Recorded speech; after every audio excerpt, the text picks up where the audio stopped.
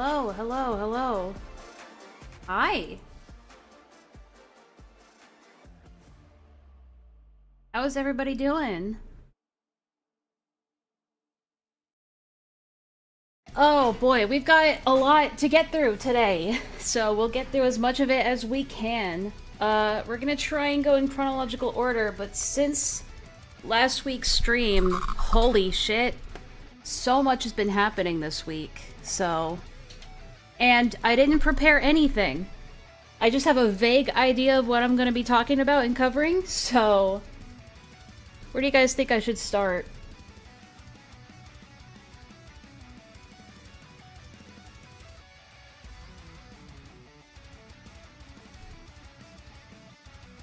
Do tell, Enlaa. I know, right? But first, I have some good news, right?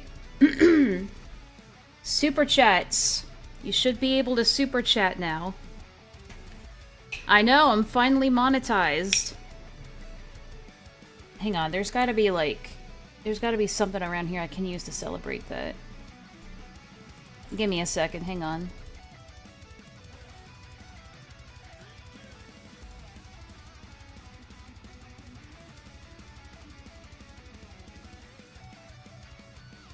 Do I really not have any clapping sound effects? Anyway, yeah, okay. Anyway, super chats should be able to super chat now. I know, it's exciting. I'm finally monetized. And then, so yeah, there's that. But then I also have a Ko-Fi as well. I don't want to promote it too much, but I made this cute little sticker that you'll see in a bit to go along with it. So yeah, that'll be fun. Akumu, I see Akumu. I saw your video, by the way. If you guys haven't seen Akumu's recent video on Nezzy Monster, I highly recommend it. I'm actually super behind on what's going on. I had no idea what the fuck was going on Beckett's last stream. Okay, yeah, I'll try to catch people up.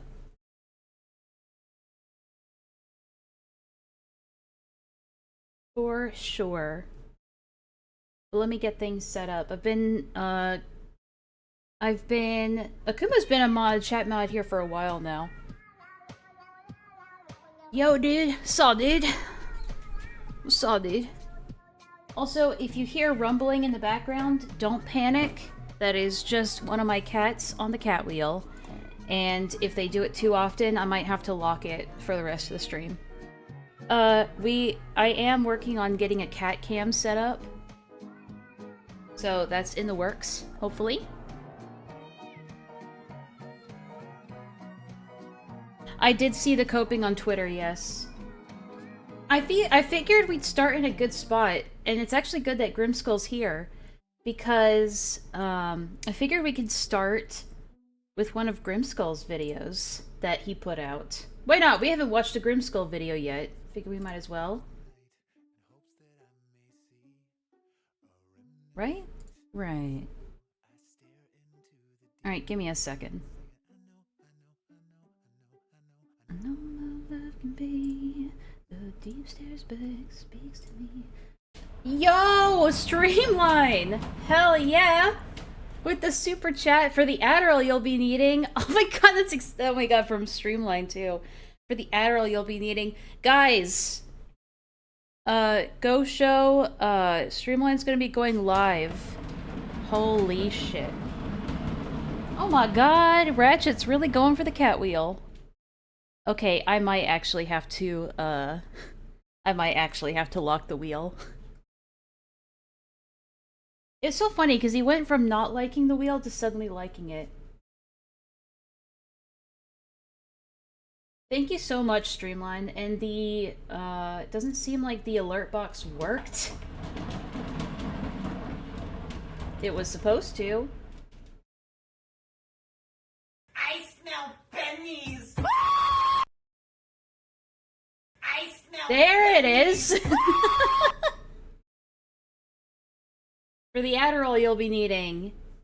Alright, sorry guys. But thank you so much, Streamline. That's our first super chat. That's really exciting. At least we know it works, right? Alright, oh god, what are we gonna... Okay, we're gonna start with Grimskull's video. Run, little kitty, run for your life.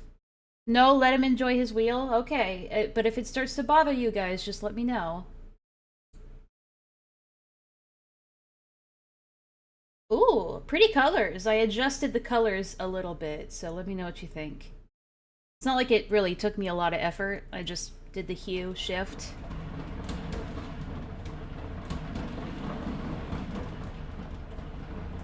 Really, dude? I'll let him have it for a little bit, but... no, he'll wear himself out, don't worry. Love the scream. Yes, yes, yes, yeah, yep, you see that in the top right? I have a Ko-Fi now.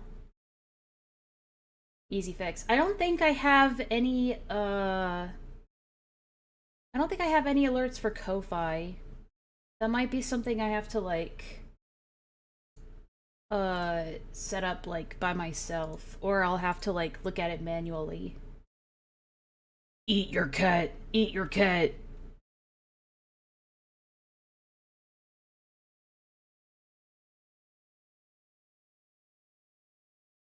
Alright, shit. Sorry, that threw me for a loop. What's on the docket today? A lot. But I figured we'd start off things, slow with a Grimskull video, because why not? He put the effort into it. And I don't show Grimskull enough love. He's one of Lyo's, obsessors, apparently. One of Lyo's obsessive little weirdo freaks. According to Lyo.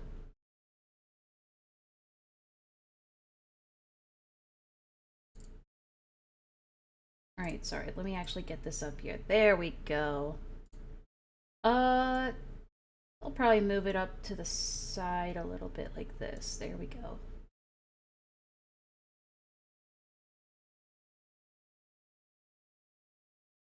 It's fun, it feels like we're in a train station. Okay, fair enough. Alright.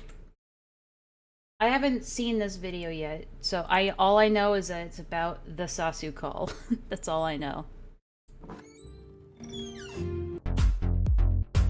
Great. I can't believe what passes for clothing these days. We're off to a great start. I have no idea what's going on. It's been a while. It's me, Vivek, here to tell you another parable of Kim. One goes The through fuck? Oh shit, hold on. many insanities and experience primordial rage when looking for the secrets of the Godhead, whether that would be It's kinda having quiet. slaughtered hordes of elves in an attempt at genocide, or, you know, punching yourself because your mommy told you not to be on Oh right, maybe I should give a... Sorry, my brain is all over the place. I just had coffee, so I'm not, like, wired in yet. Bro, Lyle is tripling down on the ring call? Oh yeah, definitely. Yeah, we'll get to that. But if you guys don't know what the Sasu call is, I'll mention it first. So, on June 1st, Vlad, Gilded Pooh, and Lyo had a debate in the Thunderdome, and, like, the christening of the Thunderdome, if you will. And, one of the things that Vlad brought up during that debate was a call that happened on May 2nd that nobody really knew about until now. And I knew about it, Kumo knew about it, Beckett, Monstrous, and Vlad, of course, knew about it. And we all knew the name of the person involved, but, like, we were sworn to secrecy for a little bit, to not say anything until the debate. Because we were hoping that Lyo would just name drop Sasu for us, and he did that immediately. So we were like, okay, cool, the seal is relieved. It's the seal is unleashed. God damn it, I can't speak. The seal is broken is what I'm thinking of. The seal broke, and so we were allowed to speak up about it then. And then the call dropped, the recording of it dropped. And essentially, if you don't know who Sasu is, it doesn't really matter. I don't really like Sasu. Kumo doesn't like Sasu. Vlad especially. I mean, Kumo especially doesn't like Sasu, but Vlad doesn't like Sasu. So yeah. But it doesn't really matter. He's kind of a dickhead. I feel like he's got really bad impulse control. He's definitely mentally ill. I was doing some reading up on it, and you guys know that I like to do little armchair diagnoses on this channel. Some people were theory crafting, and it's possible that Sasu might have something called intermittent explosive disorder, which are like, I don't know, you can fucking, it's like, the definition is, go look it up yourself on Google. But, Grim, speak up, little bro. But anyway, Lio, Crystal, Crystal was in there. Lio, Crystal, Ponder, and Sunny were in that call, and they all took advantage of the fact that he was mentally ill and kind of retarded, and basically coaxed a lot of personal information out of him that he would have rather taken to the grave. And then they immediately weaponized that shit against him. They were essentially doing good cop, bad cop in that call, especially with Ponder, being like, it's okay, it's a safe place, you can tell us everything. Like, I'm paraphrasing, obviously. But she's doing, like, this really condescending, like, patronizing, like, okay, I want you to do some breathing exercises with me, okay? You take a deep breath in and a deep breath out. And she literally says at the beginning of her section with Sasu, like, I've heard that you want to be coddled, and it's my job to coddle you. That's what I'm here for, okay? And then, when they get information out of Sasu, again, like, pretty seriously, like, personal information, stuff that you would only tell to your therapist, like, if you've ever had homicidal thoughts or suicidal thoughts and shit like that, they immediately switch. And now it's no longer, you know, it's a safe space, you can tell us things, you're safe here. It immediately switches to, oh my god, you're so evil. And Lio goes on the attack and immediately weaponizes that information against him to villainize and demonize him. And they essentially break him down into a complete meltdown where he's threatening to harm himself. And they unceremoniously kick him out of the call, with it all wrapping up with Crystal going, well, all things considered, I think that went pretty well. And that's a synopsis of the call. We're not going to cover it on here because people have already covered it to death on other channels. And quite frankly, I'm just sick of covering Senate calls on here, honestly. Other people are already taking up the mantle on that, so if you just want to go see it yourself, I believe it's on Crystal's archival channel, although, considering recent events, the channel may or may not be around for very long, so if you want to hold on to that stuff, I highly recommend that you archive it. Download those calls, whatever you need to do to make sure they are preserved. Because I don't know if Crystal's going to be taking down her channels or not at this point. It's You play snippets of it? I thought so. Yeah, so I figured we'd just leave it to Grimskull. And plus, Grimskull isn't even at 100 subs yet. We need to show him some love. We gotta pay back the love a little bit. Alright. We'll get back to his video. Discord anymore. I'm gonna let you go. No, it's not. I will say the music is immediately, like, very overpowering. But we'll keep going. Yeah. He's throwing stuff at his wall. But okay, so this is a different call, by the way. The call that I was just talking about, the May 2nd call, was a call that was like the 5th call that they've had with this guy, but they've had previous calls with him where they basically came to an agreement to, like, stop talking to this guy, and he stops talking to them. And, like, you can just tell that this guy, like, is, like, has the emotional function, like, the emotional maturity of a child. Which is pretty common in autism, especially when the autism goes untreated, which I suspect is the case in this family, just considering how the mom talks. Anyway, sorry. Yourself because your mommy. Yeah, you hear the mom in the background during one of these calls just, like, saying, like, stop talking to trannies online! But yeah. Told you not to be on Discord anymore. I'm gonna let you go. No, it's not. Yeah.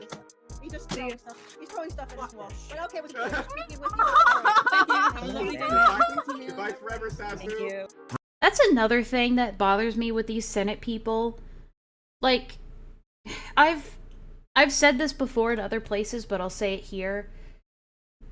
when I've heard that those previous calls before where he's arguing with his mom in the background, those kind of calls have always made me feel uncomfortable. Because it's something you really shouldn't be hearing. And I guess you can call it funny in hindsight, right? It's funny to think of in hindsight, but knowing what I know about this guy's, his autism and the fact that he might have, was it IED? I guess that's what I guess that's the short version that I'm using, the abbreviated version. The fact that he might have those, it just lends to this idea this is very uncomfortable to listen to. Like, if I were there in the moment, I would not be giggling and cackling and laughing like a little gremlin. Like, I would be, like, actually uncomfortable. And I don't understand how these people can sit there and listen to this shit and not, like, feel like this is tough. Yeah, and you can hear Sonny laughing too, which is apparently one of his victims. But yeah. Brace That's the context behind that. yourself for the mercifully brief tale of Sasufrasu and his interactions with the Senate and his display of insanity to the point that he may zero-sum one day. All right. I thought that was actually going to be, you know, some right. reminder that you did this and you're proud. Hold on, Helmet Boy. He tweeted at... This is somebody, what's this guy's name again? Ghost? Ghost Politics. Did like a segment on his stream where he was just clowning on Sasu, so that's the context behind this. And said, look at what you did to your former IC member, Sasufrasu. First of all, this is actually the Teutonic Plague. Secondly, that's not really written on the Teutonic Plague's hat. Those aren't really any of the patches that are onto the Teutonic Plague. Now, I mean, since Helmet Boy brought it up, Sasufrasu is the new persona of a longtime member of this community and used to call up a long time ago, Tigor.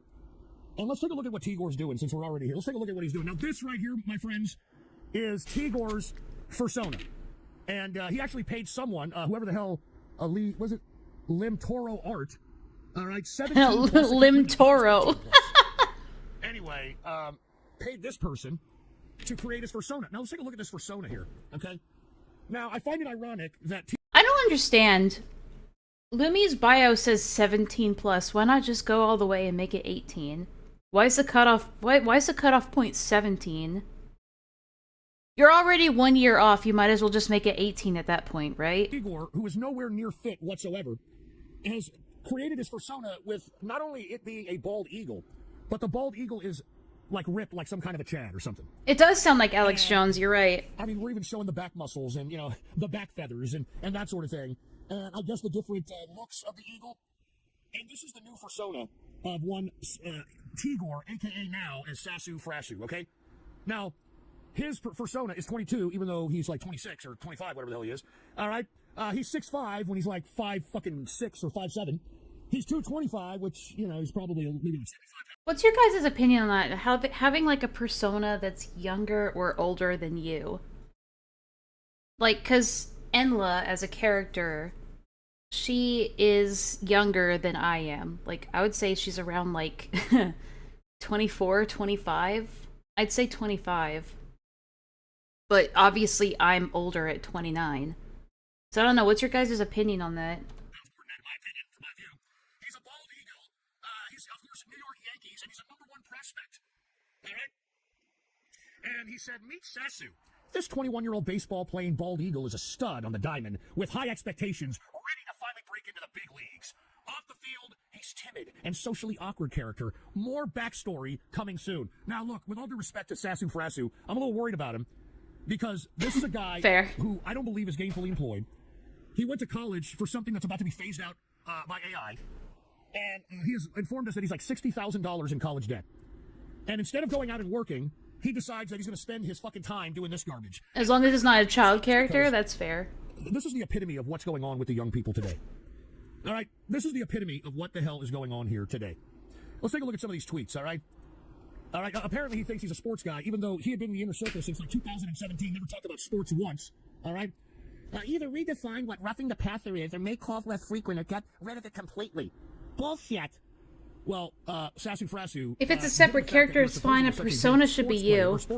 That's the thing, because it's like, where do you make the distinction? Because... I don't know.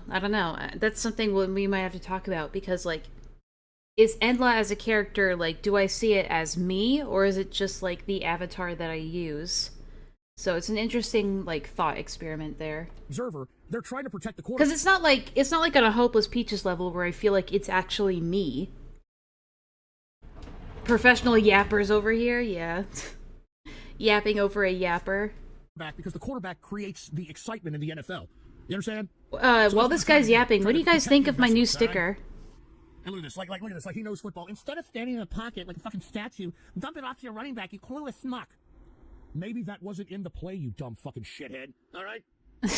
Jesus Christ. Bit of an unusual take here, but there should definitely be more sports-oriented... This guy's getting unreasonably mad at just him putting out tweets about sports, in my opinion. Furries in the furry community.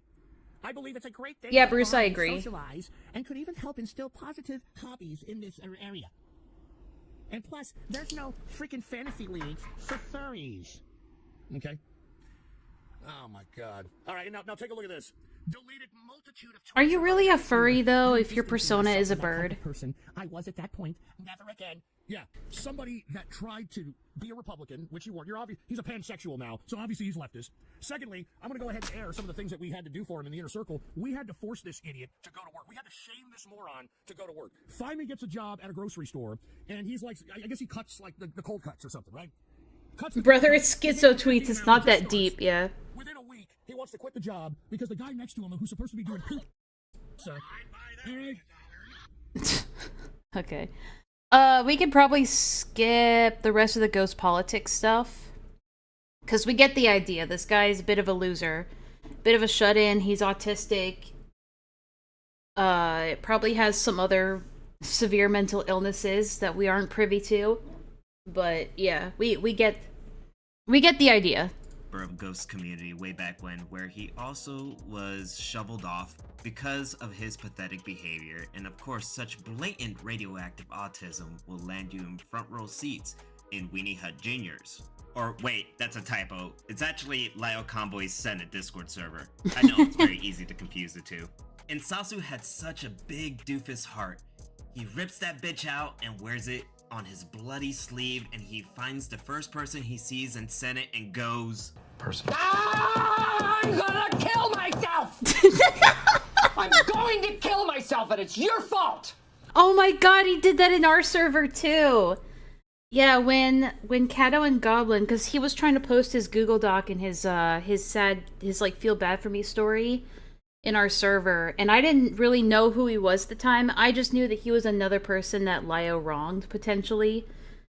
And I was like, alright, whatever. And he put out a doc, and Goblin and Kato had gone through it. And, they said something like,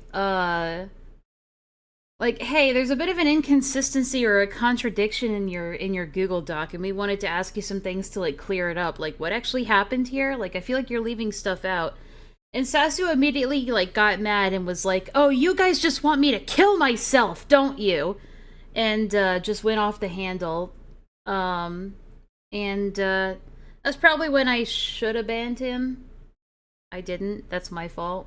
But he eventually left and got kicked anyway, later on down the line. But yeah, this is pretty accurate. It's not just to the Senate, but he does it in other places too. I'm gonna kill myself! Wow. I'm going to kill myself, and it's your fault! That's an overreaction. Now, of course, Senate being Senate, they took this opportunity to take an obviously insane individual and decided to bring him in a crowded Discord call for some homosexual blood sporties in an attempt to moral fag him into compliance. You won't, because I know you won't. You have proven time and time and time again that you can't. Okay, You so then physically won't. That's Drunkleby? Huh. Back here, you were never Because here. you're dumb enough to take bait. Okay, so you're admitting that you baited me in here, just like every single other time.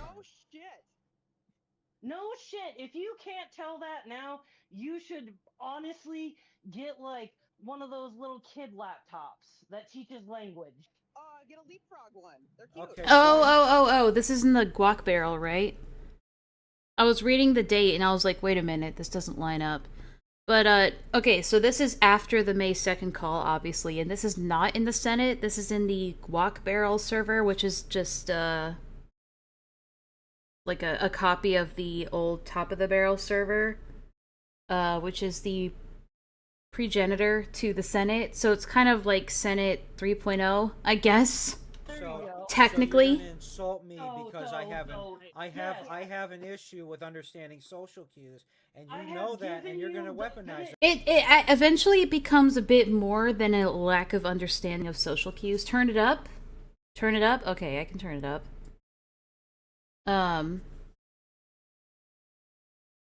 But eventually the I don't understand social cues excuse doesn't really work anymore. Eventually you have to start learning and then retaining that knowledge of how social cues work. You know? Mon's still weird for this one, I agree. Mon was being, for lack of a better word, weird on Beckett's stream. I don't know her. I've never spoken to her directly. I'm sure she's cool, but I personally don't really like her that much. She gives me those weird, the vibes are off, I guess you could say. Another Senate remake? Potentially. But Sasu trying to be like, it's not my fault I don't understand social cues.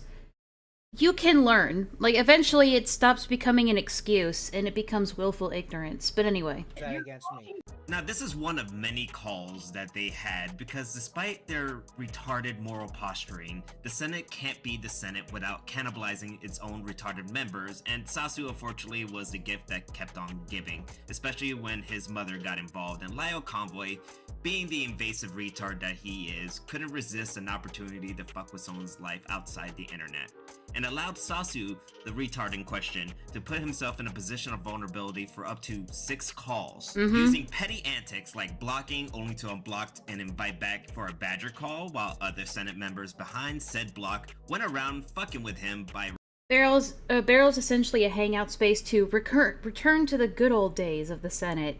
It's not gonna happen. These guys are delusional, it's never gonna happen. Just saying. reporting his antics to artists that he was trying to commission, when once again, this issue could easily be resolved by blocking the insane person and not interacting like his mother requested. That's something I asked Sunny in that interview that, I guess it's technically an interview, but it was more of a cathartic time for Kumo to just let out his frustrations on Peaches 2.0. I personally think that Kumo might have projected a little bit of his hatred of Peaches onto Sunny, but I don't necessarily blame him because she was acting exactly like Peaches in that call. The Sasu call, that is. But anyway, I asked her towards the end of that call, like, you know, why didn't you just block this guy? And I kid you not, she didn't have an answer for that. Oh, I'm sorry, they didn't have an answer for that. So yeah. Dude, I just got back from a Target trip and I thought I was gonna die from a heat stroke. Oh, I'm sorry to hear that. Always bring water with you. Again, these fantastic little autistic mental health advocates that totally want to laugh and disregard the request of a poor elderly mother attempting to tard wrangle her adult autistic son while laughing at her son and telling her they want nothing to do with him while doing absolutely everything they possibly fucking can to re-engage and bring him in for as many badger calls as they need to, I don't know, get him to commit suicide in fucking BC. Invite vulnerable people to be around a bunch of weirdos and freaks who constantly swear sexual stuff. A few moments later. We have stable lives and incomes who have done. Hang on, what are we supposed to gather from this? To commit suicide in fucking BC. Invite vulnerable people to be around a bunch of weirdos and freaks who constantly swear sexual stuff. A few moments That clip went by so fast I couldn't even grasp what I was trying to retain. We have stable lives and incomes who've actually done physical harm to people. Some have been murderers, some have been gang members. No, what you're saying isn't congruent with reality. The truth of the matter is, Sassy, you have to actually work at it. It's not going to be given to you. Because one of the things I have learned about you by watching how you react to things. Yeah, and this is the part of the call, the Sasu call, where it was after Ponder was like, this is a safe space. You're not a bad person. You can tell us anything. and like really coaxing stuff out of them. And then when he does tell them things, then this is when Lio goes on this like sparking rant session. Things and by how you are dealt with in terms of how your family does, you have been babied. You will not be by reality. That just makes me a failure. I didn't do And yeah, this is in the middle of Sasu having like an emotional and mental breakdown. what he thinks he did. No. No, we're not. No. My whole life has been a lie. Stop. My whole Fucking Lio. Nothing's changed. Like, this guy's clearly having a mental breakdown, and Lio's just like, no, stop. Stop. Stop having a breakdown. Stop. Just turn it off. Just turn it off. See, Lio doesn't understand this because he's a fucking narcissist and and potentially a sociopath. But you can't just flip on and off emotions like a switch. Like he can. People don't work like emotional and social chameleons like you do. When somebody's actually having a mental and emotional breakdown, you can't just like turn it off like a switch. And that's something Lio he can't even begin to grasp that. We're not doing this. No, sir. No, sir. No, sir. No, sir. Nuh-uh. Nuh-uh. You're not a victim here. You're not a victim here. You're not allowed to have a mental breakdown. Not in my safe space. I'm sorry, but you're not. You're not. I'm not saying I'm a victim. I'm not saying I'm a victim. I'm disgusted with myself. You think I like admitting a lot of this shit? You think I like fucking looking at myself and saying, you know what, Sasu, you know, you are a piece of shit. Do you Like, Sasu's literally agreeing with Lio, and that's still not good enough for Lio. think I like it? Do you think I like what I did? Sasu. It Sasu. sounds like you think that I like what I did. I don't. I hate myself for it. Like, I can't think of any other purpose behind this. This obviously Share has check. sinister undertones to it, especially when it involves you lot. Which, if you're asking You me, lot. could be considered an MO at this point, because multiple times this guy pulls a Seto Kaiba, and multiple times you continue to bring him in front of your vulnerable audience or your vulnerable people and exposing them to his insanity instead of, keeping him blocked and stop interacting with him. I think his mom had the best take in all this. So much for coming in. This Yeah, is because actually... I mean, this has been going on forever, and I went out of the house and I came home and it was still here, and I understand. This was a call from almost a year ago, and that's Sasu's mom speaking. Done with you. I'm glad that he is going to not be able to contact, and nobody on your side, if I have your word, will even encourage him or reach out at all. I will personally. No. I will personally rip into them if they do. Don't. Wow.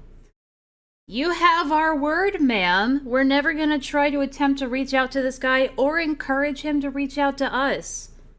There's gonna be no communication from here on out. Wow, promise well kept, guys. Good job. Don't you worry. Correct. That's total bullshit. You know it. It is not, because I will make sure. All right, you won't, because I know you won't. You have proven time And this is, a year later with them doing it again. time again that you can't.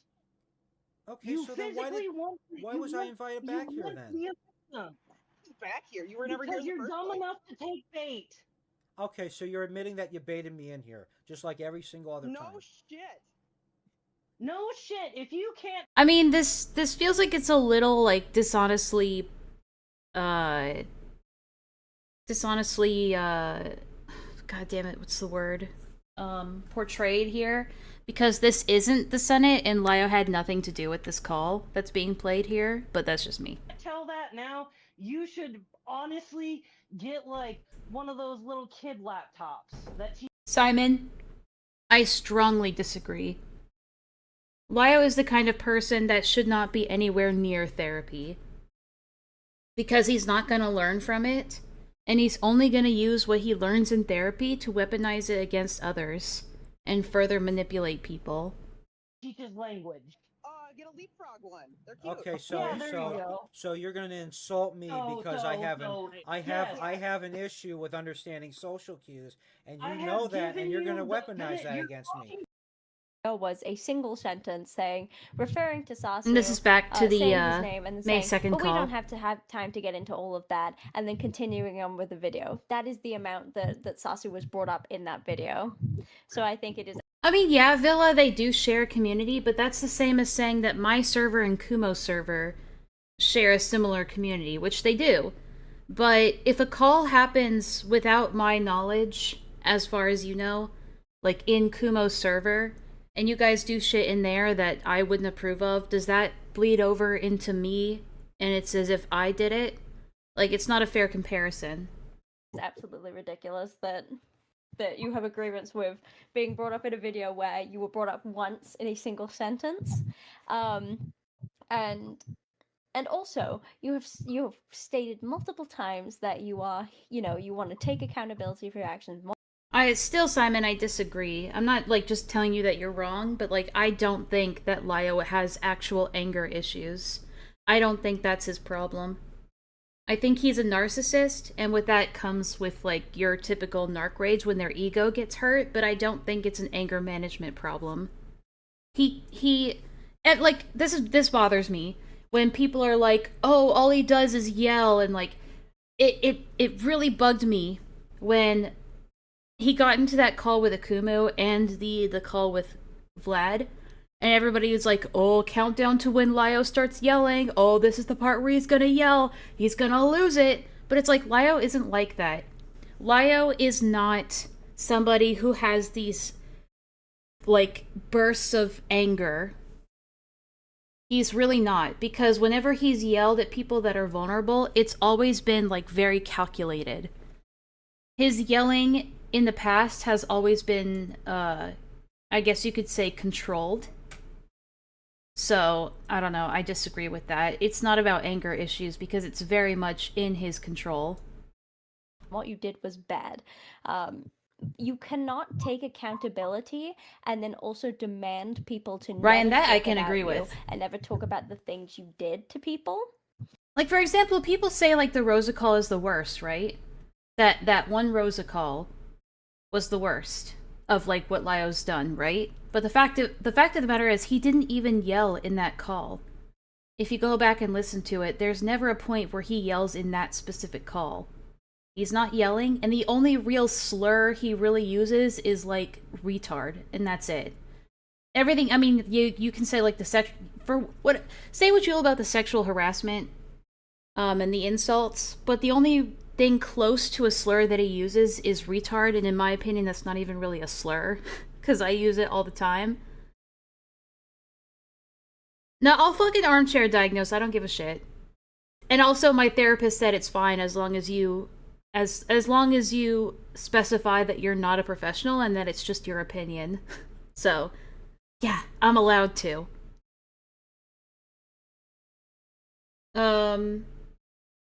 Yeah, Lyo yells when he feels like it will intimidate the person that he's arguing with. That's why I say it's calculated. Anyway, I forgot what my point is, so we're just gonna keep going. Because if you actually thought that what you did was wrong, you wouldn't mind people bringing it up, because that it would show personal growth in the fact that, yeah, I did those things wrong and I'm working on myself. The fact that I blow up on Twitter every single time someone brings you up. Yeah, my therapist says I can do it, but you're not willing to. Yeah, you're right. That's a dumb point. Actually, like, I'm sorry. Hold on. This is Sunny, by the way, not Peaches. So that was a fucking lie. But yeah, what else is new?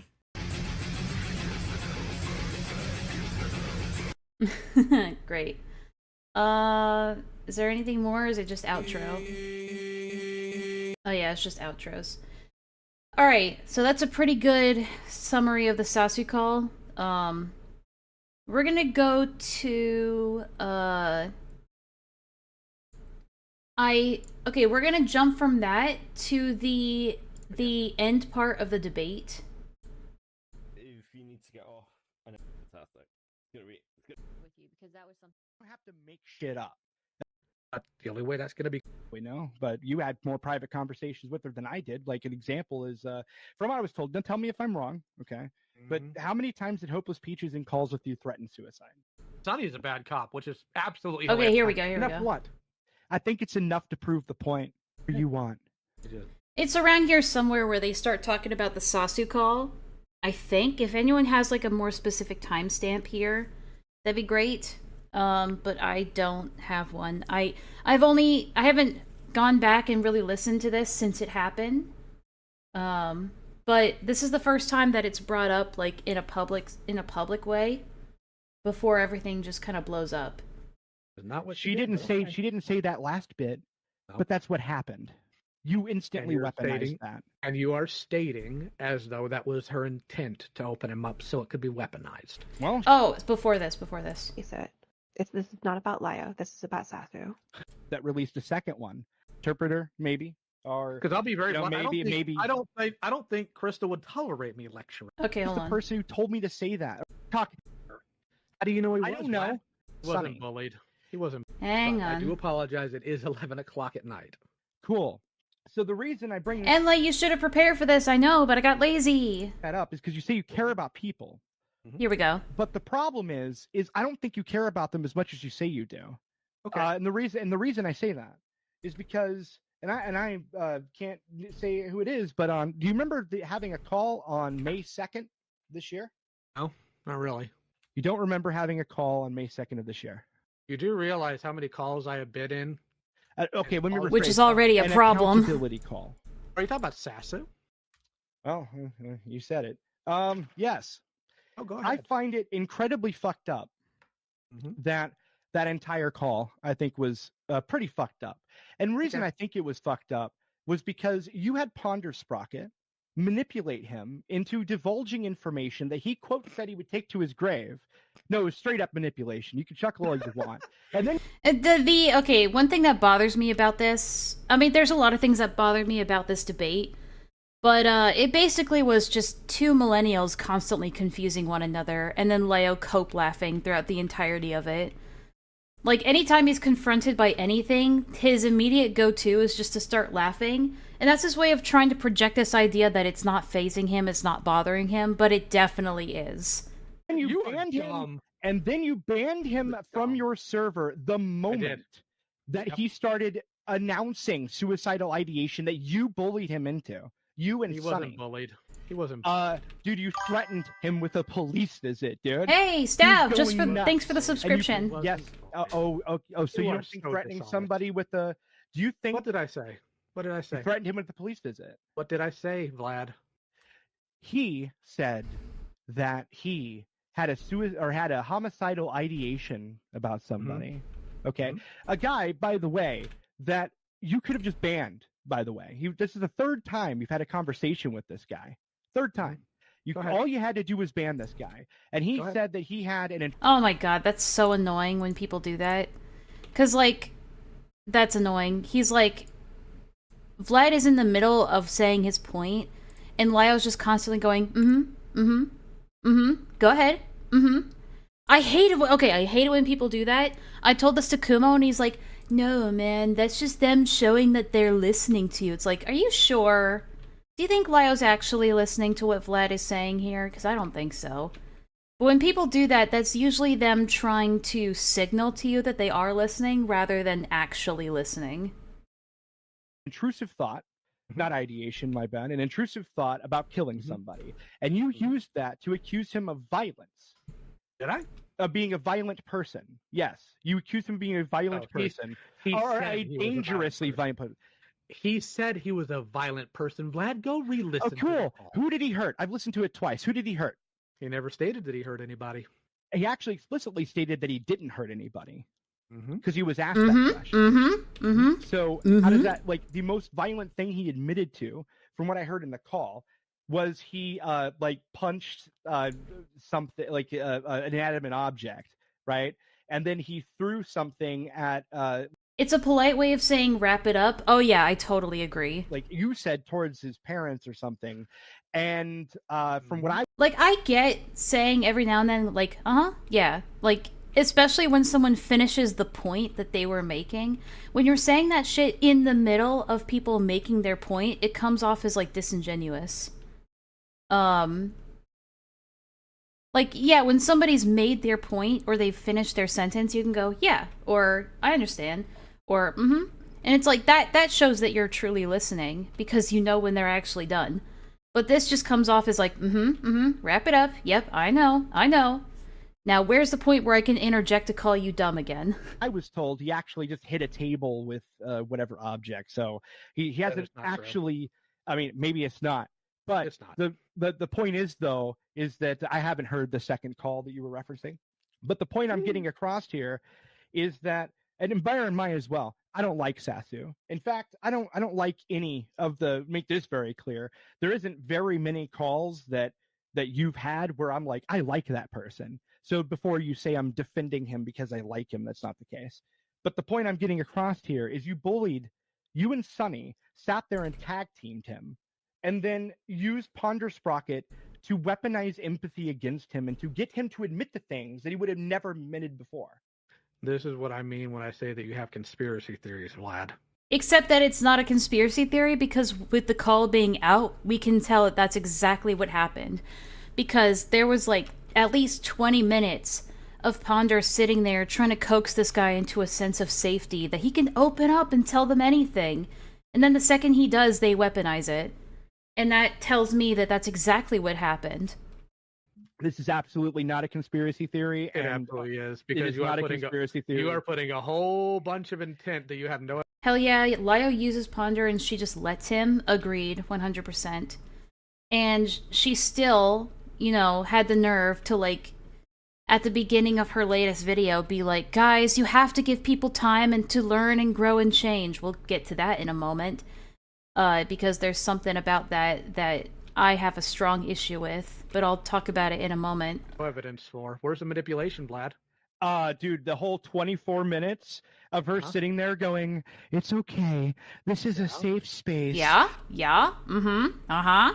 You can say Shut whatever you up. want. And then he says the thing. Yeah, it absolutely is. It's weaponized. Don't say that, Kato. That feeds into Lio's boomer kink. Using therapy bullshit. And then he comes out. And then he says it. No. And then 5 seconds later, you immediately jump on him like flies on shit. Mm-hmm. Anything else? Well, he doesn't deny it. He just goes, is that all? For the thing that he said. Yeah, I do. And then after that, after you banned him from that server while he was in the middle of tard raging and proclaiming that he was going to rip his fucking eyeballs out of his skull, and when you banned him and said nope, then the next thing that comes out of somebody's mouth, I can't remember exactly who it was, but I think it was you or Crystal, one of the two, was make sure he understands the line in the sand and text him. The best and most perfect time to do that, and when he's in the middle of potentially fucking killing himself. Genius. 10 out of 10. He wasn't in the middle of potentially killing himself. How do you know? How do you know? Which again is an interesting assertion that he makes, considering that the last thing they heard Sasu even say in that call was, I'm gonna rip my fucking eyes out. Knowing that he was parked in a car all by himself, like parked somewhere away from home and away from any kind of like physical support system that he could have. And he's just like, oh yeah, no, he definitely wasn't gonna kill himself. It's like, how do you know? And his rebuttal is great here, by the way. How do you know he was? I don't know. How do you know he was? Great. Cool. Great argument there, Lio. I don't know. I said that potentially. You're right. You don't know. Because you don't know Neither about this. You don't know either. I do, actually.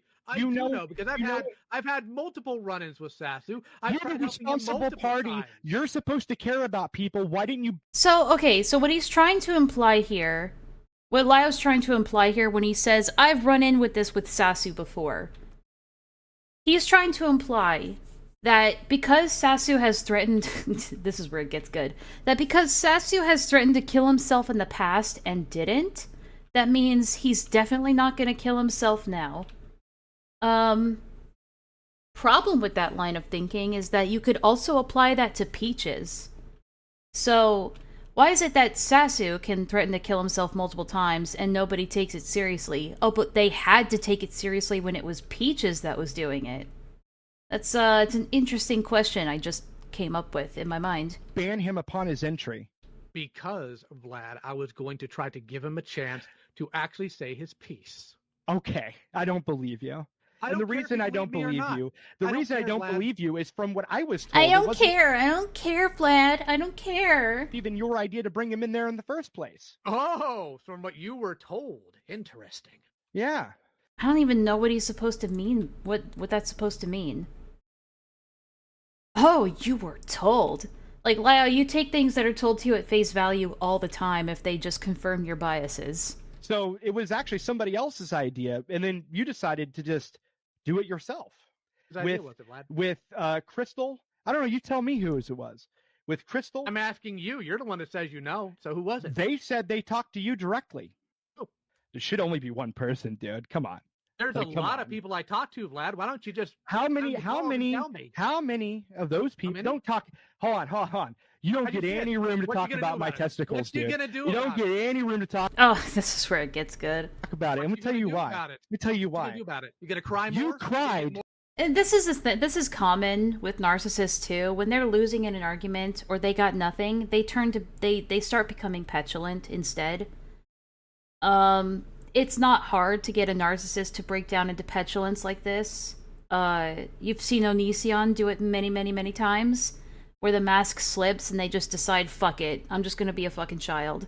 Because they got nothing else. Or bad. You cried You get offended? over Hopeless Peaches leaving the internet, dude. I did not cry about her. You leaving did the cry. internet. You absolute clown. You cried like a little bitch in a Prove voice it. call. Prove it. Why would your first defense be prove it, man? Why would you go to that? Why didn't you just say no? Because that puts the onus back on you who made the claim, numbnut. Yeah. Numbnuts. Yeah, it's just weird because I had multiple people tell me about it. It's a whole call recorded. And you trust And whole call's recorded. Actually, I can confirm this is a call that exists. Even Beckett has confirmed that this call exists. Crystal, the people who were in that call, look. At this point, okay, I'm gonna say Crystal was in that call, but I'm not gonna say who the other person was yet. But this other person does intend to release this call. From what I've heard. Did Enlaa say numbnuts? Only because Lio said it. But this person was kind enough to let us have a glimpse, a little treat, a couple of minutes to listen to this call. And it was the day after Peaches made the document on March 18th, calling Lio an abuser. Please, can I please hear it? I don't have it, unfortunately. I've heard it before in a screen share. And it really is just Lio crying, like very obnoxiously crying. And at one point, he's like, I didn't mean to hurt anybody. And Crystal and the other people in the call are just, it's so awkward. They're just like, yeah, I know, Lio. Yeah, we know. Like, they have no idea what to do, because these are people that Lio has previously victimized and shamed. And suddenly, like, he's turning to them so that they can comfort him when he got dumped by a 23-year-old. I didn't mean to hurt anyone! Thank you, Lazy Dragon, for the super chat. I greatly appreciate it.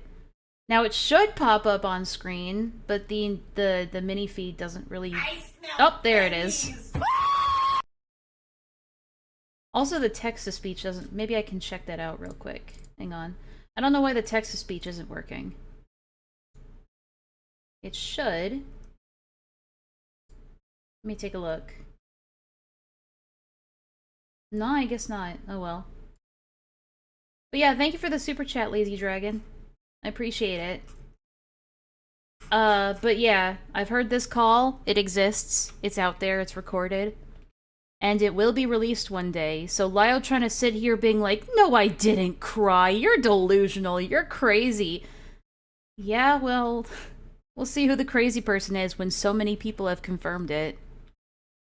And it was absolutely a way to try and manipulate these people into being on his side. There was no way that crying was genuine. Enlaa, are you gonna use that £2 to pay Pooh for the $20 you owe? Maybe. Oh yeah. Oh yeah. I don't really have much room for sympathy for Lio anymore. When his video, his addressing things video came out and he was talking about having been abused by his own dad, and that instilled abusive tendencies in himself that he was afraid of. I had empathy for the guy. I really did. But that empathy and that sympathy has run really fucking thin, and that's tough to do with me. So, I don't feel bad anymore.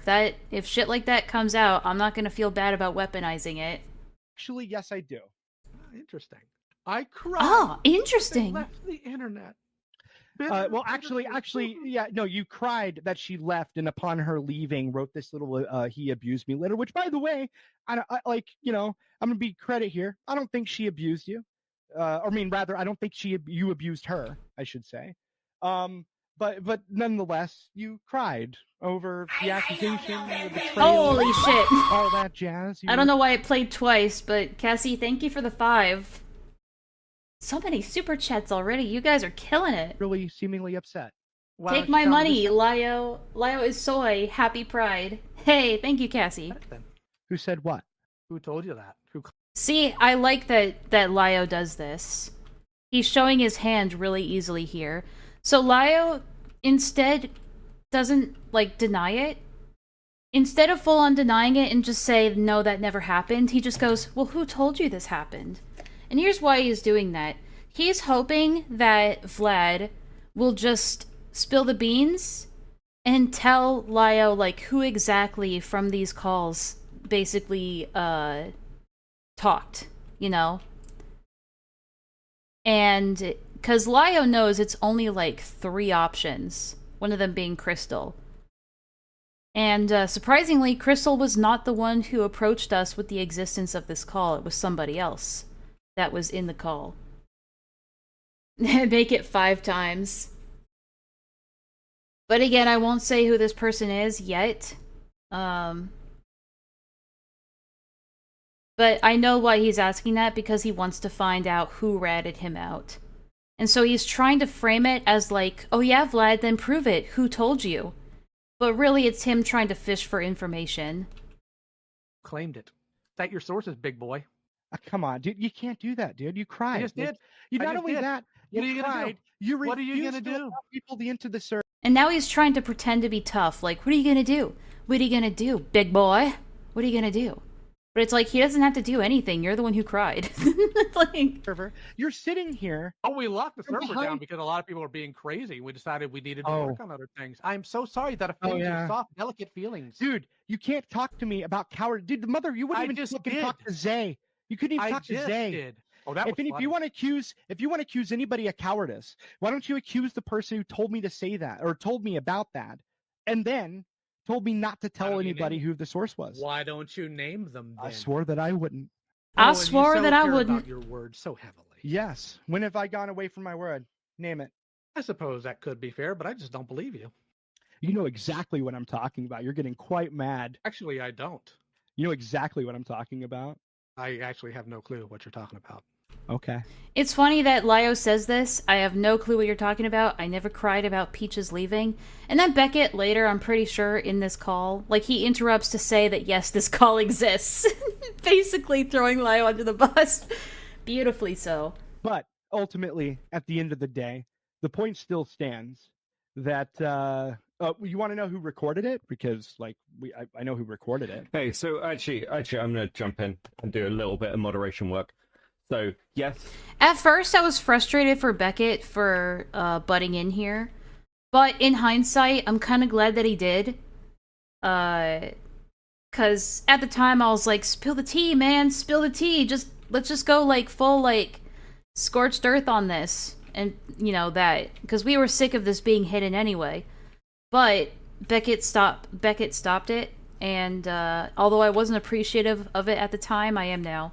That rumor of a call exists. I forgot. It's discussed generally by a very small group of people that Oh, yeah, he says that rumor of the call exists. Oh, but don't worry, it does exist. That has been talked about, but as those people who've said things aren't involved in this conversation, I'm actually going to move us off this, because it's just going to loop until it runs into some other Pretty drama. much.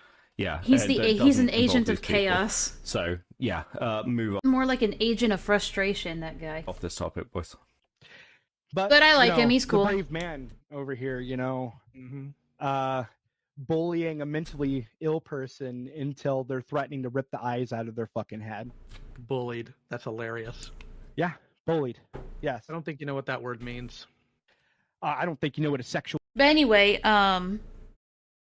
that's all we'll hear from this. But yeah, this is where Lyle basically gets confronted on it for the first time. And then a bunch of people get their hands on this call. Everyone starts reacting to it from every direction. Oh my god, Beckett saved Lyle from pissing himself. It does feel that way, huh? But yeah, so that happens. And where am I gonna go to from here? So I want to make sure I get everything. Yeah, and then May 16th, the ring call happens, right? And then, on the 24th, there is a Senate mod call with Mally Malware. I don't know if we're going to go through this entire thing, because, God, it's a lot longer than I thought it was, to be honest. We'll see. I'll put it on 1.5 speed.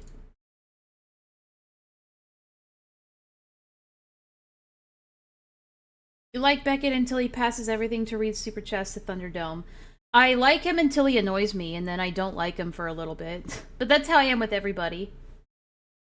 Look, I was annoyed with the Super Chats thing, but I'll be honest, like, it's not that big of a deal.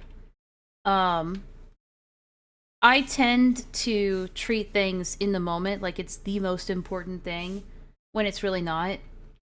The Super Chat thing is not that big of a deal, in hindsight. So I told Beckett, like, hey, I went too far on that. I was out of pocket, and I apologize. So we've already talked through that, and we're moving past that. But yeah, so both Mally and Streamline have been behind the scenes, kind of, I'd say, lurking around. I know Streamline has definitely been, I mean, obviously, from the Super Chat. She's been lurking my streams for the past couple of months now. Only when Peaches started getting flack is when she started to, I guess, speak up. You can call that cowardly. I think it's a little cowardly, but better late than never, in my opinion. But I know that she has been at least paying attention to the situation. Enough for me to be like, okay, I get it. You know, I never felt like Streamline was, like, trying to hide from it. And I believe Streamline when she says that she really didn't know about a lot of this stuff that was going on. I believe that. But, anyway, O'Malley, Mally wanted to confront Lyo in this call. Mally does lurk around these streams too, I've heard. And she left a comment on the ACC one that I did, going over her podcast thingy. Good or bad kind? Good kind.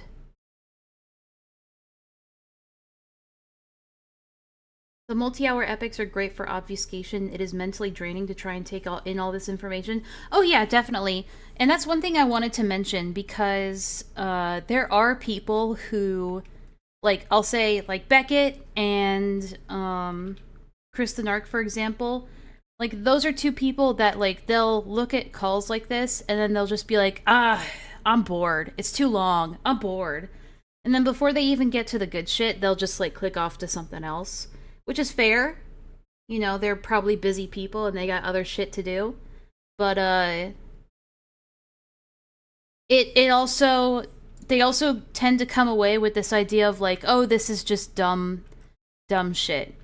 And it's just fun to laugh at, which is fair, but then they're not really getting the entirety of, like, what this actually means in the long run. If that makes sense. I wasn't looking into getting involved with Lyle or Peaches while calculus was beating me over the head. Yeah, that's true. Because you have university and shit on top of all this. Which I can imagine sucks. I'm glad I didn't go back to school after I graduated. I'm glad I decided I didn't want to do that. I was like, you know what? I think I'm good, actually. I think I'm good. But, from what I understand, from what Streamline has said, is that Mally wanted to have this call with Lio, and Streamline doesn't talk a whole lot in this call, but she's mostly there for, basically emotional support. And you can make of that what you will. I think it's fair. So I don't think Streamline talks at all in this.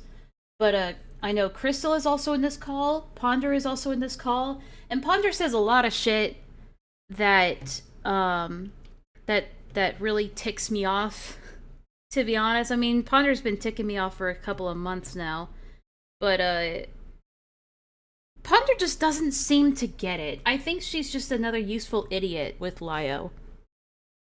And I don't know where Streamline and Mally still stand with Ponder at this time. I'm sure that their relationship is still the same.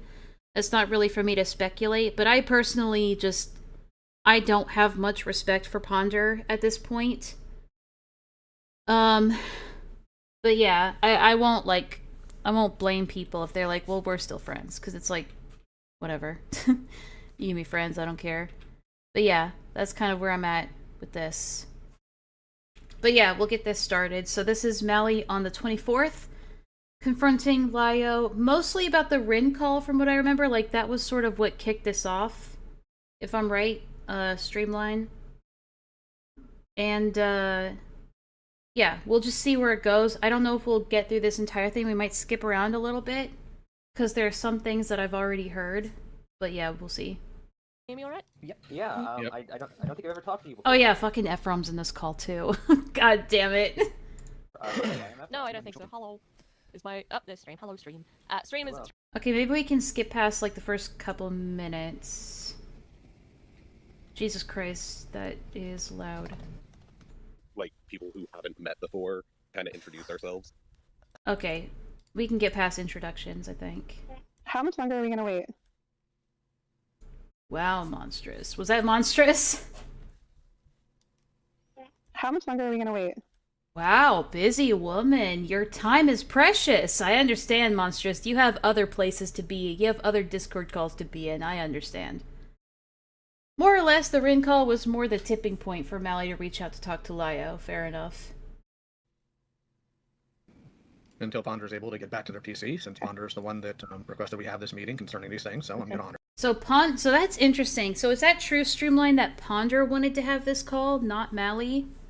Because from what I understood is that Mally was the one who wanted to have this call.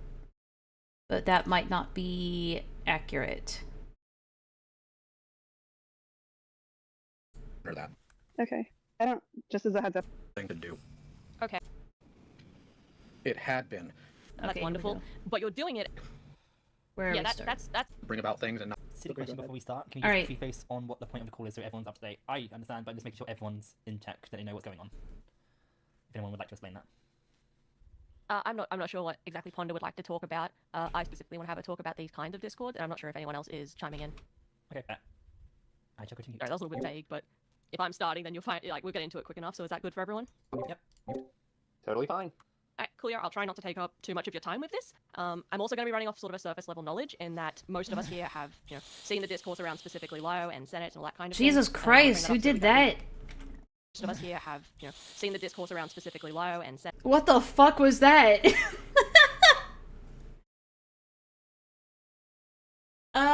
I don't know. I'll see what Streamline says, if she has anything to say about that.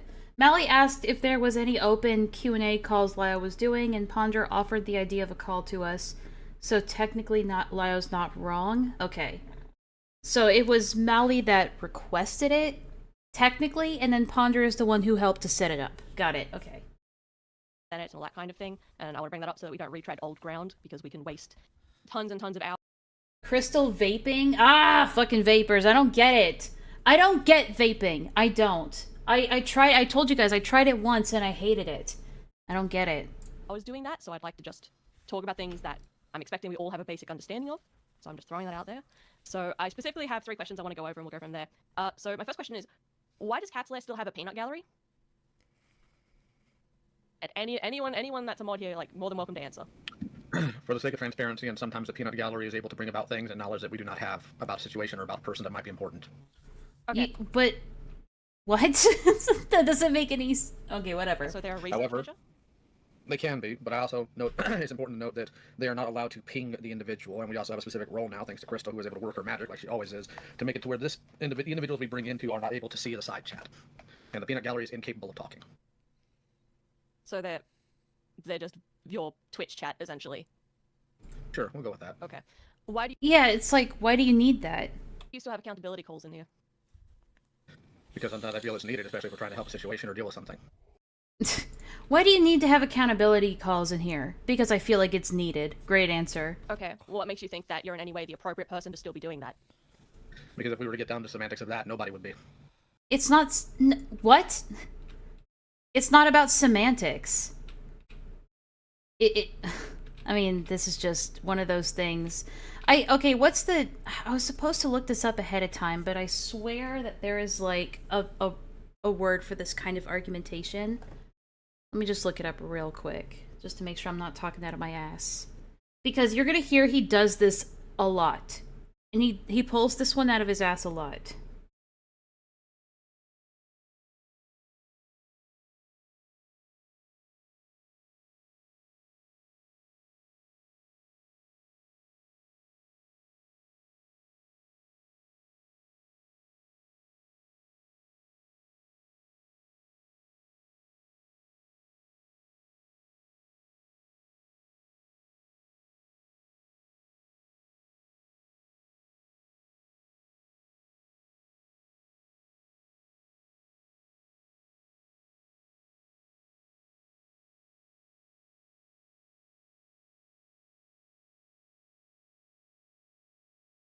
I don't know, but I'll just describe it. I'll just describe it for you guys. But it's this type of arguing where, hey Kumu, where somebody will point out, like, hey, Lio, you may not be qualified to cover this, or you're the wrong person to cover this, or, you did something that was bad, or you lied about this. You know, they'll say something like that, and Lio's response will almost always be, well, everybody lies about something, or everybody has been mean once or twice in their life. You know, some shit like that, right? As if that exonerates him from the present moment. And I know what the fallacy is in that argument, I just don't know how to articulate it, which is why I'm frustrated right now. Deadla? No, I'm here. Akumu's here and ready to kick ass. Yeah. Everybody does thing is a dumb excuse. It's deflection, yeah. It feels like a massive deflection because in the past, when people have even so much as implied that Lio has lied about something, he gets really upset and it's like, don't you ever say that I lie. The one thing I don't do is lie. Remember he said that in the rabbit call? He's like, that's the one thing I don't do and it's lie. But then it's redirecting the fault to everyone else so he appears to have less faults. Yeah, somehow, like, saying, well, everyone does blank, somehow minimizes the fact that he did it here, in this situation. Like, we're not talking about just, like, little white lies that people say, like, when a kid says that they cleaned their room when they actually didn't. You know, shit, we're not talking about lies like that. You know, we're talking about lies in this specific situation, like, in this point in time. But he's trying to deflect from that, and he does that so often. Check your DMs? Okay, 1 second. Do I even have Discord open right now? I do.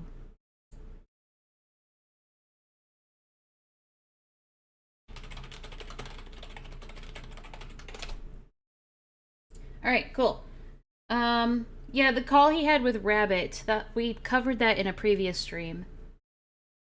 He also said in the conundrum video, I draw the line at lying, like a couple of seconds before lying about me. Exactly. I still find it hilarious that Mally brought up that if a, oh yeah, we'll get to that. We'll get to that. Yeah, we'll get to that example. But yeah, he does that a lot, and it's clear deflection. But yeah, it's annoying. Yeah, that's sort of a cute answer and all, but you are someone who has done this for That's a cute answer. I like that. many years now, and you've proven that you are not the right person to do this. You've caused a lot of harm, so why are you still here? All right, I'm going to answer that best way I can. Number one, a lot of harm. I guess it depends on what direction you're going with that. And secondly, Well, it depends on what you mean by harm. Like, really. See, he's like, I don't want to play semantics, but then he's the one that plays the semantics in this. the follow-up question would be, if that is the direction you're coming from, why do you think you have the ability to come and tell me that I shouldn't? We're not talking about me right now. We're talking about how you've handled things that you've organized. I'd like to say on that point. Okay. Sure. Thank you. Sure, I guess. So, do you want to, like, I guess, try again? In why you think it's appropriate for you to still do this? Because I think once tailored out of the problematic behavior or the troublesome aspects, that it's still a beneficial thing to do. Okay, so you have And again, things to learn, I you're still saying. want to help people. Okay. Yeah, the issue is that you haven't, quote-unquote, ironed out those problematic behaviors yet. So it feels like until you've ironed out those problematic behaviors, you shouldn't be doing this. Like, that's the thing. And Mally will say that. I'm sure Ponder says it too. But, like, he just pretends like he doesn't get it. You're saying that you have things to learn. Okay, but you're doing that on the job, so to speak, and while you're doing that, people are still getting hurt. It's like, okay, I'm trying to think of the best analogy. It's like being, this is an extreme, obviously, but it's like being a heart surgeon who doesn't know how to properly perform surgical techniques. And it's like, well, how am I supposed to learn unless I botch heart surgeries on people and potentially kill them? There's no other way for me to learn. It's like, it's great that you're having personal growth and you're figuring shit out. That's wonderful. But you're doing it at the expense of other vulnerable people. So if you cared about victims and vulnerable people, you would stop doing this. So why are you still doing this? Who have I hurt? Why did he do that? He went... Who have I hurt? Oh boy. God, Rin, Rabbit, Sasu, Rosa, Peaches to an extent, Streamline, Crystal, Kumo, especially Kumo, Akumu, Vlad. The list goes on, really. Although you could define hurt if we want to play the semantics game. Oh lord, okay, let's go down the list, shall we? Okay, so most recently, obviously, you have the situation with Rin. There's obviously the Rosa call. You've hurt people in much less severe ways, like obviously. My god, the chair is so loud. Friendship politics and all that kind of thing. He's doing that thing again, by the way, where he goes, and he does that to dismiss it.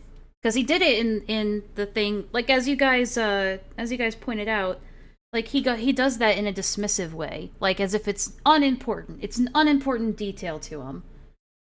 He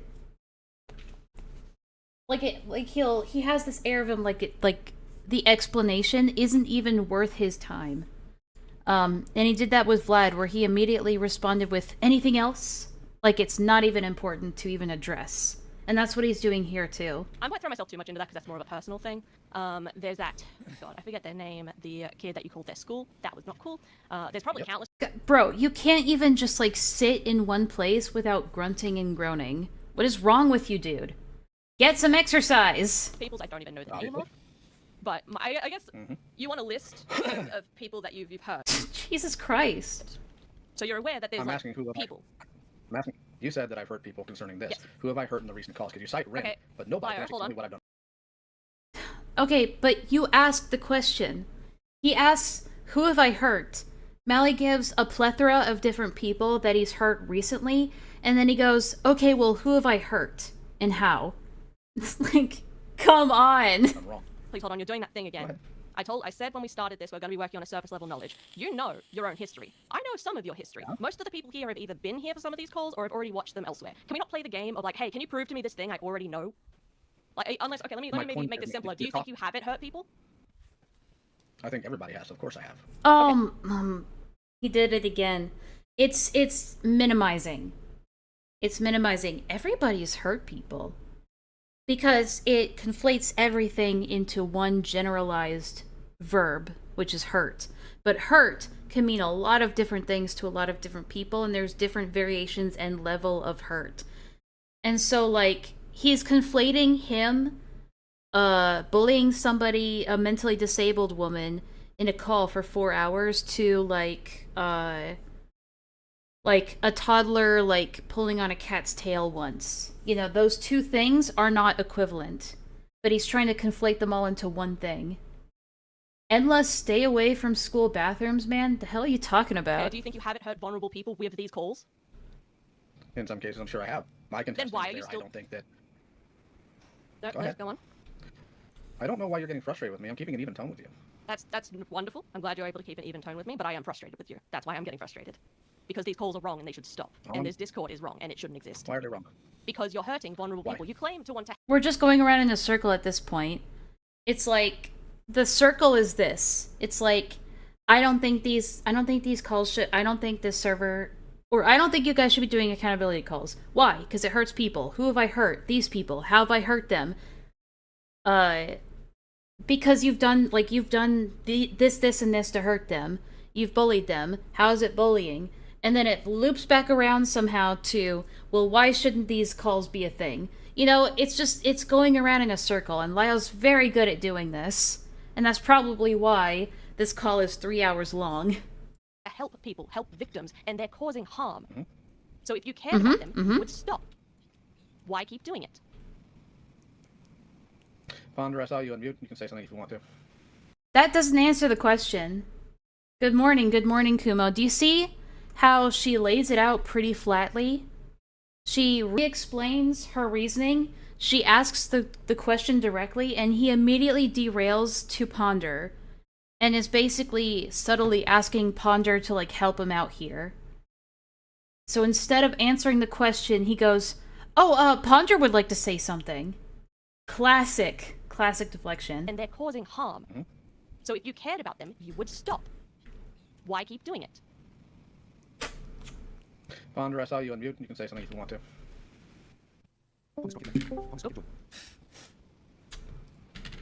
Hey, are you good?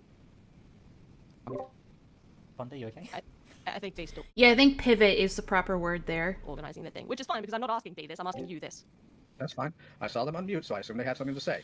My answer, Mally, is because the 3 people I have brought in here specifically, the only 3 people we have had gallery calls over, are people who have hurt people on my staff or people who have harmed me. Or in one... What do you mean the only people you've had? Oh my god, okay. So I guess if we just don't consider the previous Senate calls in the previous Senate as accountability calls.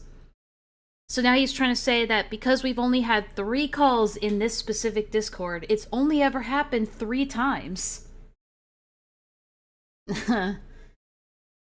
God, I hate the vape. Ugh, I do too, sorry.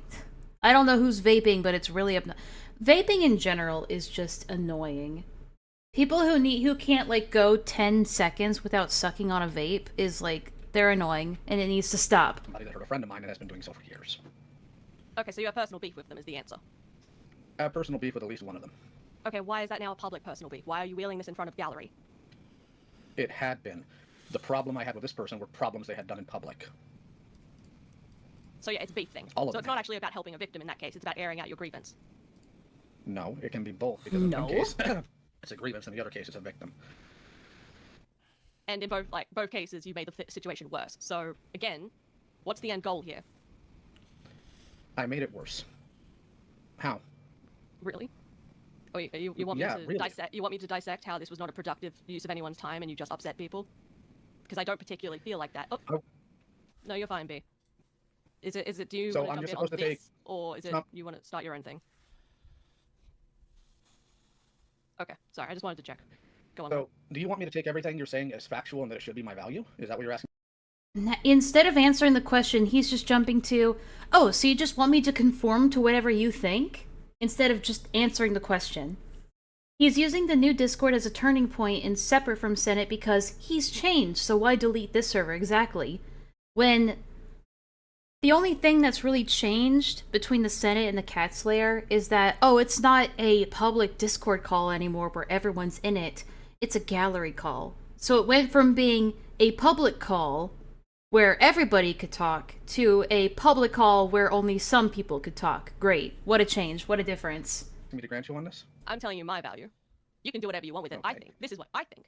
I think what you're doing is damaging and there's no reason for it. And I think you should stop. And I think that you should at least consider that. Why? Well, I'll tell you that I have considered it, and I still am in some cases, but I do not understand it. This is something I've walked through with multiple people. Even had a call about it today with somebody I barely even know who wanted to ask about it.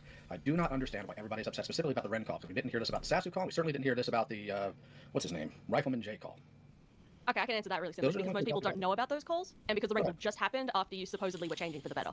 That's why people are talking about the ring call. It is the And they didn't want those calls to be heard. There's nothing I can do about the vape, guys. I'm sorry, you're just gonna have to deal with it. freshest in a line of fuck-ups. What behavior was terrible in the Rin call? Okay, fine, we'll play this game. It was misleading that you got Rin into the call Okay, the way you did. hold on. One moment. I'm not playing a game, Mally. I'm actually asking you questions. If you think I'm playing a game, you don't have to be here. I'm having you in here because I want to hear what you have to say. But if you're going to sit here and tell me that I'm playing games with you and I'm asking basic questions with you fully well knowing... See, he pivots to this because it's something that he can latch onto that completely derails from the original question. Because he asks, what did I do specifically that was damaging to Rin? Or what did I do in that call that was bad? And as like a simple, almost like dismissive response, she just says, okay, we can play that game. And immediately starts going in to try to explain, but he immediately he latches onto that because he knows it'll give like the briefest respite from having to be confronted with his behavior by being able to pivot to this derailment. That I'm not here to dick around. I don't appreciate that. Okay, I disagree. I still think you're playing a game with this because I feel you already know the answer to these questions and you're just trying to make me outline them to you so you can catch me out in something. Maybe that's not the case. Maybe it's not intentional. That is how it comes Now, Mally's on point here, and it's good that she caught on to it. across to me. But do you want me to outline it or... Kumo, I'm over here jorking it. Not right now. Drop that line of thought. Go ahead. No, go ahead. Outline it. Okay. So obviously it was dishonest No, the way that you Kumo, originally got them into the stop. call. They weren't supposed to be here for you to air out your grievances with them. You told them they were going to be airing it out with someone else, and then in the end you tacked on your own problems. That was inappropriate. You basically lured someone in and then waylaid them. And given Rin's crimes in these instances were personal to you, doing that publicly, it's not appropriate. Obviously there were the threats, there was talking about getting their family involved, kind of just stuff we've seen before. Yeah, so I feel... Threatened them. Where does that... I never threatened them. Where does that come from? You threaten them with calling their abusive, homophobic, transphobic father and potentially getting them kicked out of their house. Okay, I mean, obviously there's the threats of the family, getting them involved. I didn't make any threats with the family. The only time I mentioned the family... It is not up to the threatener to decide what is and isn't a threat, okay? It was to point out their inconsistent values concerning their father and the friends they have online concerning their public values, and I told them in no uncertain terms, I don't want to isolate you and I don't want to harm you, and if I had wanted that, I had avenues to do it. My point was, I'm not that person and I'm not going to do that. How? I don't think us, me, you guys in the chat have to, and like you pronounce respite as respite? Yeah. Yes. Because respite sounds weird. There are consequences to jorking it. How do you know? Yeah, but we don't have to go over again how it was a threat. We already know why. How is that a threat? We've gone over that many, many times. Perfectly honest. It's not respite. That call, and I would have to, again, get the quotes out, which I don't particularly want to do, because, again, that call has been gone over ad nauseum by so many people, and we're just rehashing old territory. I mean, Lyle, do you... I guess, core question. Do you disagree that you make threats towards people and that you gather docs information or say you're going to reach out to people's families? It's not something I've done in quite some time. I have done it in the past, but I didn't do it to Rin. You did do it to Rin, though. Because you admitted that you still had Rin's father's phone number, which would be a doc's information. I know that's improper grammar, but that is information that if you put out publicly would be a dox. That is doxed information. That's what that means, essentially. Quite some time. This. Yes, quite some time, because I haven't had to deal with that level of nonsense, because I've had enough of dealing with child predators and other types of things that have constantly ruined my health. Yeah, but is Rin a child predator? My mental health, my physical health, how I... Boo-hoo. Boo-hoo, you chose to keep doing this because of your ego. Oh, it's ruined me so much. That's your own fault. That was your own choice. You made the choice to continue doing this. Treat people? Yeah, quite some time. Okay, No. and you don't think that saying you could do something is an implied threat? No, I don't. Pointing out to a vulnerable... You don't think pointing out to a vulnerable person, I could do this to you, I could hurt you in this way, is not a fucked up thing to do? No, because I'm trying to explain to them that I don't do that, and they're not in any sort of danger about it. Alright, at best, you're just handling that really poorly. At worst, you're being dishonest. I don't know which it is. Either way, it's inappropriate. You're giving him too much credit, Mally. I think you know that by now. And you shouldn't be doing that. How is it inappropriate to let somebody who's vulnerable know that they're not going to get hurt? It's the way in which you imply it. It comes across as a threat, even if you don't mean for it to. I'll just say it really briefly, just to rehash it again, is that what it is that it is, God, what's it called? It's putting the notion out there that you have the potential to hurt them, but then pulling it back and being like, oh, but I'm not going to do that. As framing it as if it's a mercy that you're not going to do that. It's scammer behavior. It's like those... what was it? I know I've used this analogy before, but it's like when salespeople, they bump up the price of something, and then they slash it in half to make it look like it's an actual sale when it isn't, to make it seem like it's a cheaper option, to make you more inclined to buy it, when really it just put it back down to its intended price. So you're really buying something at full price thinking that it's a sale. That's what this is, essentially. If the person doesn't trust you, denoting the terrible things that you could Oh boy, what does Ponder want to say? do to them, if they don't trust you not to do it, it would just open up their mind to the notion of, like, he can do all of these terrible things. What if he does at some point? And we have had instances where people have specified that they don't really trust you. And it's funny that Lio here says, it's just me saying that I'm not going to do it. It's funny that he says that because of what he ends up saying later to Crystal, and we'll get to that eventually. Rin is an individual, would not only stalk and harass people like you, as you know, Ponder, but also had no problem using a platform that was supposed to be about victims to call me an abuser and to hash out. See, there he is invoking Ponder's name again to back him up. He does this all the time. But also he never goes into details of how Rin stalked and harassed people.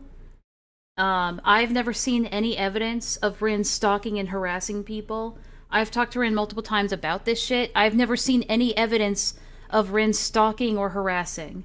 Personal beef with other SCC people. If they're able to do this publicly, why can they not be held accountable publicly? Okay, I would like to point out, I know very, very little about Rin. The extent of my knowledge of the quote-unquote stalking was from, like, the 20 minutes I joined in at the end of the call.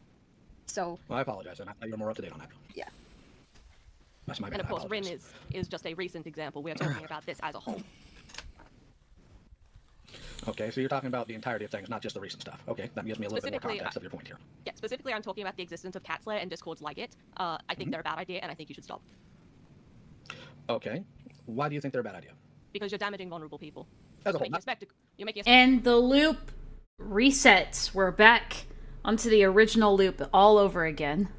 spectacle of it. This is essentially, okay, this is a blood sports content farm, and I don't know if people here are aware of that. Some of them probably are. There are some people on your mod team I'm very fond of, that I have great respect for. I believe they're trying to do their best. There are probably some people who are just here for the fun of it. And I don't mind that. If you want to do blood sports, fine. But stop dressing it up in the language of, we're here to help. Because it doesn't help. This is entertainment at best. This isn't blood sports. What's the difference? What's the difference between blood sports and this? Intensity, verbiage, and the actions taken. So Intensity, verbiage, and the actions taken. That's the difference between blood sports, I guess. Between this and blood sports. What that means is entirely vague. you say I put vulnerable people in problem here. You're talking about the whole. In some cases, I'm sure I have, without question. But my question to you, Mally, is if you don't tackle the people who are causing problems, then what happens then?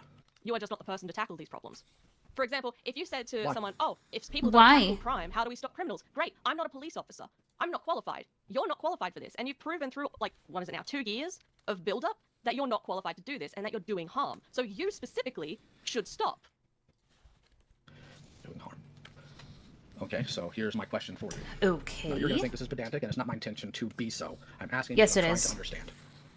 He'll do this a lot too, where he'll just say like, I'm trying to understand, and I'll point this out again later. No matter who it is, no matter what they do, they're going to do harm. So is there a ratio here?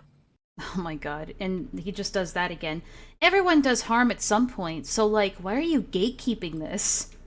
What are we talking about? Simply because I harmed somebody? Everybody harms people. You're gonna have to, sorry, ratio? Okay, so anybody in any line of work is going to do good I think he meant threshold, and the chair is squeaking again. work and they're going to do bad work. So in situations like this, like there's plenty of people I have helped, plenty of people that I have gone bad for, plenty of vulnerable people that I have protected and I have tried to make sure are going to be okay.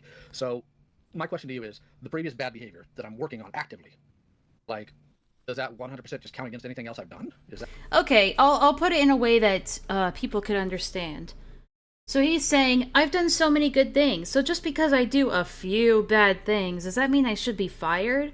Think of it this way. If you have a police officer who does 10 years of good work in the force, but then starts getting aggressive with people and starts assaulting suspects undeservingly. Let's say he put somebody in the hospital that was trying to surrender, and he just beat on them pointlessly during a pursuit or something.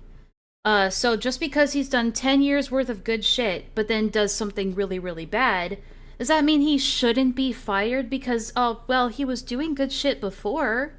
Does that mean he doesn't have to be punished or suspended or fired? Like, I think that's a pretty apt analogy here. Is that just to be? So I'm not saying this to be pedantic. I'm trying to understand. You're essentially asking me if the good times negate the bad times. Not really negate. More of like, I'm having a hard time articulating this. I know it's charitable. I know it's not like a one-to-one, but yeah, it's what he's doing is way closer. Not even a mall cop. Even mall cops have more respect than this. So I apologize, but my question is like, if most of the stuff I've done has been good and a bit of it's been bad, then why do I need to step away from it completely?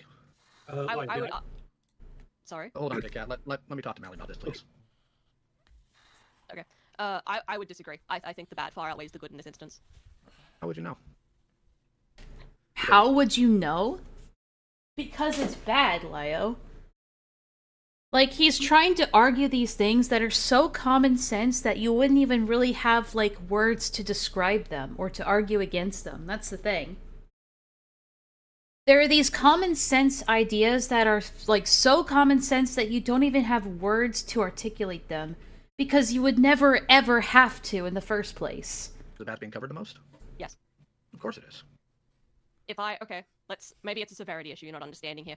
If I run a pregnant mother over with my car, but I do good. Oh, this is, Mally tends to use very extreme analogies, which is, definitely not what I would go for. You want to use an analogy that is probably the closest to what you're dealing with. Or at least closer than, vehicular homicide with a pregnant woman. Good deeds the rest of the year. Should I still get back behind the wheel of that car? Like, no, because you severely injured, physically, possibly killing or deforming a pregnant woman. Yes, that is how an analogy works. Do you understand the point of the analogy? I understand the point, but the severity I don't quite understand. It's an extreme. But we're taking this to its extreme. Okay. That's what that is. Okay. It's the same concept but blown up on a larger scale. Not the best way to do an analogy, but I get what she's trying to say. You've proven that you're not the appropriate person to do this. Personally, I don't think discords like this ever work. I think this entire concept is inherently flawed, because if you were doing conflict resolution, it would be in private. It would not be in front of a gas. Like, okay, it's bothering me. Who is breathing through their vape right now? Guys, I took a hit of a vape once, and I thought I was gonna fucking die. I don't understand how people can just breathe in and out that shit all fucking day. Like, let's be honest, Lyle, you and I both know that when you actually want to resolve conflict, you get people into private calls that don't see the light of day. Yeah, so now he understands there are degrees of harm. Nuance only applies when it comes to him.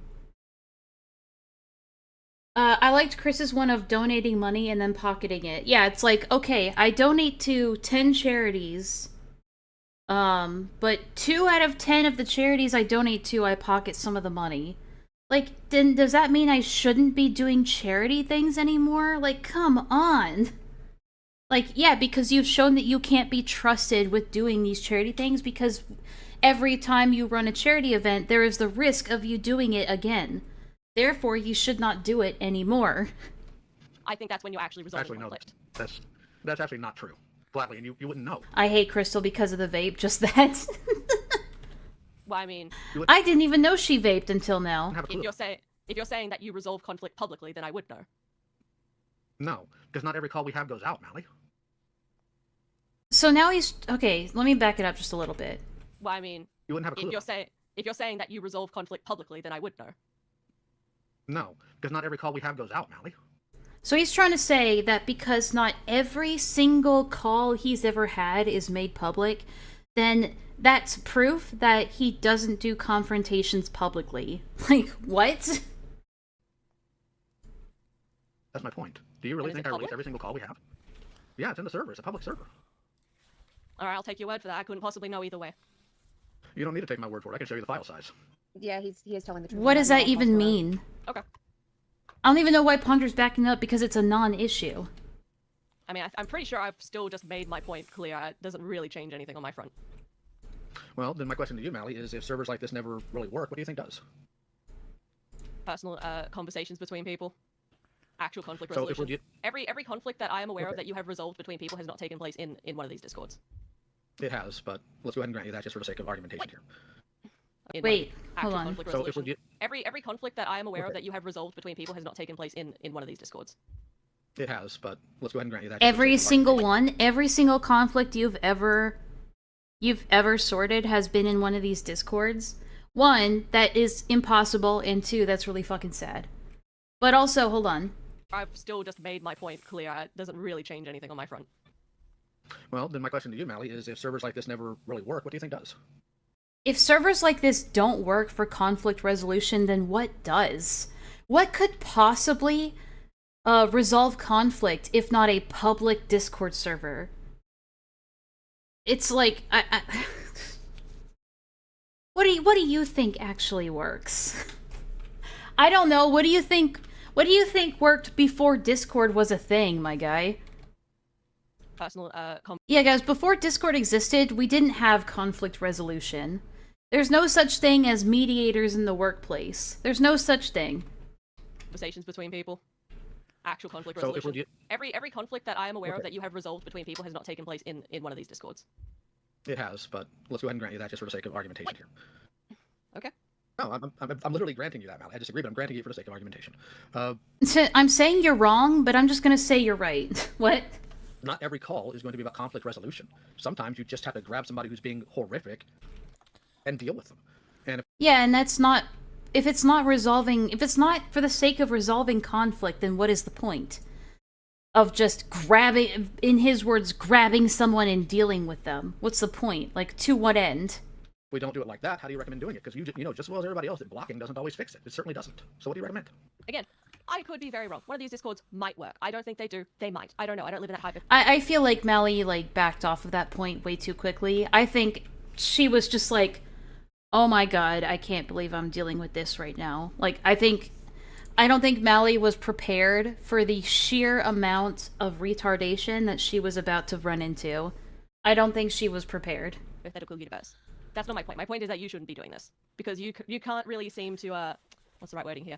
You have a track record of not being able. Because what he just said aligns more with blood sports than it does with conflict resolution, right? But he says that they don't do that. So if it's not blood sports and it's supposed to be conflict resolution, then why are you quote-unquote grabbing people and dealing with them? You know, it's like, what does that mean? To differentiate who is one of those terrible people you need to grab by the throat and who is a vulnerable person you shouldn't be doing this to. So for the sake of clarity here, so I can understand you, you think Rin's on the latter end of that, right? Yes, I do. Okay. So I'm going to Okay. pick your brain on that if that's okay. If not, that's fine, but I'm trying to understand here. If it's relevant, then sure. Here's where I Also, struggle. sorry, I do want to. Sorry, Big Cat wanted to pick a flaw in the logic from the previous point. So before we go forward, I do want to throw it to them real quick. Okay, so to best explain everything with if you're trying to focus strictly on the negatives, are you familiar with manufacturing having a failure and a success rate? I actually don't give a shit about what this guy has to say, so I'm just gonna skip that. Already kind of covered that argument. That's the good versus the bad argument again, just with the industrial credit, police conduct, and they should be. And I think that's applicable here.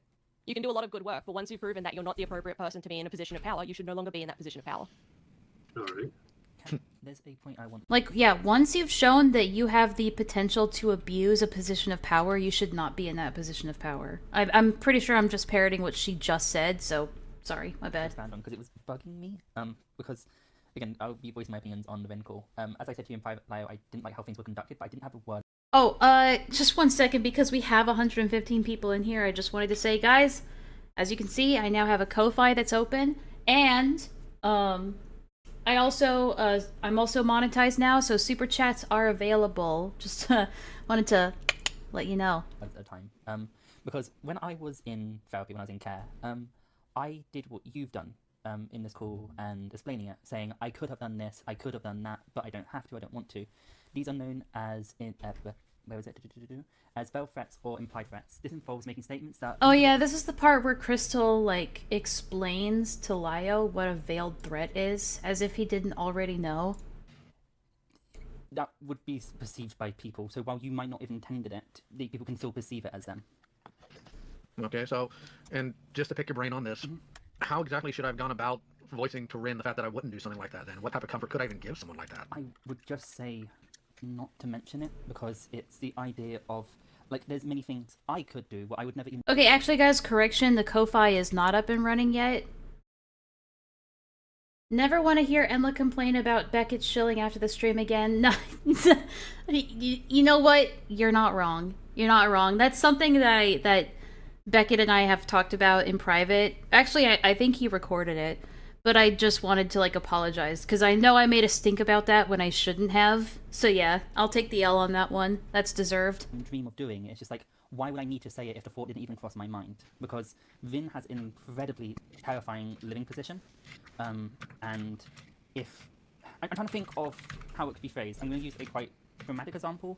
It's like, let's just say me and Peaches were on good terms. It's obvious that we're not. But it's like, oh, Laya, I could forward all of this to Peaches. I could do this if I really wanted to. But I'm not going to, because, you know, I'm not like that. But if I wanted to, I could do that. That kind of idea. It elicits the fear of me getting in contact with someone who has hurt you in your life, and implying if I mess with Crystal, that could happen.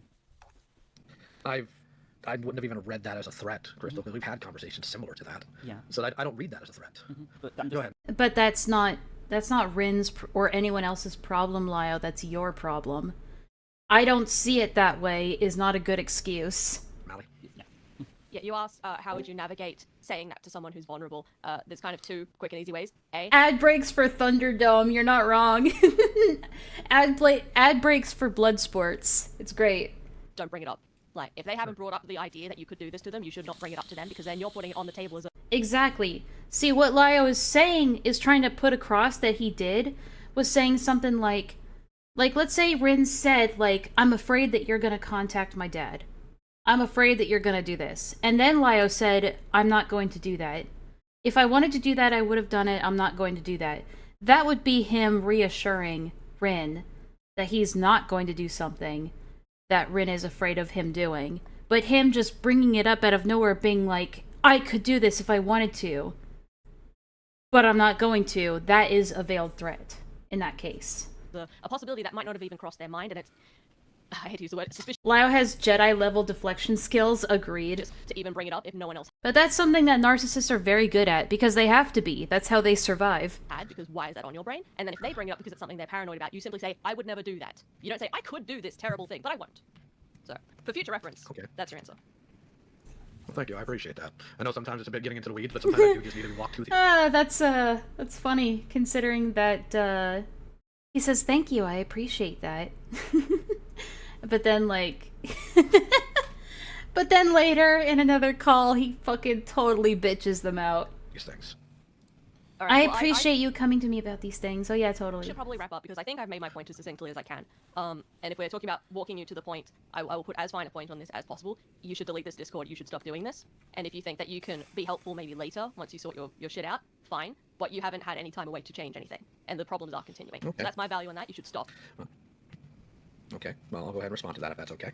Okay. Yeah, and then I want to say one final thing to kind of your mod team, and then I'll be done. Okay. I am going to take what you say under serious counsel here, because I'm not even going to pretend like... God, I hate it when he says that.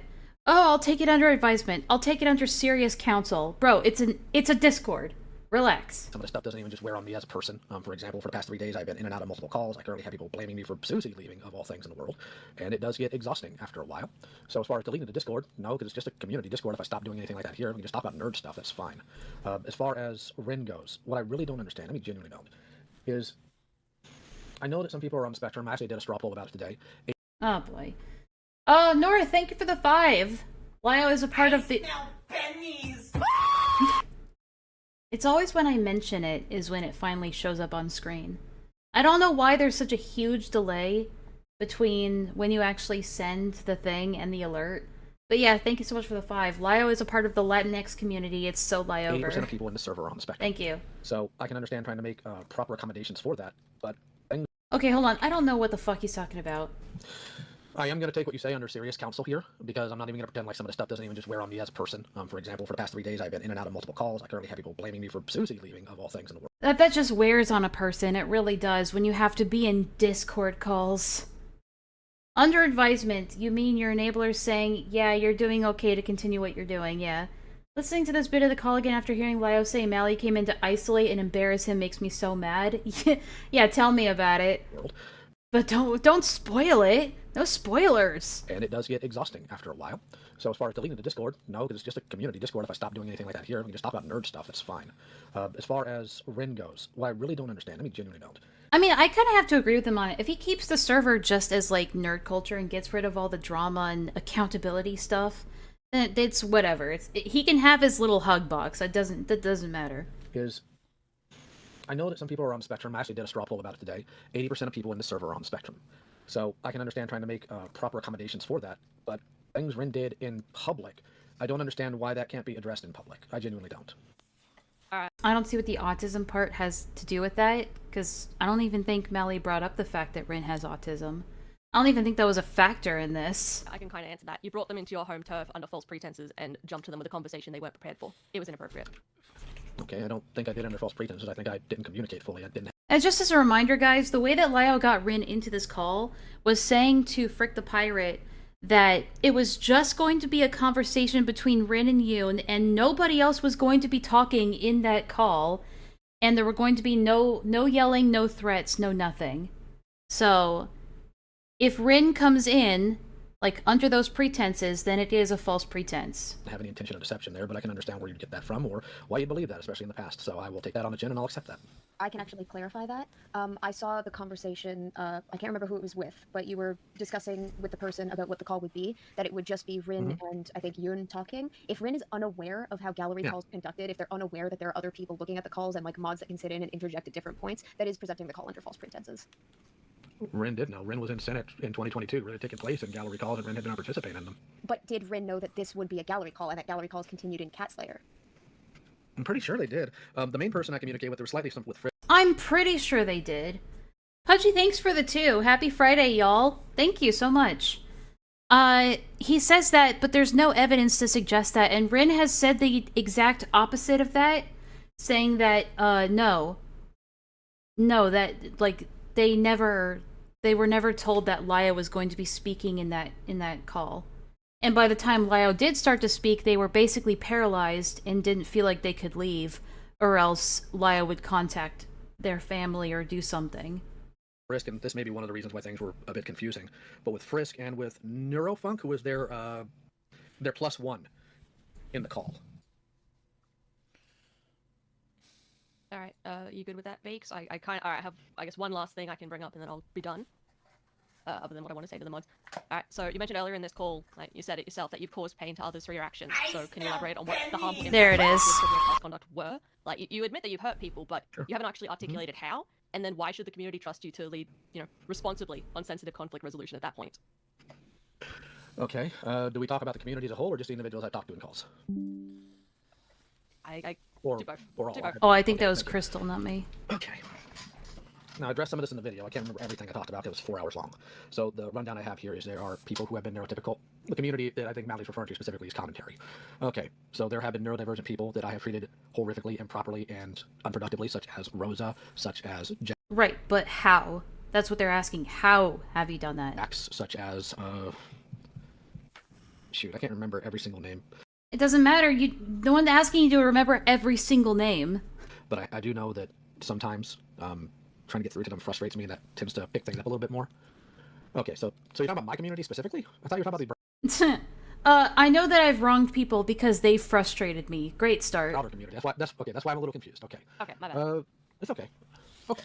That actually makes it a little easier, so I appreciate that. In my community specifically, I feel that part of them may feel a bit deceived that I'm not what I am, or that I wasn't what I seemed to be. That was never my intent to deceive them into thinking that there were people who used to take a lot of comfort from what I did who no longer do now, and I'm trying to regain that trust, not specifically to gain any sort of, like, notoriety, but just because I do feel that Did he just call it a cult? I don't think he did, but we can back it up. Hold on. Frustrates me, that tends to pick things such as Jax, such as the community that I think Mally's referring to specifically is commentary. Okay, so there have been neurodivergent people that I have treated horrifically, improperly, and unproductively, such as Rosa, such as Jax, such as, shoot, I can't remember every single name. Yeah, it does suck that YouTube takes like 30%, but it's better than nothing, right? But I do know that sometimes trying to get through to them frustrates me, and that tends to pick things up a little bit more. Okay, so you're talking about my community specifically? I thought you were talking about the broader community. That's why I'm a little confused. Okay. Okay, my bad. He calls it his community. He doesn't call it a cult, though. It's okay. Okay, that actually makes it a little easier, so I appreciate that. To my community specifically, I feel that part of them may feel a bit deceived that I'm not what I am, or that I wasn't what I seemed to be. That was never my intent to deceive them into thinking that. There were people who used to take a lot of comfort from what I did, who no longer do now. So that's another one. I was treating these people horrifically in calls because I was not what people expected me to be. That's number 2, I guess. And I'm trying to regain that trust, not I lost people's trust. That's how I treated people horrifically. Not specifically to gain any sort of, like, notoriety, but just because I do feel that I have that responsibility. I have hurt them in the sense that I have used awful language and I've done awful tactics in order to get resolutions from people that I really didn't even need to. A good example would be Jax, and for the record, he and I have come to a conversation about... I used bad language and bad tactics, but how? Like, what exactly did you say? What did you do? Again, this is still something he's not answering. He just doesn't want to be mentioned going forward, so I'd appreciate if you keep that under your own hat. He still clings to this idea that Jax doesn't want to be mentioned. I really didn't even need to. A good example would be Jax, and for the record, he and I have come to a conversation about it. He just doesn't want to be mentioned going forward. So. He keeps clinging to this idea that Jax doesn't want to be mentioned, but I've seen nowhere Jax saying, I don't want to be talked about anymore. In fact, I'm pretty sure Jax is the one who wants to keep talking about this. Pretty sure. I'd appreciate if you keep that under your own hat. There have been people who have cared about what I do that I pushed aside. I'm sorry, I'm getting a little hung up here. I'm trying to gather my thoughts, so please just... It's almost like you don't have a proper way to like justify your actions. It's almost like he doesn't know what he did wrong, because he doesn't believe he did anything wrong. That's why he's struggling here. It's not easy. There are people who used to trust me, and now they don't, because I've proven in some cases that it was misplaced, or that I was too hot-headed for things. That's why I was in therapy, and I'm trying to get back in. It's also why I'm on medication. I want people to be comfortable properly, people who have been through horrible things, and that's why this server isn't supposed to operate like Senate, and its rules are stricter in those type of ways, and we try to actually make things resolved if we can. Oh, brother, this guy stinks! To people who are on the spectrum, who, even though that may not be the case now, and I don't just mean to trust, but, like, who looked at me as a neurotypical individual who treated them properly and to see... Wait, so now he's flipped back to being neurotypical? Wasn't he the one saying in, He was the one saying in his Addressing Things video that he too is on the spectrum and he just didn't know it until now. But now he's flipped back to being neurotypical?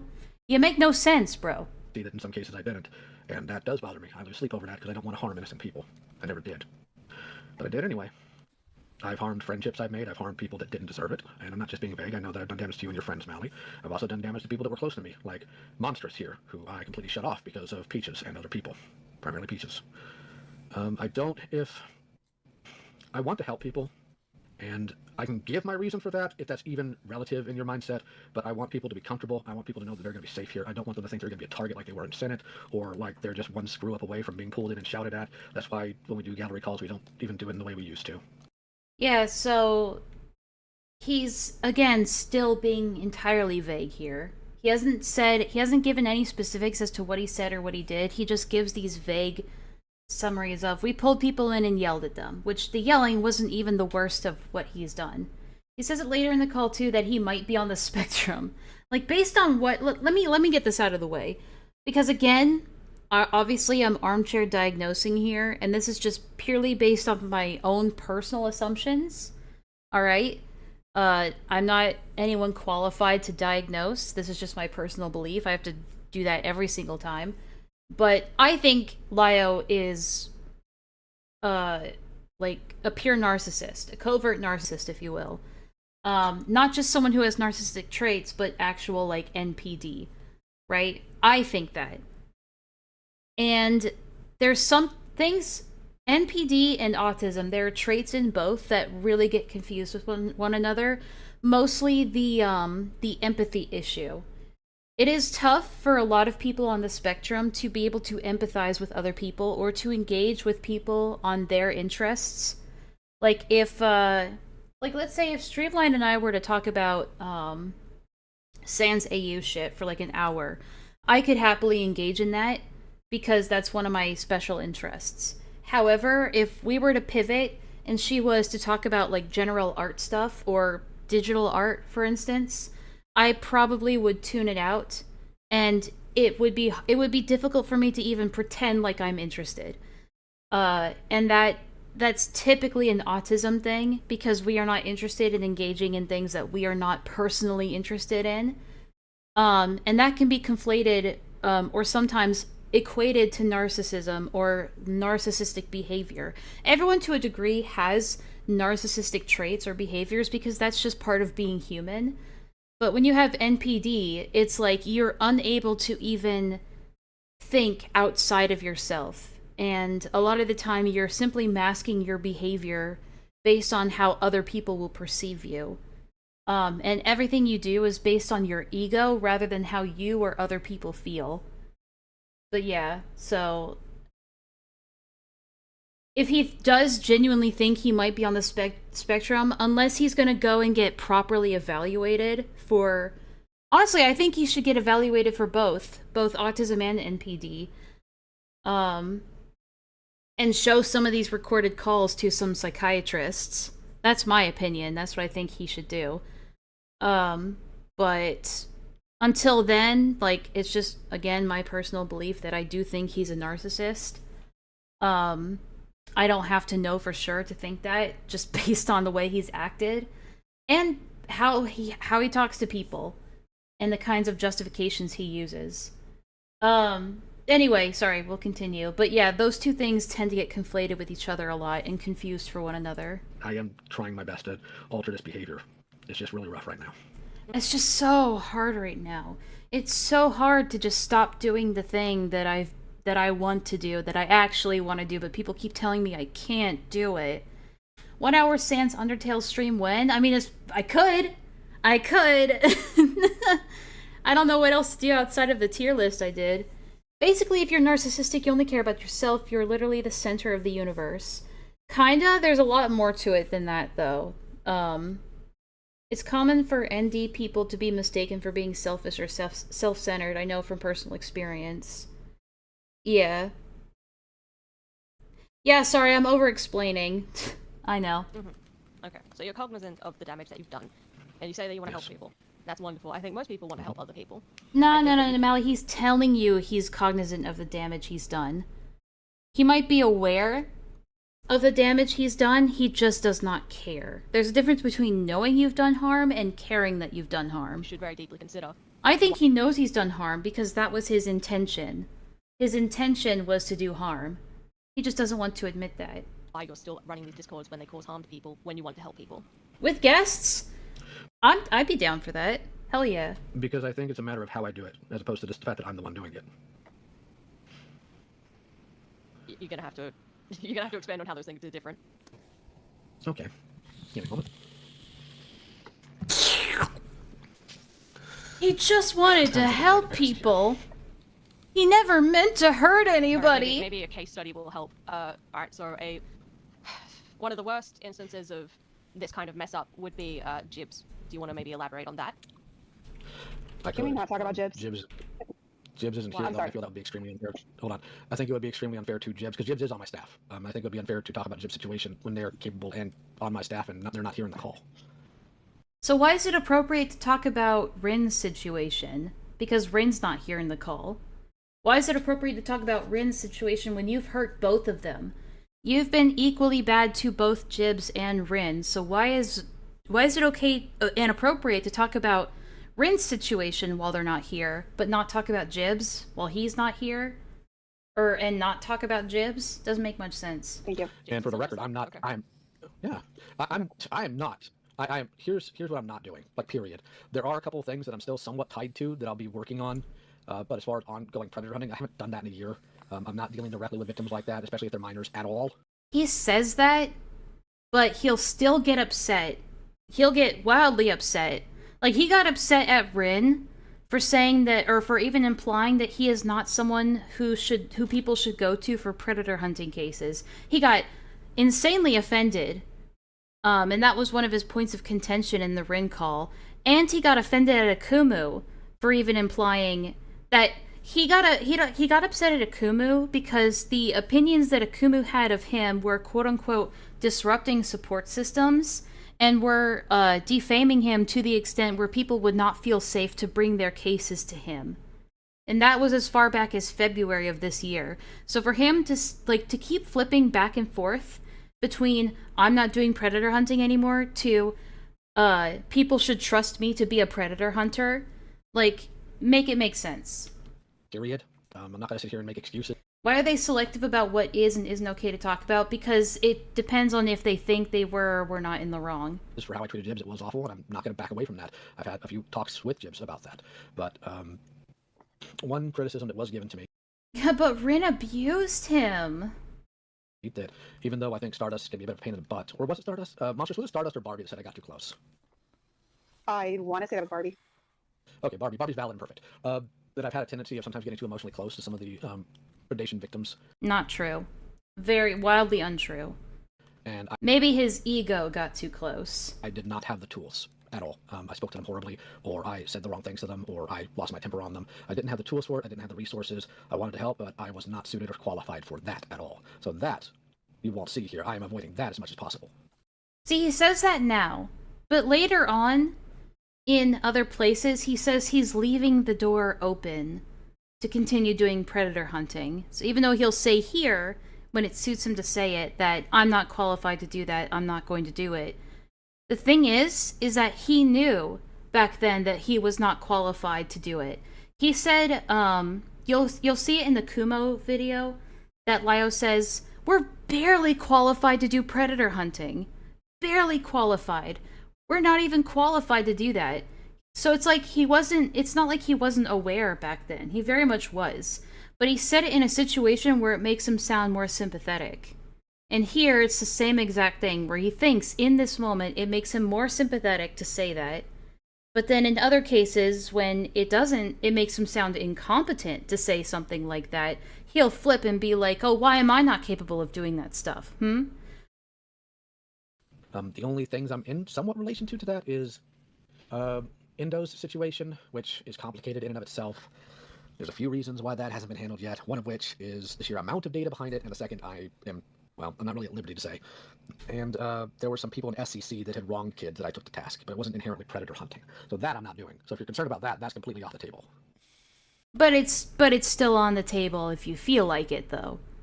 Because he would go on after this to say that it's still on the table. So, which is it? I mean, I'm glad that's off the table. I specifically didn't mention predator hunting because I already knew you weren't doing it anymore. So yeah, it doesn't particularly... Jibs is an example of a call that was inappropriate with someone. That doesn't specifically need to be about predator hunting. Well, I'm sorry, I misread that. I do apologize. So are you asking me what I did wrong there and how I'm not doing it again, or can you re-clarify since I've gone off into the weeds? Again, you're cognizant of what you did wrong in that call. Like, absolutely, without question. And I think pretty much everyone kind of already knows as well. So I don't really need a play-by-play. He'll say that he's cognizant of what he did wrong in that call, but we'll just never specify for some reason. It's more a question of, like, you can see that you did this thing wrong in this... Didn't Endo bail? It seems like it. And also, Endo has gone on record to say that they don't want Lyo involved in the Nekopon case anymore. They don't want Lyo touching it. So Lyo's sitting here being like, oh yeah, well, I'm still involved in that case because there's so much documentation to go through, and I'm still helping Jibs with that, or not Jibs, Endo. When Endo has said, I don't want you near that. And also, Endo's pretty sus themselves, so there's that too. It's cool. And then you kind of did it again with Rin, and then you've done it previously. And you're probably, like, 100% cards on the table. I can see this happening again and again and again, because nothing's changed here. Like, the only thing that's different is you had your own personal situation aired out to the public. Like, you didn't step away from the internet for a time and go to therapy or something. You've been here the whole time, and the problems have persisted. So don't you think you should at least step away? No. And for two reasons. Number one, like, you say the problems have persisted, but the primary thing I got concerning Rosa was about my ableism and my language. So yeah, like, he's basically saying if a police officer has some misconduct, they shouldn't be suspended or fired. Okay. Only in the past, 3 days, Monstrous? Has anybody brought up I mean, Endo was spotted in Cat Slayer, if I recall. I don't know. anything else concerning that call? So I'm kind of lost in the weeds on that one. Right. Hang on, I'll back up a little bit. For a time and go to therapy or something. You've been here the whole time, and the problems have persisted. So don't you think you should at least step away? No. And for two reasons. Number one, like, you say the problems have persisted, but the primary thing I got concerning Rosa was about my ableism and my language. Only in the... Those weren't the primary things. I know this is going to be shocking to you, Lyo, but those were not the primary things. Yeah, you used ableist language, sparkle, But that wasn't the issue. It wasn't the slurs and the yelling, because you didn't do any yelling in that call. The biggest issue was that, first of all, this wasn't even the first call that you had with Rosa. There were other calls where he had with Rosa where he was yelling at her and saying that she should kill herself. Those were some interesting ones that just get ignored a lot of the time. Most people don't even know about those previous calls. And the fact that he was actually quite literally threatening to get everybody in Rosa's real life involved, and was hoping to get their mom in on this with the hopes that her mom would start beating her, like, on call. So I think those were much bigger issues, and just threatening to get, like, their real lives involved in all this. So that was the bigger issue. But we'll just ignore that, because, But guys, I used retard a couple of times. The past, 3 days, Monstrous? Has anybody brought up anything else concerning that call? So I'm kind of lost in the weeds on that one. Right. Again, sorry, go ahead, Monstrous. Oh no, I was agreeing. Molly, I understand what you're trying to say. I understand what you're getting at. I think what Lio was trying to say, because we are going off the beaten path, is that Lio and I have had a conversation how he wants to tie up the loose ends that he's already started, which I think is perfectly fair to want to do, because he feels like he owes it to the people, like Endo, for example, to tie up those loose ends, because otherwise Endo may not have anybody to go to, and Endo, specifically in a situation, is already being treated like a leper. And so I wonder understand your concern, why. I understand where you're coming from, and I don't necessarily disagree with It's almost like Endo was caught lying about a plethora of things. you. Lio wants to finish up his loose ends, and that is it. And then there's nothing else after this. You know, the loose end that the person doesn't even want him involved in anymore. What those loose That ends are, implies an endpoint. Tying up loose end implies that once those ends are tied up, this ends. So is there an endpoint? There, whatever those loose ends are. When you say endpoint, do you mean to just helping people, or do you mean to how we run a gallery call? Lio is more of a violent danger than Sasu. I actually disagree. There's the potential, like, if we were talking about, like, a malignant narcissist, or, like, an antisocial, like, an ASPD narcissist, like, then yeah, maybe. But, like, Lio isn't psychotic to a violent degree. I think that they just talk a lot out of their ass. I think Lio talks out of his ass all the time and says, like, shit to make him sound tough. But he's too much of a pussy to actually do anything in real life. I don't think. I don't think he's ever been in a fist fight. I don't think he's ever, like, shot anybody. I don't think he's even swung his sword at anybody. I think he's all bark and no bite in real life. I don't think he's actually a violent person. I just want to make sure I know Well, what I mean, I'm discussing. again, loose ends implies there's an endpoint, so what is the endpoint? Well, What ends? Okay. The endpoint is going to be dependent on a few factors here. But what I can tell you is, while I may not take a step away from the internet, I am going to take a break from anything heavy, because frankly, if I don't, Monsters is going to beat the living stuffing out of me, because I've had a tendency for years of not taking breaks. There's a lot just going on right now. Using the internet as a place for fun or to talk about what I want in terms of what I enjoy, or maybe even like things I'll criticize that aren't about people inherently, I don't think is an issue. The problem is constantly being in these situations and constantly being the mediator and constantly being put around terrible things or vulnerable people. I think that that's got to peter to a stop for the most part. I do need a break, and I do need some time to, well, deal with things one way or another, and that's what we're working towards right now. Yeah, but why not just do it? Well, that's the thing. He doesn't want to stop, so he's continuously finding reasons to not stop. Mm-hmm. Okay, I guess I will throw this out into the aether as well. Why is it appropriate for you to monetize this? Monetize what? Your beefs, your dramas on your YouTube channel. Like your most recent. Ones have I done? The most recent one was Crimson Mayhem, I believe. Were they a predator? No, Crimson Mayhem wasn't a predator at all. What was their crime? Crimson Mayhem lied about people I know and ghosted us on reporting a predator that they promised they would do. So it is about predator hunting. So it is about predator hunting. They lied about a predator. That's predator hunting related. That's adjacent. Mm-hmm. And so that's a profit thing then. No. Did you listen to the call? I'm asking if it's appropriate for you to monetize that. You monetize. You can say yes. You can say yes, like 100%. This is not a trap. You can say yes. It certainly sounds like one. All of my videos by nature are set up for monetization. And I'm asking if you think that's appropriate with the nature of some of your videos. You can, again, you can say yes. Okay, can you be specific in which videos nature we're talking about? The ones that are monetized. I mean, obviously there's the predator ones, but any of the ones that are just like interpersonal beefs or behind-the-scenes beefs, basically anything to do with like the Cloud Palace things, like those kind of things where there's not, I guess, a very public concern. It's more just interpersonal problems that. The thing is, again, Melly's saying, like, there's no wrong answer here. If you think that's okay, that's your prerogative. But Lyo's tap dancing around this and doesn't want to answer it because he knows that it will be perceived as a bad thing if he thinks it's acceptable to monetize these things. I think it's acceptable to monetize these. I'm literally doing it in this stream. I think it's fine to monetize shit.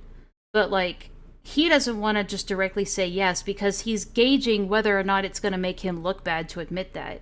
Wait, hold on. No, that is a larger problem because those people were being quiet about a confidant of a child predator being around children. Again, why are you monetizing that? Again, my question is still, is it appropriate to monetize this? Yes, because that's how the algorithm picks it up so people are aware of it. No, it's not about spreading awareness because you're literally getting money from it. That's the part. Okay. I dead ass, I just wanted your take on that. Like, you didn't, it's not a defense thing, I just need to know where your moral is on that. All right, well, I'll tell you where the rest of my moral is on that, if that's okay. Anytime I make money on YouTube, I give it to other people. My Patreon's at a net deficit every month as well. Okay. And if you want to know a little bit more of the inside game, the money I've made on videos recently, half of it went to Crystal, and the other half's going to Dorito when we figure out how to get money to you, Dorito, doggone it. Doggone it.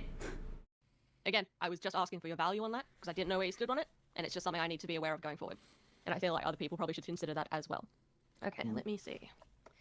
Unless Stream or someone has something else they want to throw a reminder for me, I'm pretty much done. I will just say, I guess to your mod team, again, because I think this Discord is bad and I think it should stop.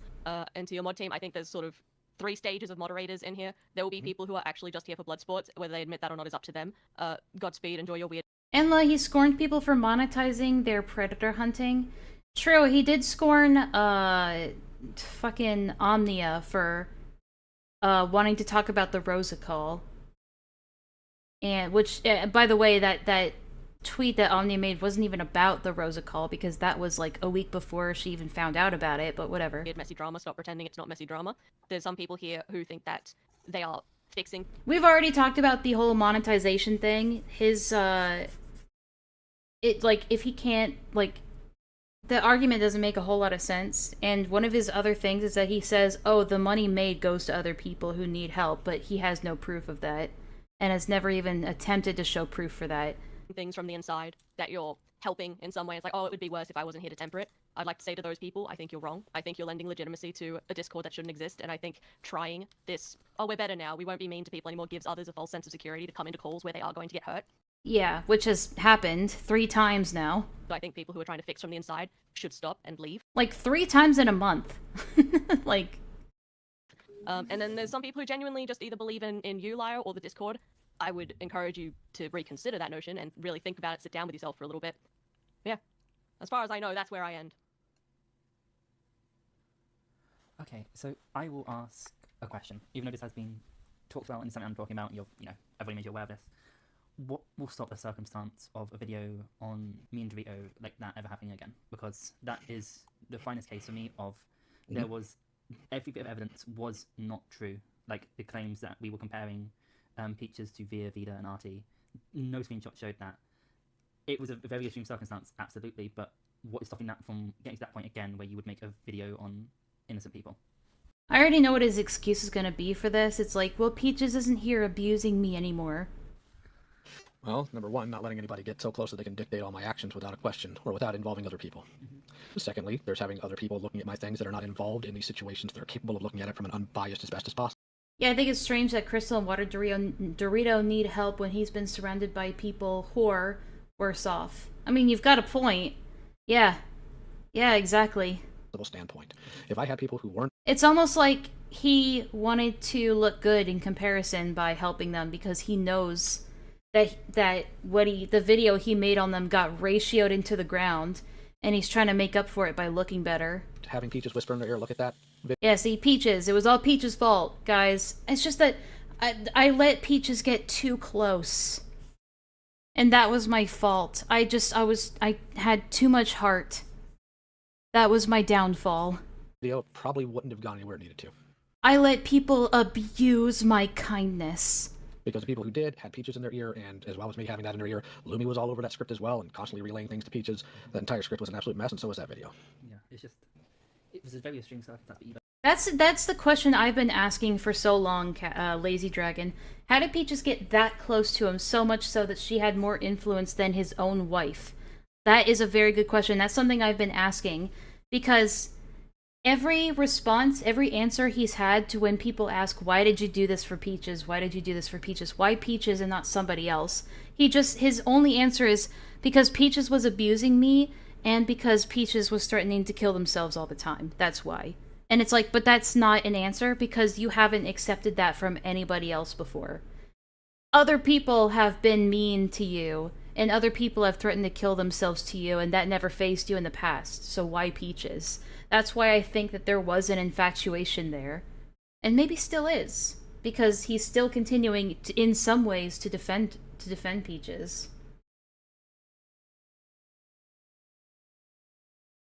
He uses language that makes me think he's scorned. She strung me along. She was whispering in my ear. Exactly. Well, he's definitely bitter about it. Yeah. Like, it's just a... It's hush money? I mean, could be. But then again, I don't want to get into that territory unless Crystal personally thinks that was it. Like, I'm not gonna say that, because that's exactly what Peaches was doing with Nyx and Jackie, which is something I don't want to repeat. Precedent that sets, you know? Not that it's not a possibility, but, you know. It's like, you know, when I made that truth and dare claim, which came out to be true, like, the second I was like, no, there isn't enough proof, the second someone talked to me about it, I took it down, and I made an amendment, and I apologised for it.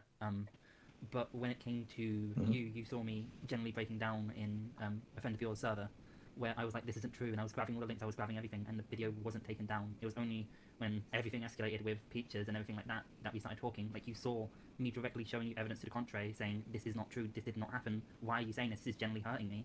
But it was still there for a long period of time. And I told you why. Who's vaping? You get what I'm getting at? Like, because multiple people in the Senate was like completely... A good example right now is comparing the video on me to the video that Doodles recently released, where people take your word as absolute fact. No one should do that. Everyone should be looked into. Like, if Mally made a video claiming anything, or like Streamline, or anyone else in this call made a video saying X, Y, and Z, people should have a realm of skepticism, but that doesn't seem to be held in this server, to the point where I was getting frustrated with people here instantly, like, doing the game telephone, being like, oh yeah, Lacquer forced him to do this, Lacquer did this, Lacquer did that, when none of that was true, and the same thing happened on the video of me. People saying, why would Crystal do this? Why would Crystal betray? Crystal's so evil. Okay, Crystal, you gotta learn to, like, shorten it down just a little bit. Like, we get it. This question could be so much shorter. So vindictive, and just dragging Dorito into it. It seems, while you are aiming to change, it seems that the Senate mentality is still there within the Peanuts, per se. Alright, now how would you address that? Well, you saw how I... That doesn't answer the question. This is another, like, pivoting tactic. It's like, instead of answering it for himself, because Crystal is essentially asking him, why did you do that? It feels like it was a lot more than just Peaches told me to, so why would you do that? And his immediate answer is, well, how would you handle it? Like, it's really just throwing it back at Crystal, and leaving it to Crystal to answer the question that he was asked. Address that, but my worry is anyone else going to do that when I leave? Because I can't be here forever. Because I know. It's like, well, because there was a few mods in the... There is this thing about Crystal that always kind of bugged me. Crystal treats herself as, like, this person that, like, they came down to Earth to do one thing, to do one goal, to make one sacrifice, and they have a limited time to do their thing, and then it's goodbye, world. Be better than me. I must leave you now. Good, but what was that meme? Shit, I can't remember.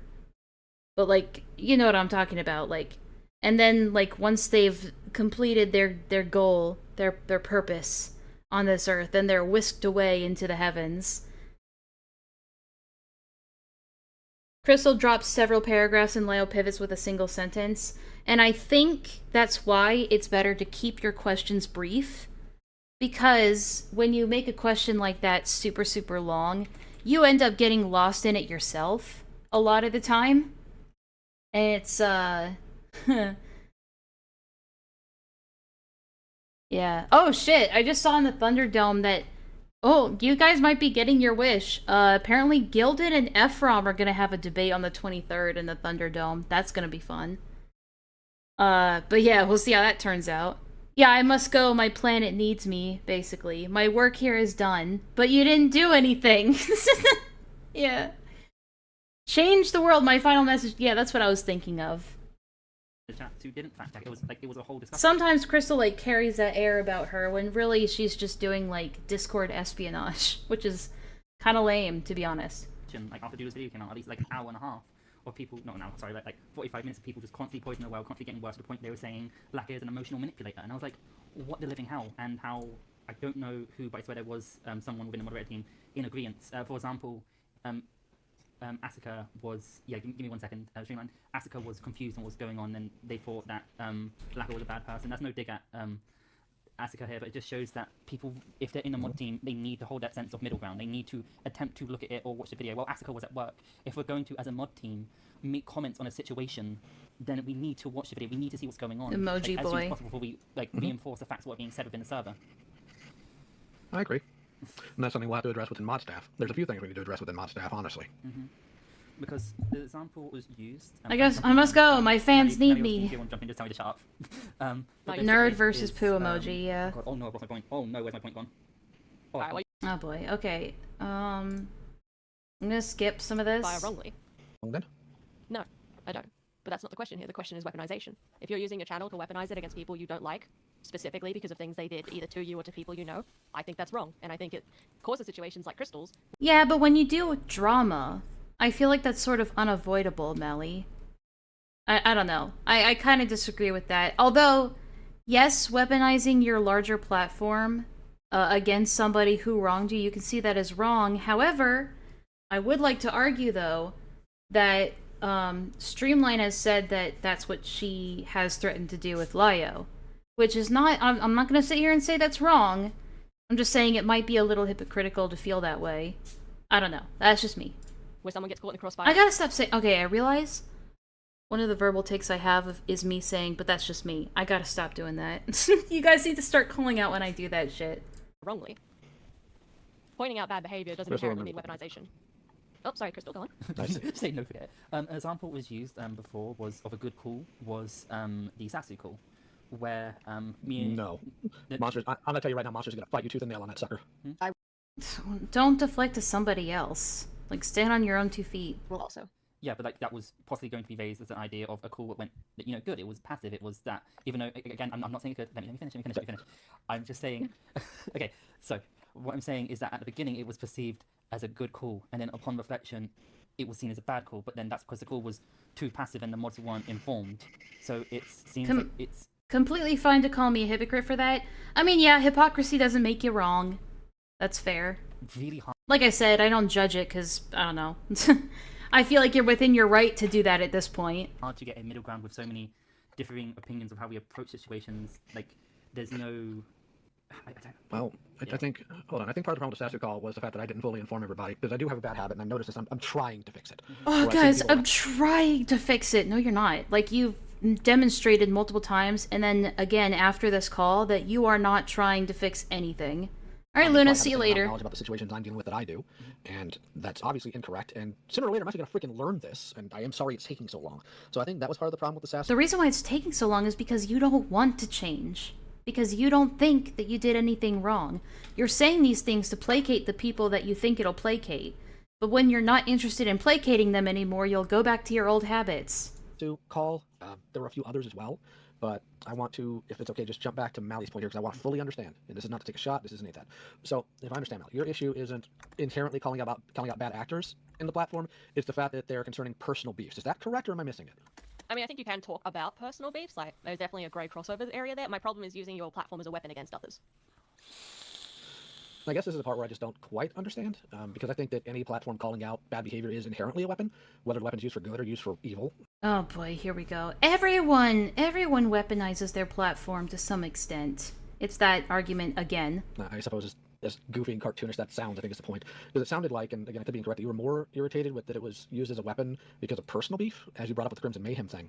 So that's, I'm just a little confused on that. I'm genuinely not... You'll find that he does this very, very often, where he'll use this sort of like, I'm just trying to understand. I'm just trying to be a good boy, and I'm just trying to understand. I don't quite get it, but like, just help me understand here, because I'm just a dumb little boy who knows nothing about mental health or anything, so you gotta explain it to me. But then when people try to explain it, he will snap into like, okay, well, here's why you're wrong. I'm gonna pose this question to you, actually. I'm gonna deflect and lie and pivot.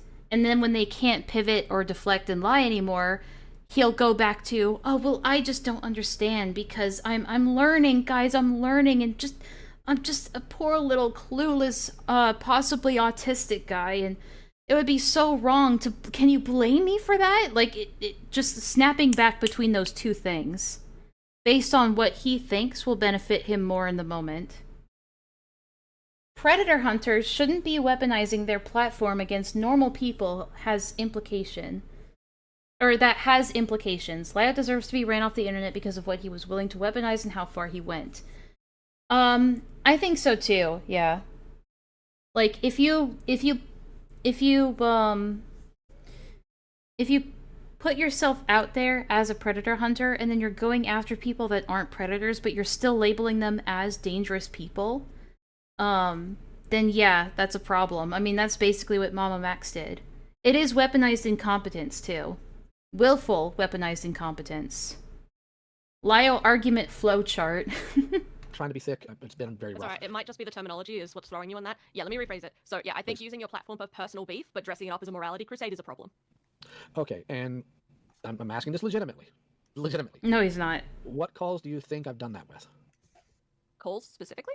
Well, video, obviously we have Crystal, because... Yeah. That, I mean, that so we for can't real, do something like that. off the top of my head, I'm not going to have names for you. Off the top of my head, Okay. I'm not going to have the names. That's fair. That's 100% fair. We talk about dressing it up, but I don't think I am. I can have a legit moral issue with somebody while they've still caused me problems, and I've still had beef with them. I don't understand why that's such a polarizing thing. I could step in with something here. Lyra, are you aware of the phrase absolute power corrupts absolute? God damn it, here we go again. Yes. Okay, so do you think people have a legitimate concern in the idea that if somebody who has a habit of calling out terrible people, if they get to the point where they think that their audience will believe them on anybody they call out, that they might just start... Absolute weed stupefies, absolutely. ...calling out people that they have specifically personal beef with, but otherwise who have not necessarily done anything morally objectionable? Yep. Okay, so that's probably some of the issue here then, is that people may be worried, like, you're showcasing tiny little signs that you're having difficulty He's differentiating 38. between people who have done objective moral wrongs and people who have just wronged you or other people within the community, and so people are... You know what that's a sign of, Ponder? Narcissism. If somebody like Lyo, every time he's personally wronged, he conflates that to they've wronged everybody, and they wrong everybody, and they're an evil person, and a danger to the community. That is a sign of narcissism because he is conflating his own personal issues with issues that everybody should give a shit about. That because he has an issue with it, everybody should have an issue with it. Worried that that is going to build to such an extent that you are just... Shut up, Kumo. ...going after people that wrong you because you know that you can get away with it. I may also interject if that's because that sounds like a very malicious thing, and I don't think that's Ponder's intent with that. Nor do I think that's accurate to what's happening here. I agree with Ponder. I think that is definitely a thing that is happening, and we've kind of already seen that happening with you and your view on some people becoming monstrous when their crimes are very personal. Yeah, I don't think it's a malicious thing. I think it's what's the right word? Not ignorant. Not it's an stupid. ego thing. Well, you can use either or. It's fine. I'm not going to be offended if you say that. No, it's just not the right. It's not the correct term is the problem. Not a, no, I get it. Okay, real quick. I'm picking up what Ponder's saying, and I understand it. I don't think Ponder's like putting malice towards me and saying that. Ponder's actually communicated that very well. I understood exactly what they were saying. Okay. I will add to that as well. You've said a couple times throughout this call and previously that you're working on things, you're figuring things out. And that's great. Personal growth, we love that. But the problem is you're kind of working those things and figuring them out through the process of hurting other people. And this is something I wanted to point out. I've pointed it out while Leia was going over the Sasu call on her stream. I had like this epiphany, and I wanted to just blurt it out there as quick as possible. But it's something that frustrates me about, especially with Ponder, right? Because if Ponder's going to sit here and say, guys, he's learning, guys, you need to give him time to learn and grow and change. He knows he has abusive tendencies, but he's trying to be better. You guys have to give him time to learn to be better. But then also allowing him and enabling him to continue engaging in these calls. So basically, if we're going to take the narrative that he's just struggling with it, guys. He's just trying to break old habits. It's like taking an alcohol to the bar every day. to help them unwind and buying them a drink. So Ponder is actively enabling him and often helping him in finding more people to victimize in these calls. That's what bothers me about Ponder. It'd be one thing if Ponder was just somebody on the sidelines still putting their head in the sand and not engaging with this whatsoever, but Ponder has gone out of her way to actively engage in this, and that's what makes it wrong. And that's what really drives me up the wall about her, specifically. Like, your personal growth comes at the cost of other people being hurt so that you can learn. Like, can you see that? Yeah, but my question is, like, I'm a type of person I learn by doing, so how do I Then learn you without shouldn't, doing? again, I loop back to my, if the only way you Again, he's pretending to be a big dumb baby who doesn't understand the concept of just not doing something. can learn not to damage people in these calls is to damage people in calls, you should just not learn, and you should go and do something else. I'm not referring to damaging people. I mean, like, how do I learn to navigate these things without doing them? Like, in general, just navigating what things? these type of conversations or navigating any form of conflict resolution. Because I'm not out here intentionally trying to damage vulnerable people. And even with the Ren thing, I have definite disagreements on that. Which again, perhaps back to my initial question concerning that. But I guess that's not between you and I. That's between me and everybody and their mom. But like, I'm not trying to find my way through the weeds. Yeah, I'm not gonna believe a narcissist when they tell me what their intentions are behind something. By hurting other people. That's not my intent here. It's not your intent, but in practice that's what's happening. Like, if I want to hammer, nail, head, your personal growth is not worth other people's pain. That is the And wrong- I think that is a very good statement there. Your personal growth is not worth other people's pain. And again, it comes back to the analogy I used earlier about a cop that is way too aggressive and often gets violent on duty. It's like, why would you... Like, instead, the person should be suspended and fired and sent to anger management, potentially. You know, find a different job. Not enabling them to continue to possibly hurt more people while on duty. That's a situation where you don't have to learn anything, you just need to do something else. last tax of it. I don't think you're aware. I know you're not actively going, oh, I'm going to hurt this person so I can learn not how to hurt this person. It's not a conscious thing. It's just the only way. Yeah, Mally doesn't seem like she's buying his bullshit, and that's exactly why Lio turns around and calls her a bully later, because she didn't buy into it. That you seem to ever reflect on something is either someone gets really severely hurt or the public gets on your ass. Do you really think that's true? I do, yes. No, of course I disagree. All you ever... Here's the thing, Mally.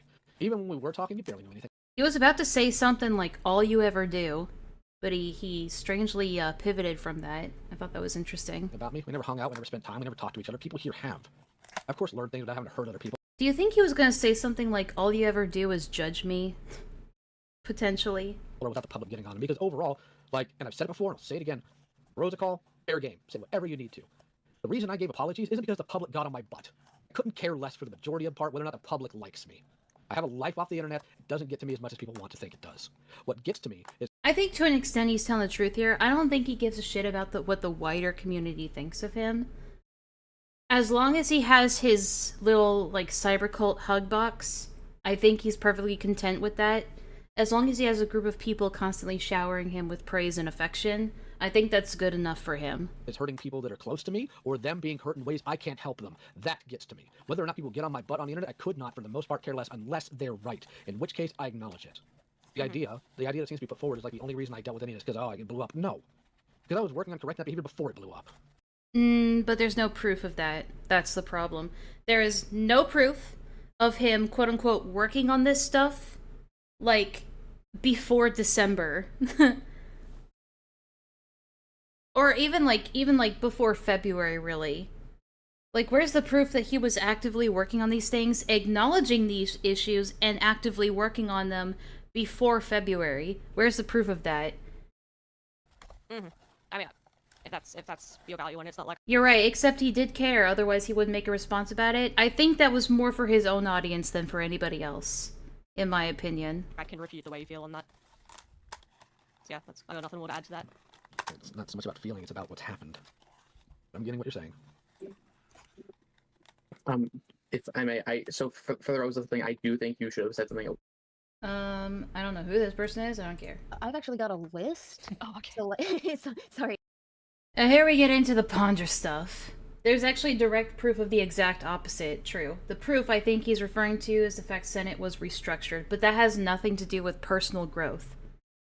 That has everything to do with reputation, and also Peach's claims that was all her. That was all her idea, her and Lumi's idea. And it was stuff that he was actively fighting against. I will be back in 1 second.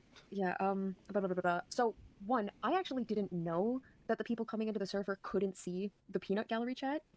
I think that's a good thing, because that was definitely on my list, because, I specifically Oh fuck, not the ponder list. Yeah, here we go. worried about people who are able to see the chat, reacting to the chat. After Mally has gone through all the reasons why she thinks this is harmful and that they should full stop, Ponder's like, well, let's see how we can restructure things a little bit to make things more up to code. It's like, no, just shut the business down. Shut it down. But my list... There's no room for restructuring here. Shut it down. Stop doing it. I guess, do you want me to just list out the whole thing, or just like bit by bit and we go over it? If you list out the whole thing, my brain's gonna scramble. So please, point by point. Yeah, I don't doubt it, Lio. I will get lost and I will get confused, and you'll have to put Grandpa back to bed. No. It's not the boomer LARP. He's just retarded. Here's the thing. People ask, why does he do this boomer LARP? And I know exactly why. I have said it before, but I'll say it again for the people who haven't heard this before. He equates age to wisdom. He thinks that the older you are, the wiser you are. And especially for people in a very socially inept community like the ACC, with people who are very young and, again, just socially inept in most places, somebody who comes across as older and more confident, even if they actually aren't all that old and not all that confident, as long as they can pretend and fake it, that's enough for these people to just follow along. I mean, I don't see any other reason why anybody would take Lio seriously, let's be honest. I don't know why anybody did in the first place. And I'm still wondering that, and that's something I'd like to ask all of these people. You know, it's like, why did you take this guy seriously in the first place, if at all? Like, how can you not listen to him in these calls and think that he's being absolutely, like, clownish?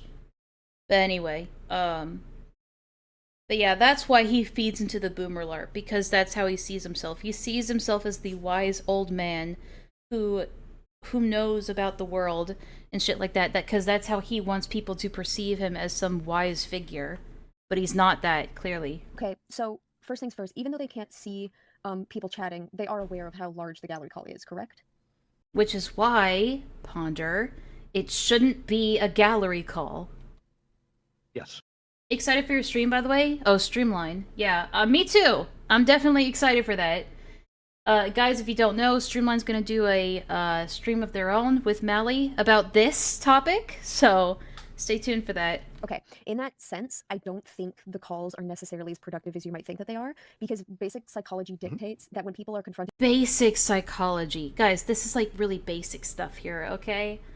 Listen up. With a viewing audience of that size, they are more concerned of defaulting to self-preservation and maintaining their reputation, and so they are more likely to lie. Which I know that you don't like the prospect of people lying. That's actually another thing to bring up, is that, like, we are aware that people are afraid of you. And, I'm sure you're aware of, like... But why? Ponder, you haven't helped in trying to dispel this weird notion of fear and reverence that people have for Lio. Because he has used your name to bolster his own credibility. That's primarily why, and it's a big lender as to why people are intimidated by this guy. You know what also didn't help?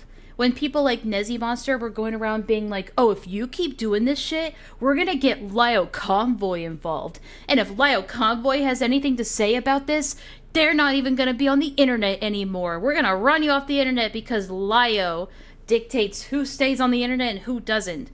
You had almost the entire ACC hyping this guy up. So now Ponder's sitting here being like, I think people are, like, afraid of you. Oh yeah, people are afraid of you, Jax. Am I a joke to you? We're talking, but, like, in this case, we're talking about severely mentally ill and mentally inept, like, unadapted people. So... But, like, Ponder's sitting here, like, acting as if Ponder didn't contribute to this at all, which she did. Good cop, bad cop. And the Sasu call is a relative example of this, because... I mean, even they, you know, if Ponder wants to admit herself that she was doing good cop, bad cop, I mean, that's her prerogative. At least she's being honest that she was being manipulative and deceptive. Sure. Alright, makes my job easier, Ponder. You know, Sasu got really aggressive whenever you got into the call, but then when I was present in the call, Sasu was able to calm down. That would be an example of good cop, bad cop. And Sasu opened up a lot more to me when Crystal and I were on the call than when you were the one talking. And that is like the biggest crux, is that when you are acting alone, you are bad cop, and people are less likely to open. No. He was bad cop in that call, even with you guys in there. Don't act like you weren't involved, Ponder. She's trying to frame it as if Lyo's actions in the call and hers and Crystal's actions in the call are two separate things when they are the same call. When they were in tandem with one another, when it flipped back and forth between them. She's acting as if those two things are isolated from each other when they aren't. Up to bad cop, they are less likely to be truthful in situations where they feel pressured or scared or trapped in a corner. They are more likely to lie. So this. But you know what does open people up to tell the truth is when you dangle the carrot in front of them and say, I'll be nice to you, I'll be welcoming to you, I'll be understanding, and then they open up and then you smack down on them. And people, like, Ponder knows this. She's not stupid, at least not that stupid. At least when it comes to police interrogation stuff, which I know she watches and is a fan of, that kind of stuff. I'm not going through the stages of grief. I've reached acceptance. Despite the fact that you hate lying, but you guys know what I'm talking about. Your approach inherently. This isn't even silence anymore, Mollusk. This is active, like, participation on Ponder's end. Brings about lies. People are more likely to be truthful, even if they've actually done something wrong, if they trust the person they're talking to. And that is something that needs to be established pretty early on. Anytime, oh wow, voice crack. Anytime somebody that Lyo, I guess you could say, respects in this regard, or views as more respectful than him, says something like this, like if Mally were to say something like this, like he would absolutely try to argue against it, or deflect from it, or pivot from it, or like victimize himself in some way, but because it's Ponder saying it, he's gonna sit there and put on this whole song and dance of, yes, I see. Oh my god, it's almost like being mean to somebody gets you less results. Whoa. As if he didn't know this shit because he's just so fucking stupid and naive. It's like he knows, but he's acting like he didn't know. I guess this is part of where, like, my background comes into play here. Because all I ever dealt with was bad cop, and you had to be honest with him. So I guess that's just part of, like, my lifehood bias coming into play, for lack of a better This has word. nothing to do with But your it does abuse. make sense. I understand it. Yeah, I understand that as well. It's just that your perspective comes from a perspective of, like, the bad cop is somebody who directly had power over you and could actively punish you in the moment. It's totally different over a call, where, like, you can't actually, in some cases, do anything against the person. Guys, aside from, I like, was in some cases, abused. I was abused. So let's see. Okay. So another issue with the gallery calls, the Sasu call showcased that there's the potential for unstable as well as malicious individuals to throw out extremely volatile personal information or threats of harm that could be triggering for those listening. And the staff can, like, this stuff cannot be predicted by staff ahead of time. It can only be acted upon after the fact, and that's not really fair to put on the peanuts. They're like, most of the time they're just going in for, like, haha, funny call, someone's being called out. You know what would solve this, Ponder? Is just not having these calls at all. That would solve this. So far, both of the points she brings up, it's like, wow, this could be solved by just not doing this. And then all of a sudden, someone throws out ideation, and it's like, oh, now this got really serious. Some people are going to be extremely triggered by that, and there's no way to predict it before it happens. Guys, the people in the peanut gallery are gonna be triggered! That's why this is wrong! Shut the fuck up. Yeah, that's a valid point to make. And that's what we were talking about a little bit after the Sasu call. That is a 100% valid point. I just didn't know how to navigate around something like that. I'm still trying to figure out. I didn't think of that. I didn't what? No way. I didn't know. Some things, but that's a darn good point. And Yeah. of course, Asuka did make that earlier, but, you know. Yeah. In that regard, especially with regards to potentially volatile or unstable people, gallery calls, like, they cannot happen the way that they happen because you can't really predict if someone's going to do No, they just have to happen in a different way. that. Even if they're not unstable in that sense, even if they're just malicious and they want to throw out something specifically really disturbing or disgusting or awful, some people will do that. Oh, there was the call in the overstim corner. Confrontational calls shouldn't be happening in the overstim corner because that chat is public and people can, like, the side chat being an open channel that anyone can view poses problems down the line where people can make assumptions as to what went on during the calls that they weren't present for looking at the chat, and that could completely miscommunicate what went on. Oh my god, people in a public server spread gossip and talk about things that they don't have, like, 100% knowledge about? Whoa, it's almost like you shouldn't be doing this shit. Or you just have to accept that your server is a public server and shit's gonna happen. Telephone's gonna happen. Enlaa versus Ponder in the Thunderdome? Oh, Jesus, I'd rather not. I'm sorry, just so I make sure As they say, never meet your heroes. my ducks are in a row. I have no interest in talking to Ponder. Like, I don't want anything to do with Ponder at this point. What call happened there? Zara. Oh, yeah, that was completely impromptu. I didn't even think of that. Yeah. Jeez. Yeah, like I understand. It Really, wasn't Ponder? Really? The... something that we were expecting, but that probably shouldn't happen. Like if they're going to be confrontational, if there are confrontational calls, it needs to be like all in a hidden channel with like a chat that cannot be accessed by just like the peons or the peanuts or whatever the hell they're called. Or That's a fair even, point. or even able to be viewed from the outside, because the thing with the overstim corners, you can still see the names of who's in there, you know. And you think it would be a normal thing, but if someone, but yeah. Let's see. There needs to be a private and accessible chat for any and all confrontational calls, period. Might also be worth recording those calls and providing the recordings to... Alright guys, I have an update. The Ko-Fi is finally ready to go. The Ko-Fi is actually operational now. I fixed it in the background. Enlaa, no, it was a joke. I'm sorry, please. What's your Ponder lore? I just used to be a passive fan, a passive viewer. That's about it. Well, I mean, that's not just about it. I mean, like, she was my inspiration for even getting into this kind of stuff in the first place. Like, she was the inspiration for me to start viewing this kind of shit, like, with a more critical eye, and to start looking at things more objectively, without emotion tied to it, especially when it comes to evidence or false accusations, or potentially false accusations, to really look at the evidence, know what to look for, know what details to suss out, and what details are being obscured, and all that good shit, right? And I realized you know, when I was watching videos from people and drama videos and stuff, I was already doing this sort of thing where I would pause and give my own opinion and go on rants about it, and then keep watching the video and then talk about it to myself. And like, I realized I was already doing that, so why not just do it on a live stream? Even if it was to nobody, even if it was like streaming to 0 people, it was still getting it out there. It was still like this outlet for me. And yeah, that's why. So hearing that Ponder was involved in all this was a huge disappointment to me. Now, at the beginning, I was unfairly harsh because I took Ponder's silence on the matter as like complacency, which is unfair. And that's something that Mally and Streamline and Ponder actually do touch on in that stream that they had on Mally's channel, where they do talk about, like, sometimes you shouldn't have to, like, jump in and make a statement on everything, which is fair. And I think I've always held the idea that they're not obligated to, but I think it's unfair to judge her for not living up to that sort of arbitrary obligation. However, once I found out that she was way more involved than we thought, and was basically allowing Lio to invoke her name to bolster his credibility and make people trust him more, that's when it became a much bigger issue for me. And her recent video where she's like, guys, you just have to give him room to learn and grow and change, even though I'm going to continue enabling him, that it just sealed the deal for me, and I no longer respect her.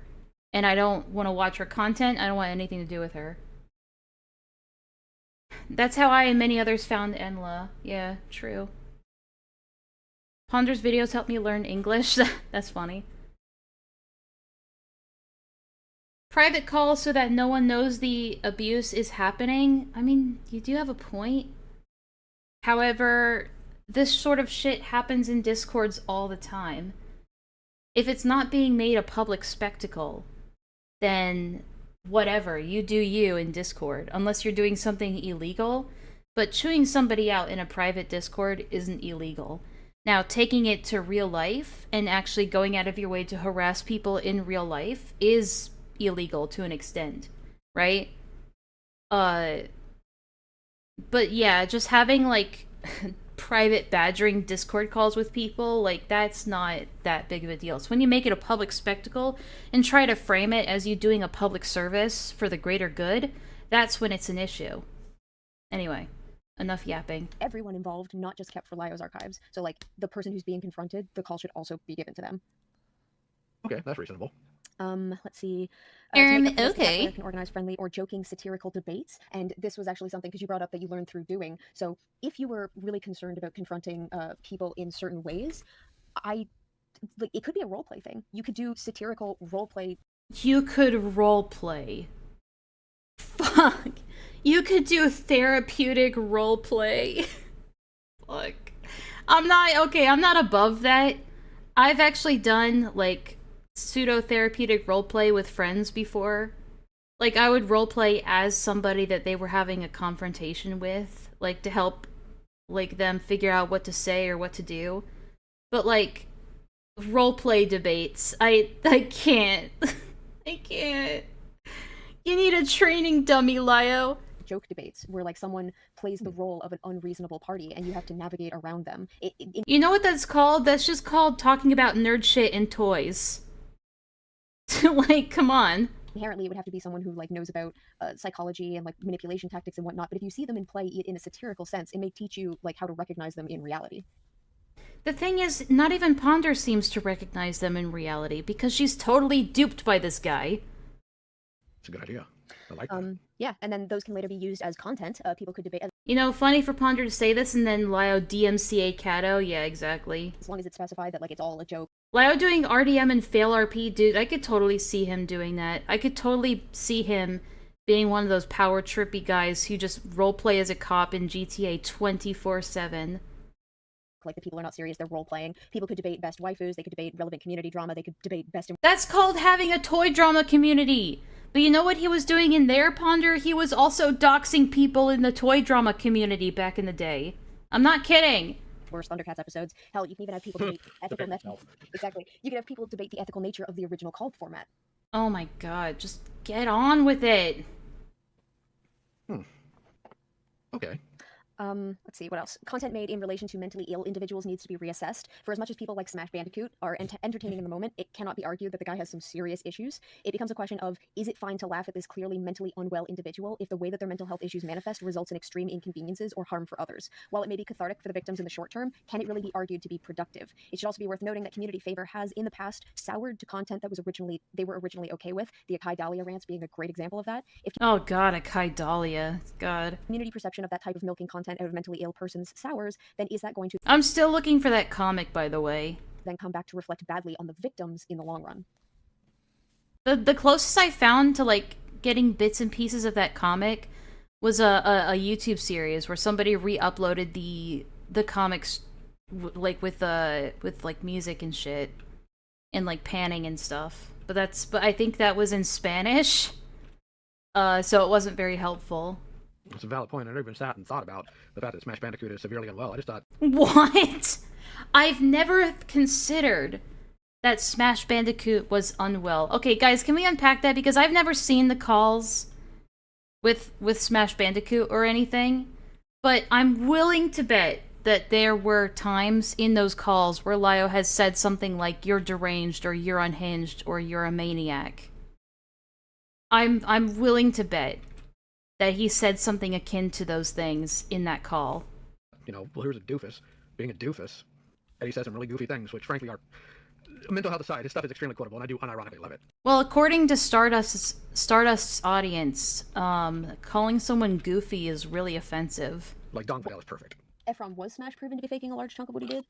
I believe Lyo... Asking Ephraim, that's a big mistake. I believe Lyo addressed that in part 2. He talked about that at the end and showed that Smash was at the very least exaggerating what he was doing for the microphone in order to intentionally make himself look more unstable. So he's like trolling.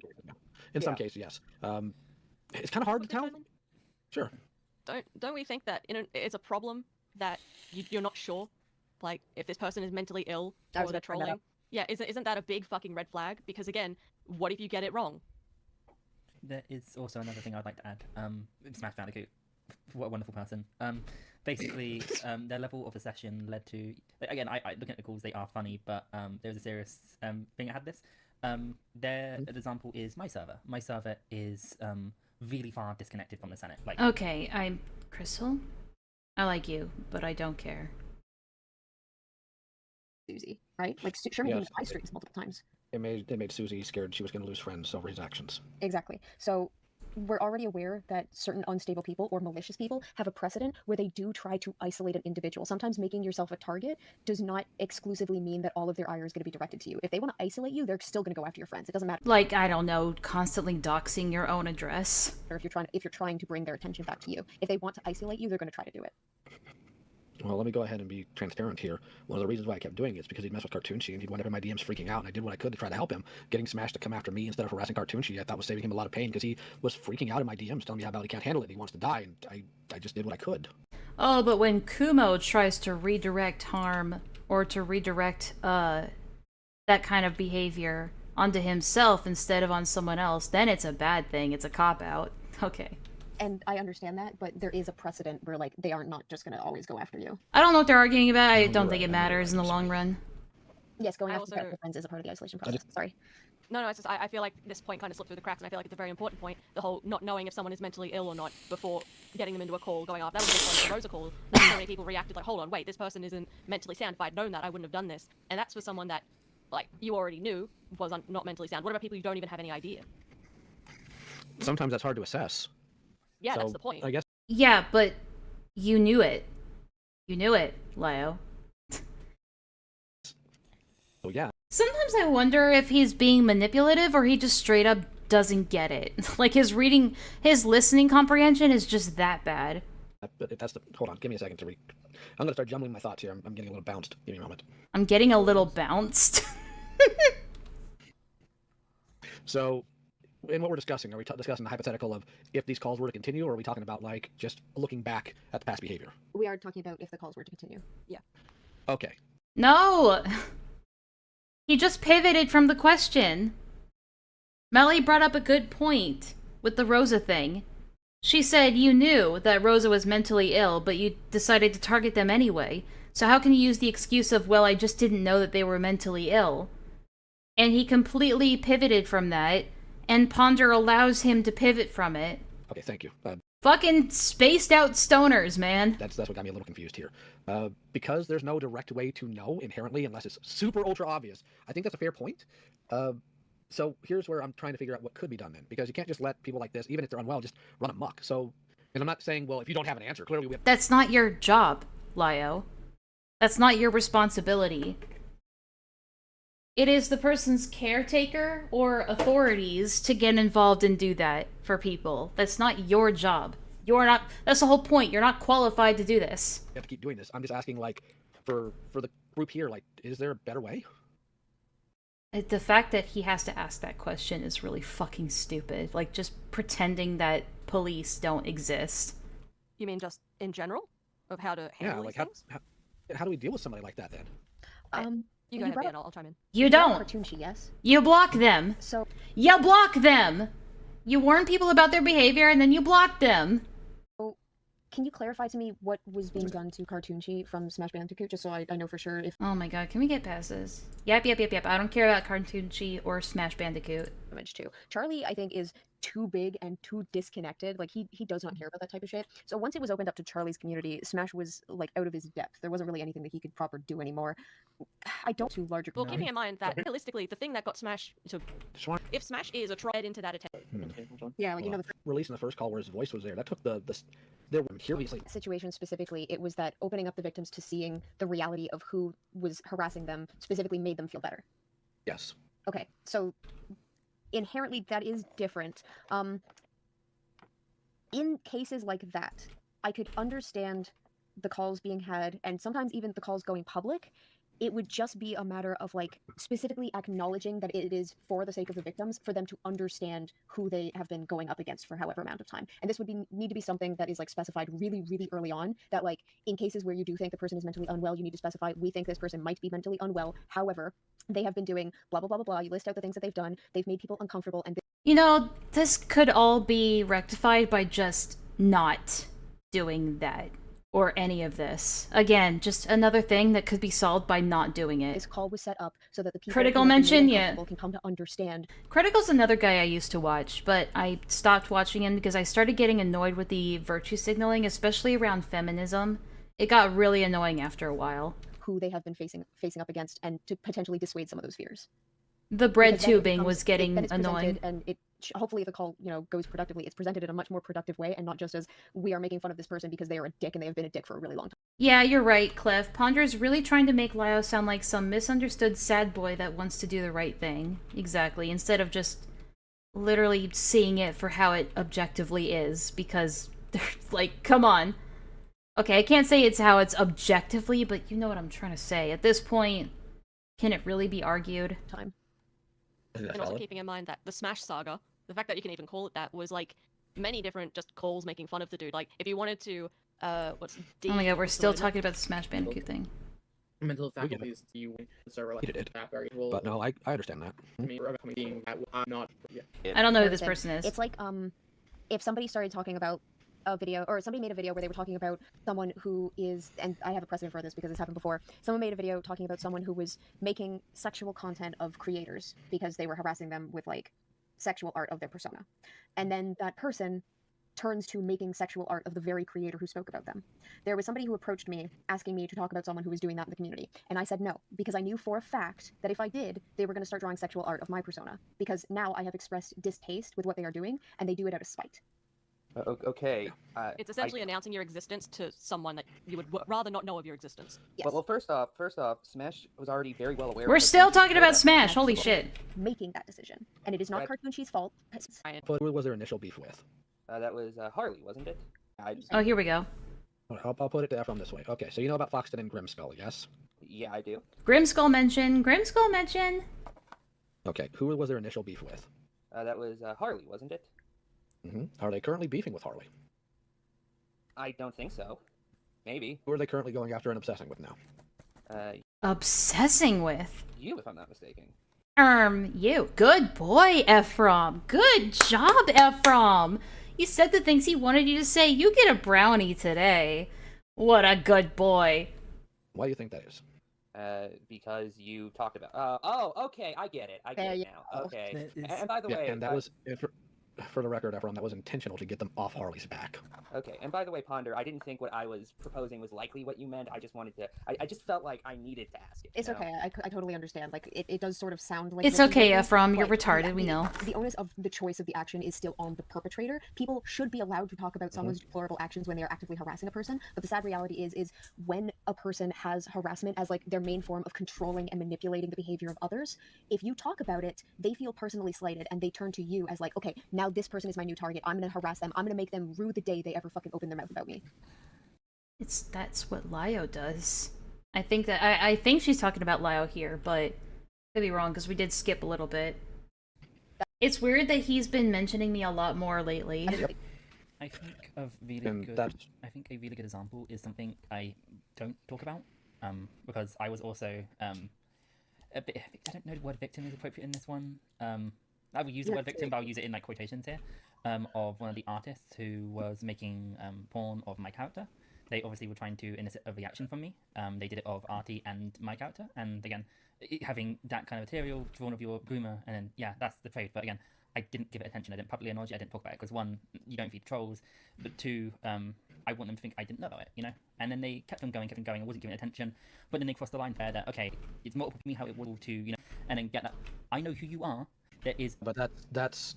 The thing is, he didn't go away. He just chose different targets. I have his information now, so if people want to file reports, they can and should. But that's getting a little bit further off the beaten path here. Okay, you can't make reports for people drawing NSFW of your avatar. Sorry. Just like, what? Yeah. The point is, and this is one reason why I made it a point to continue to prod Smash whenever he's giving grief to Cartoon. We're still talking about Smash? Angered him. And now but anyways, let's get back to Ponder's list, because I don't think she wants to be here all night. Oh, okay. Okay. That's another thing that annoys me when people go when they're thinking. Like, just think. Kumo does it too. He goes It's like, stop with the baby noises. Is it just an ADHD thing? Is that it? Every single call dealing with someone who has been a danger, and this is only in instances where this stuff continues, every single call dealing with someone who has been a danger to others needs to have a mod that is versed in mental health. There needs to be some... Oh yeah, this is fucking funny.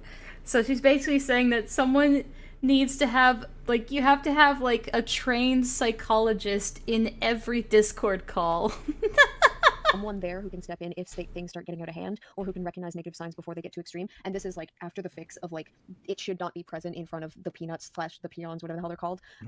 Because even in that case, it's No, Ren, he also goes, buh, buh, buh, buh. I've heard it so many times. not fair for the mods to have to He goes, buh, buh, buh. go through that. And if we do release the calls to the individuals after the fact, you've already stated before that there are some calls where they shouldn't have access to them because it is not going to be productive for them to hear what they were like. And I think it would be really, really good to have someone there who can step in before stuff like that happens. I do have a personal slight rebuttal to that. At what point does it swap from us moderating a Discord server to it basically becoming a job in relation to mental health, an unpaid job in relation to mental health for us to moderate calls? Yeah, if I can add to that, isn't it ridiculous that it's gotten to the point where it's talking like we need a mental health professional on hand? Yeah, exactly. Like, thank you, Mally. You invoked my name, I'm back. Like, this is a Discord that deals with YouTube drama. Like, if you really want to boil it Thank down, you, Mally. and we're talking like we need a shrink on hand, like, is anyone else not noticing this is ridiculous No. and really out We're of our also- like well, area? Okay, a lot of things can be ridiculous, but these are just hypotheticals we're going over right now. So, Okay. like, yeah, But to this a is point, sure. a potential But like. Sorry, go on. here's going to be the hot take, and I am genuinely not saying this to be offensive, because the you don't know if you'll trigger your audience. 100% valid. I cannot simultaneously have a server that's supposed to be safe for people and then expose them unintentionally or intentionally. Well, unintentionally, yes, it's not fair because of course you're not going to see that coming. But expose them actively to people that can damage that or make them feel unsafe. The caveat to that question is if these people are genuinely. But then why would you tell Vlad that you want your server to be a safe place for vulnerable people if you also want to continue doing these callouts? Doesn't that just contradict that entirely? Genuine scumbags, sexual harassers, you name it, the worst of the worst. We have a lot of talk about caring for their mental health, and I'm not saying this to be cruel, but if they're that type of people, why should we? Yeah, but it's not always that type of people. And most of the people that are, the poster children for people that have been hurt by these kind of calls aren't predators or scumbags. They've just been mentally ill people. Or might I add within it too, sometimes even those behaviors you can get it wrong and accidentally hurt things. Okay, so we're specifically talking about the people that have been damaged that were innocent. Okay, that makes sense. All right. Alright. Okay, so Alright, so so the solution here is to just not see them as innocent. Okay. Just assume everyone is evil then. Alright, that justifies it. Alright. Done with predator hunting anyway, so that shouldn't really come into this equation. you never know, because I can't even sit here and tell you how many times we've had a call where example, Shome's call, right? Not inherently a predator, but and Ponder was there for the entirety. I do see your DM, by the way, Grim. I'll talk about it later. Okay, no, I'll just say it real quick so it's out of the way. The reason why I said that what you showed in your video was being portrayed, in my opinion, a little bit dishonestly, because the way it was framed is that it made it look like that Sasu call happened in the Senate when it was actually in Guac Barrel. And I think there's a distinction there because Lao didn't have anything to do with the Guac Barrel call. Wasn't even a part of it. That's the thing. Brought him in, and I was stern with him because he immediately came in trying to make excuses. I didn't insult him in the fact that he was Although I could be wrong on the spectrum or anything, but it was about do not get inappropriate in terms of your terminology with kids, like asking for hugs, or don't trauma dump to them. And then it somehow came out about how he sent children pornography and tried to get them to go after a convicted child predator in commentary videos. So sometimes I literally just run into these things not even expecting them or knowing that they existed because nobody knew until we had that call. Yeah, and I think the Shomes call specifically, it was also revealed within the call that he was there was like a 16 or 17-year-old, and he asked them like, would you miss me if I'm not going to get into it, but he was in fairness, there are aspects of that call that I really, really don't agree with. It sort of caught me off guard at the moment, but there was one person who sort of descended into yelling at one point, and I understand things got heated, but it was... Oh my god, they were yelling! productive by that point.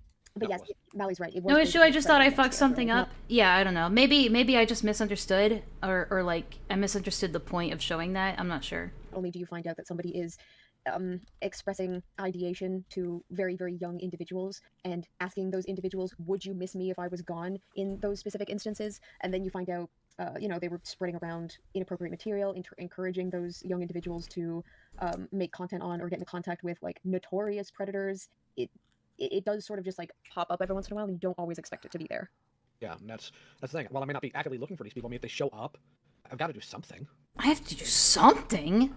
It's not your job to do something. You should take Barbara's advice on, like, reporting it to the correct authorities and going down that route. Just the second you found out that they've confessed to such behaviours, it says, okay, you have broken the law. You are an actual criminal. I cannot continue this call. I will be making relevant reports. Okay, that makes sense. Yeah. So the criticism there is if we run into something like that, make it known and cut it, right? Yeah. Oh. Duh. Yeah. Okay, and that makes sense, even if it's like a private call. So okay, thank you. That makes things a lot more Oh, cut and dry. thank you. I didn't even that wasn't even a concept to me before this. Whoa. Yeah, I appreciate that. And I know it's probably kind of ridiculous. I feel you have to hold my hand through some of this, but I do genuinely have to walk through some of this stuff. But why? It just makes you out like a retard. Like, you really have to hold my hand. I really appreciate it because I'm just so stupid and like so new to this sort of thing. I just didn't know. I didn't even consider it. Okay, so I'm just all heart and no brains. yeah, I actually did re-listen to that call recently, and there was some behavior there that on reflex I'm like, could have done that better. So what's your next point? Oh, okay. So I think that you need to attend classes pertaining to mental health. I understand that getting all of that. Okay, first of all, no. Just like what we were talking about earlier, it is really, really dangerous to put a narcissist in that position where they can learn better how to psychologically manipulate people. And yes, I think he's a narcissist. Like a genuine one. And it's dangerous, which is why therapy doesn't really work for them either. So not only is this just a terrible idea because of that, but it's also just dumb to be like, oh, you should take sensitivity training in order to do Discord calls. That done immediately. Just so dumb. This whole point is dumb. Be a problem because I don't know like how much time you have, but I think if you address situations like this, it does need to be done. It needs to be worked towards at the very least, because it's important that the person running the server has some knowledge in this regard too. It cannot be entirely put on like a small group of mods who may or may not always be available for these sessions. Or, I know this is gonna be a wild take, but like, maybe just don't do it. Maybe just don't do these calls.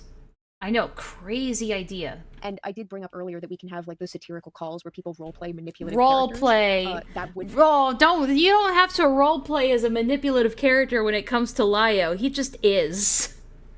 He doesn't have to roleplay as one, believe me. Before Ponder was a therapist, now she's a teacher. Yeah, it's just... I think Ponder thinks a little highly of herself, if I'm being honest. would probably also help into it a lot because I understand that you learn by doing. Yeah, but again, if I am I Look, Streamline, props to Streamline. She's a champ for sitting here and listening to me diss her friend. Props to Streamline. I agree with what Ponder is saying, and I would add to that in that you should not be cutting your teeth on real people while you're still figuring this out. Cutting I your have something. teeth on real people. I think it's a good point because one issue I have been having is the fact that because the people within the server are not sure who I don't really know who you are, and your input is not welcome here. It's not relevant to not relevant to what's just been said, but I think it's a question that needs to be asked. Yeah, Crystal just said it. It's not relevant. The amino, like, would you drop them? Would you drop someone that close if you knew that they did this? Oh, right. Okay, so Crystal just asked, you know, when it comes to Ponder, if you knew beforehand, before all of this, before Peaches dropped you, before that, if you knew about the amino chats and the inappropriate stuff that she was talking about around children, would you have dropped her? So that's what Crystal is asking here. Would you drop them? Would you drop someone that close if you knew that they did this to people, did this to children? It's a harder question simply because here's where I struggle on this, and this is what I voiced to you. I do know that people who have been groomed are used to certain normalized behavior, especially considering that was 5 years ago. They were literally still in contact with their groomer. That was even before their drama happened. So I'm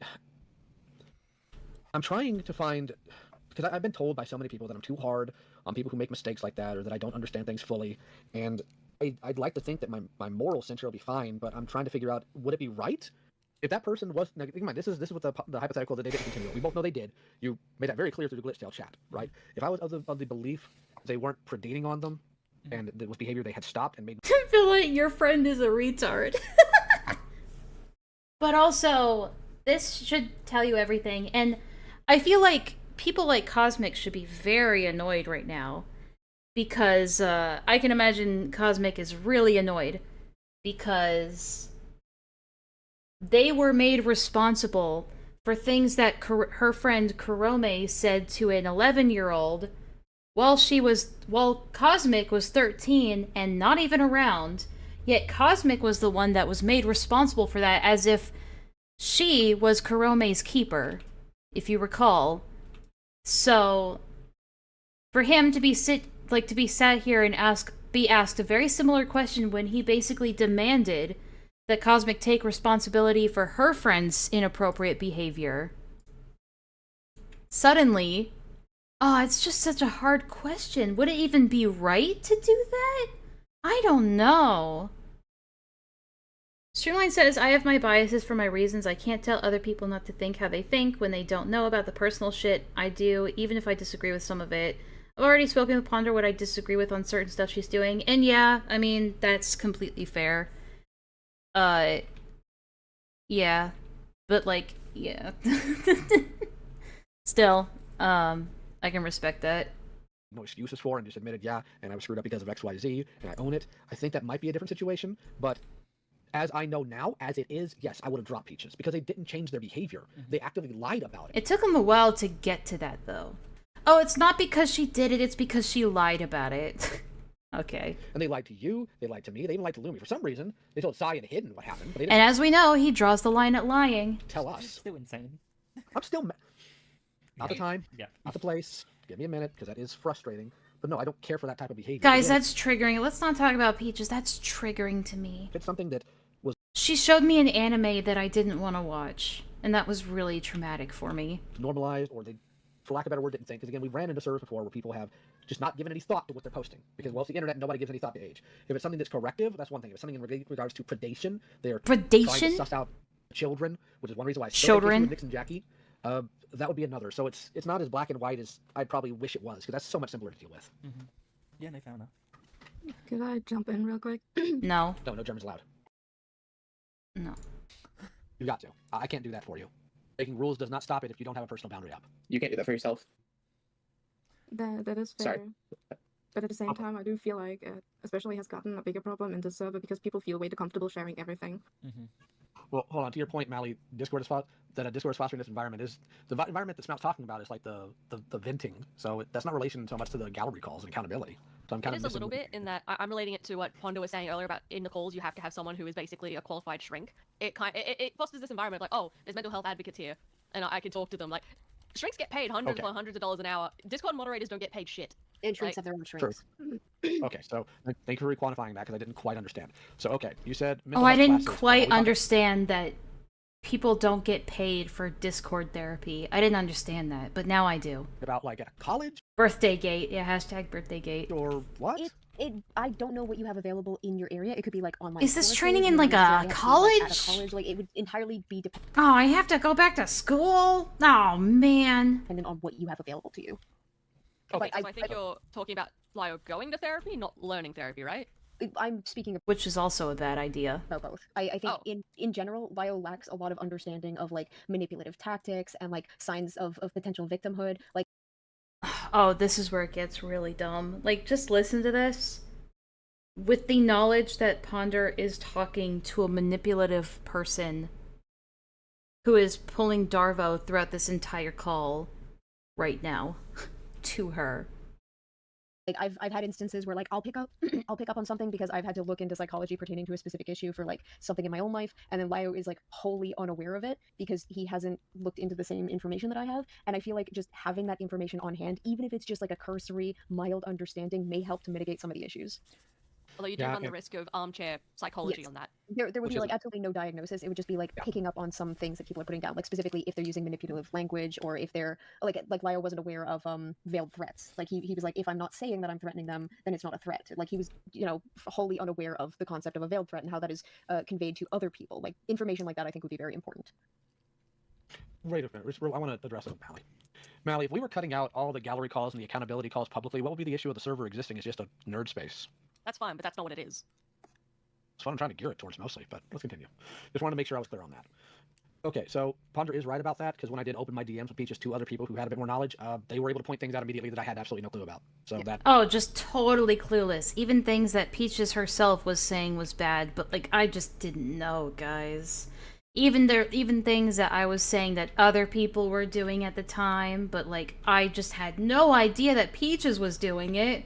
That's a fair criticism. When I was younger, things like psychology were absolutely demonized, and I mean that by the textbook definition. It was considered wrong morally in the eyes of the Lord. So, well, something I would like to point out with Peaches in particular, Peaches was using Darvo tactics, and inherently, it is more difficult to recognize Darvo tactics when you are on the receiving end of them. Evidently so. Evidently so, Ponder. It is very difficult to pick up on Darvo tactics, apparently. Especially if you are not communicating about like your interactions with the perpetrator of those tactics with other people. Like that's a thing. That is what they are designed to do.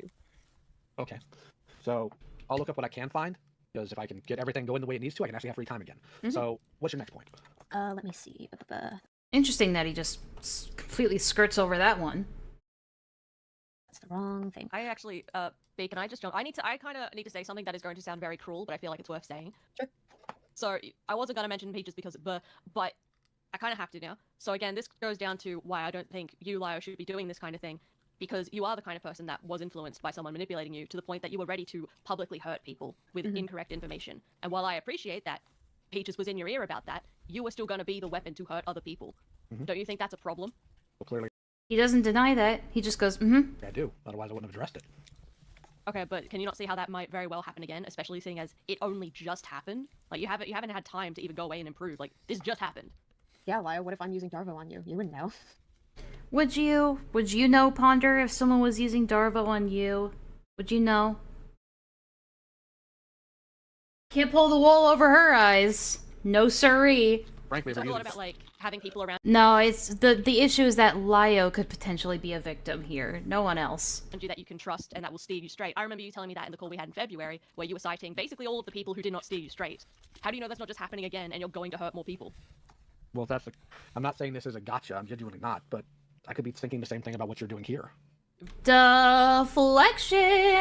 What does the D stand for in Darvo, Ponder? You very well could, but I haven't done what you've done. No, but the point is, like, manipulating people. I'm saying that, like, how do I know you're not doing that to me? I mean, okay, let's say, for example, I am manipulating you. Let's say I am the Now this mod call has turned into a game of Among Us. mastermind. I am manipulating you. My net goal is for you to stop hurting. How much longer of this dumbass call do we gotta suffer through? It's a good question. Oh my god, there's still like another hour. We're trying to get through as much of it. If Crystal or one of the other mods start yapping, we're gonna speed through some of that. People, not to go after people. Yeah. So even if I am manipulating you, it's for the greater good. Like, I'm not manipulating you. Yeah, the greater good. Yeah, I'm not going in, oh, this person is... I disagree with Mally on that. I don't think... The only people who should be allowed to be pulling off Darvo tactics on people are, like, the fucking police. Because they are doing it for a genuine good to, like, solve actual real criminal cases. Pulling Darvo and manipulation on people in Discord is just not appropriate at all, in my opinion. It's bad, and we should make videos on them. And I'm not doing that. I'm telling you that I think you fucked up, and you shouldn't be doing this. Okay, I understand that. That's why I'm really listening to you guys. I am literally listening to you guys. I'm annoyed at the fact that you haven't seen that I'm being a good boy right now. That's why I'm hearing you out instead of just telling you no and removing you. I could tell you no and remove you, but I'm not. That's proof that I'm listening to you guys and not just dismissing what you're saying. Okay. I'm giving that space for that criticism, and I am genuinely hearing you all out as best as I can. You might need to walk me through some things because I actually don't get it, but I'm not here thumping my chest and pushing things against you saying no because I want to. I'm actually listening to you. Again, like, yeah, I mean, that's fine. You can say that.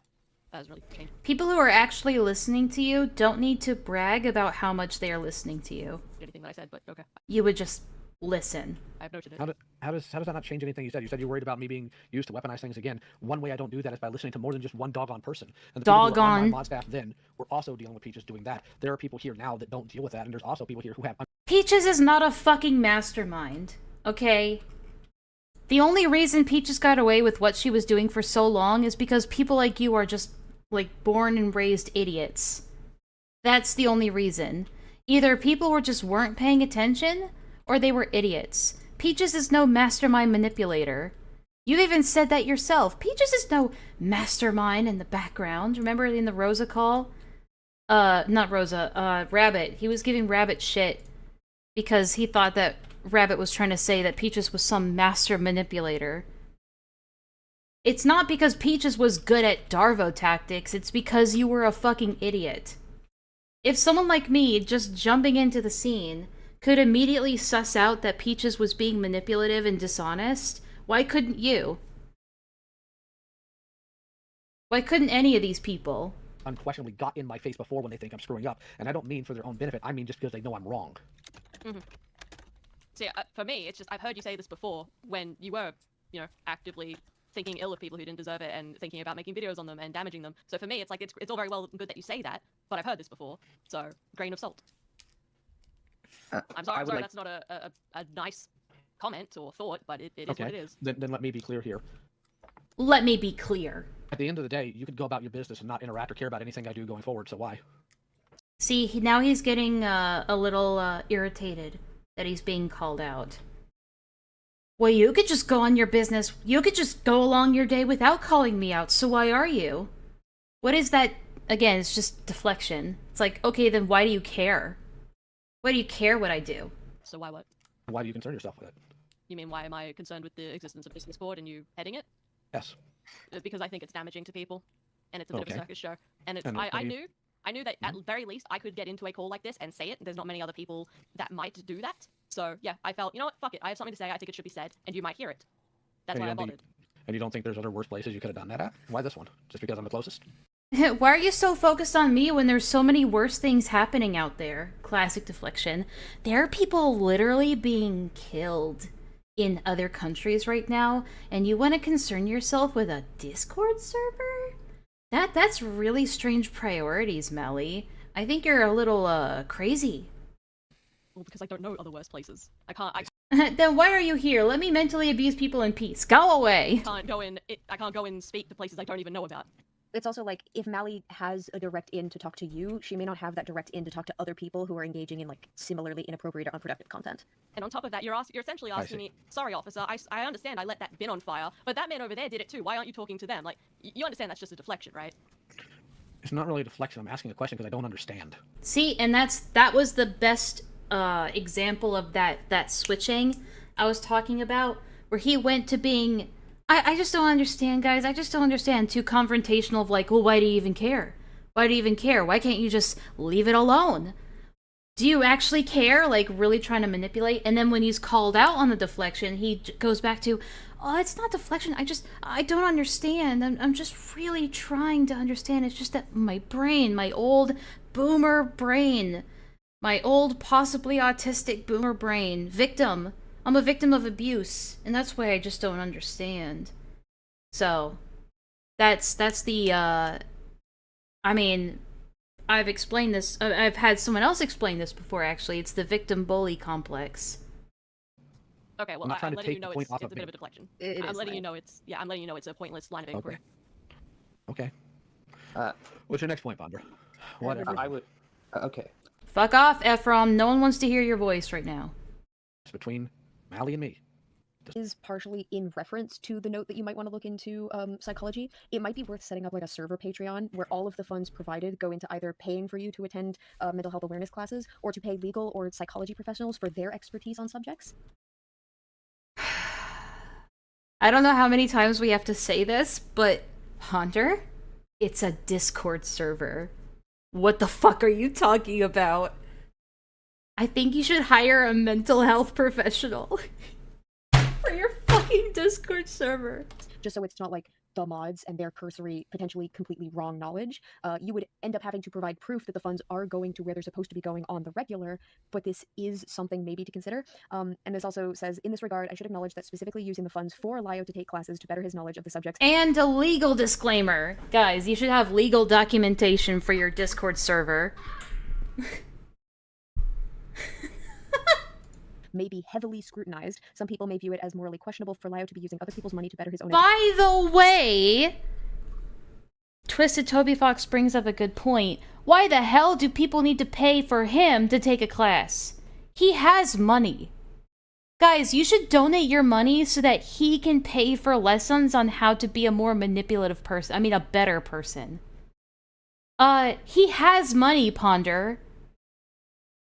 He spent plus 20k, way more than that, on toys. He spent hundreds, like upwards of $1,000 on Miku Month. for those figurines. I think he can afford a class without having to raise up funds for it.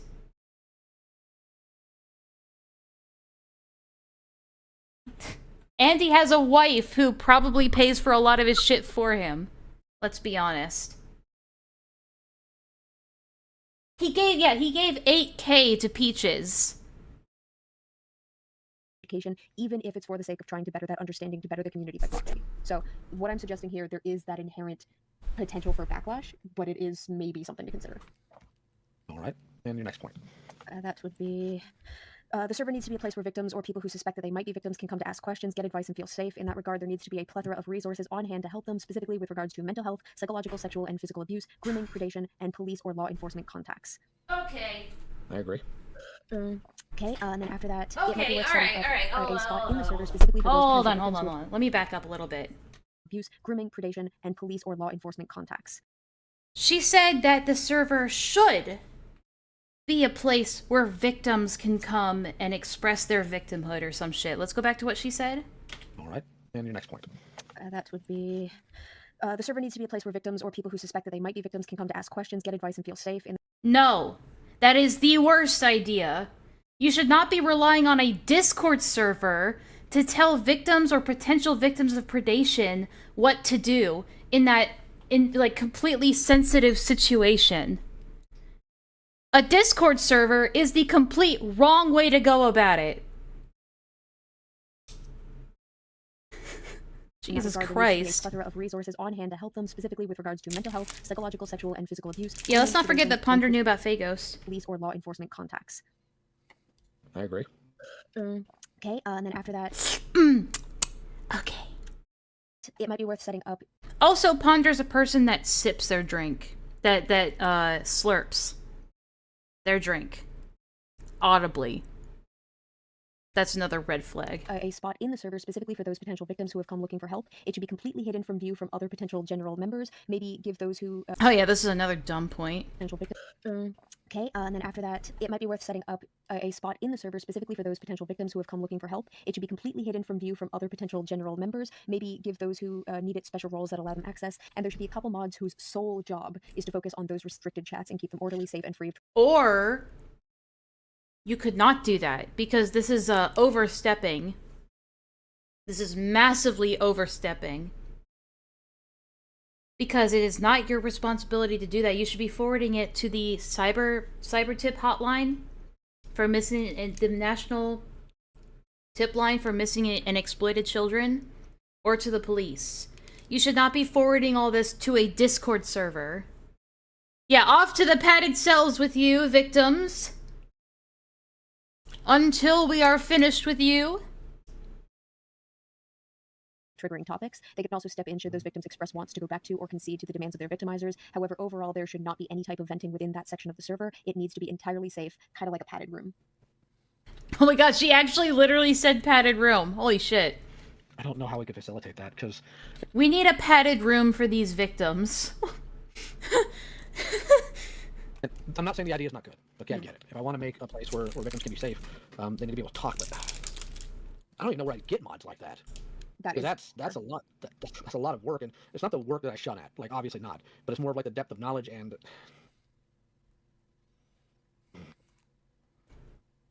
Listen, I don't think Ponder's being malicious. I just think that she's like your typical brain dead stoner. I'm sorry. The weed has melted your brain, Ponder. That's draining for everyone involved so heavily. And I get that's why you said specific mods pertaining only to that. I had an idea, but I don't know how viable it would be. I know venting is obviously a very valid way to deal. I mean, this is like the one point in this where Lio's actually right. It's not viable. You shouldn't be doing it in the first place. With the frustrations or even with trauma, and I thought about the possibility of having a room to where I don't even know how Discord works. Like I said before, and no, Big Cat is not turning the server into a daycare. Lord. Oh no, she's retarded. They're the only ones that can see their post, and nobody else can, even if multiple people are posting in there. I don't know if that's possible, but that's an idea, and I'm probably conveying it very poorly because I convey a lot of things very poorly. Yeah, clearly. Okay, like I said, just a suggestion, but I understand that is probably not realistically feasible. Okay. Oh, you just now realize it's not realistic. Okay. Lio needs to be more forthcoming about the nature of the calls that people are potentially being pulled or invited into. Having now seen how he phrased the call between Rin and Jun would play out, it could be argued that he lied about how that call would play out by omitting the fact. Could be argued. He did lie. Fact that it would have a viewing audience. Obviously, you've clarified that Rin, as far as you're aware, was aware. No.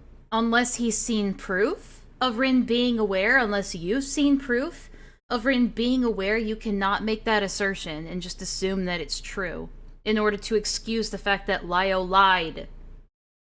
Rin has personally told me, no, I did not know. Of the gallery call process, but we would sort of have to check on that because as far as we know, you're kind of just guessing or basing on assumptions, and you could be totally wrong. If Rin was unaware of how gallery call works, they could have been completely taken off guard by the presence of a large viewing audience. If Rin didn't know this, that it was objectively sneaky wording, and it could 100% be viewed as lying. It's akin to, I didn't lie to you, I just didn't tell you the whole truth. If there's going to be a viewing audience, then it needs to be specified. Yeah, lying by omission. If they need to be given the opportunity to reject a call like that, or they need to be given the opportunity to reject a call like that if it's not something that they can handle.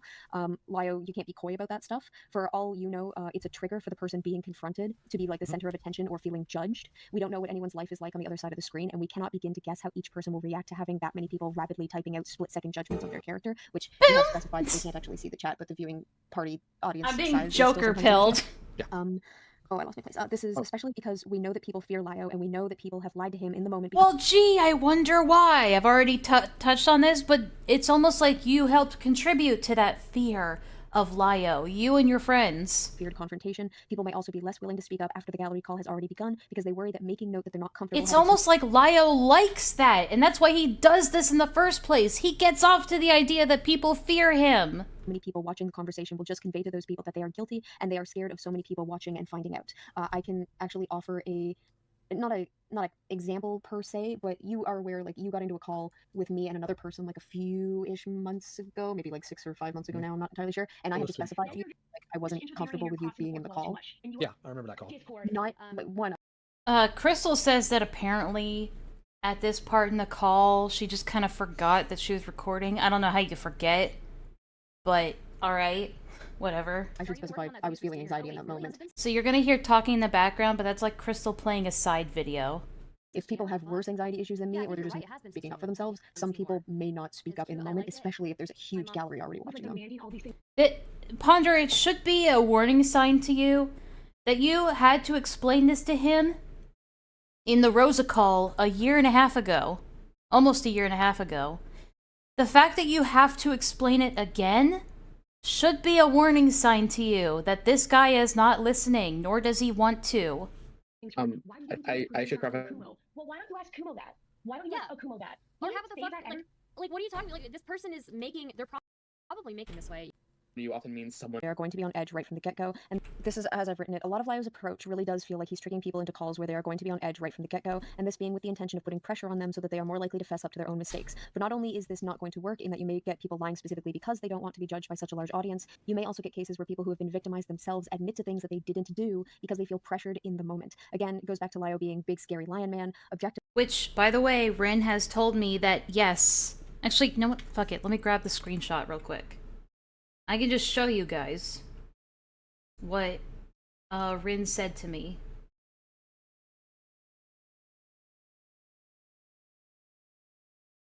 Alright, this is what Rin has told me in DMs. I was so under duress that it would be genuinely hard to make a rational decision. It feels victim-blamey, to be honest. I felt if I left, I would be called a coward. Again, I was under the impression that this was just me and Yoon, and Yoon said that Lio would apologize to me. Both of us didn't expect that happening. This also leaves out the fact that Lio said he wouldn't threaten me, but did. So Zach is, like, needlessly defending Lio. Lio also said that I could leave at the beginning, but then threatens me, which made me freeze. Which he's threatened to do in the past, like in the Rosa call. He would make threats that if Rosa left the call, he would get her real life involved. And, like, contact people in her real life. I hear Stardust in the background. Yeah, Crystal was, like, just forgot that they were recording and started playing a video, I guess. Which apparently happens a lot with Crystal. They just press record and then immediately forget that they're recording somehow. I don't get it.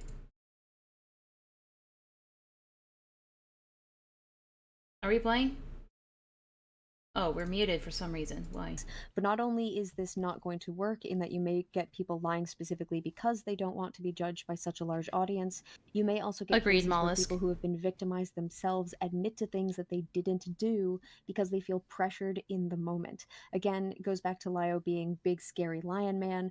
Objectively, some people, especially those who have been psychologically beaten down or victimized in the past, are going to cave to fear and peer pressure. If a person has already been gaslit into believing themselves to be an abuser, then they are going to concede to the notion if it's presented by someone that they are intimidated by, or in instances where they feel cornered or helpless, because they will perceive it as the quickest means to stop the interrogation. Alright, how do you think Lau's gonna respond to this? Do you think he's gonna go, yes, I see. Yeah, that's a valid point. I see, yes. It won't matter if it's true. All that will matter is if it'll stop the feelings they're having in the moment. Okay, so I can understand where you're getting at about the audience thing. Okay, but to his even when credit, I he have didn't do private that. Calls, like, how do I address? Oh, this is funny. But hold on, I'll get to this in a second. Cosmic says, Lio enjoys using people's real-life situations over their head the moment he's aware about it. Exactly. He's actively ready to use it to fearmonger the person he's confronting, a lot already being vulnerable. Yep. About the audience thing, but even when I have private calls, like, how do I address the fact that they're going to be terrified regardless? If someone's scared, how do I make them not scared? That would fall to, like, having other mods and probably clarifying them. Or just don't do it. If they're scared in the moment, save the call for another day. Wait for a day where they're not scared. Maybe not, preferably not when they're huddled up in a closet because they're afraid that if they get caught on Discord, they're gonna get beaten by their dad or thrown out of the house. Maybe that's not the best time to have a confrontation call. To them right at the beginning that the mods are there for, like, their safety and to mediate and almost as if there's research done on how to accurately conduct interrogations to get a real confession and should be done by professionals. Oh my god! It's almost like people shouldn't be doing this shit in Discord calls. Even in interrogation situations, a lot of the tactics that are employed by the police are considered to be cruel, which is why they're only acceptable to be done in those particular cases because it is, like, actually necessary. 9 times out of 10, it's necessary to deploy those interrogation tactics and manipulation tactics in order to get, like, vital information, whether it's, like, to save a hostage, or an abductee, or to solve a murder, or, like, an active crime that's happening. And that takes far more precedence over a fucking Discord drama. to make sure that, like, you don't get out of control. Okay. Like, the mods are there to protect them. Okay. So your overall point on that is also, like, don't do anything solo. Yes. Oh yeah, oh, just boil it down to, okay, never be alone. Got it. He already wasn't doing that. And also, Ponder just sort of, like, invalidated the whole idea, like, she inadvertently just said that one-on-one calls are unacceptable, which that should be the standard, or that should be the default. By default, calls should be one-on-one conversations, but now they shouldn't be. Like, I don't know.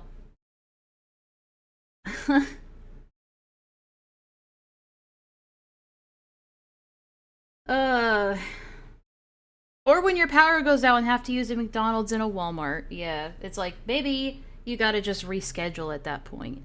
If one person in the call is hiding in a closet and the other is sitting around at McDonald's, maybe you just wait for a better day. Make a rain check. Like, police interrogations are recorded to be looked back to make sure the suspect wasn't manipulated into a false confession. Crazy to think it shouldn't be done in a Discord call by a lion larper. Yeah. Yeah, exactly. And these calls are never recorded to make sure that they are like behaving appropriately. That's not why they're being recorded.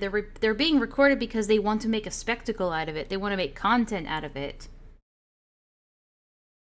Oh, but Ren is an abuser / stalker, so our behavior in the call is justified, even though I'm never going to specify on exactly what Rin did. Absolutely.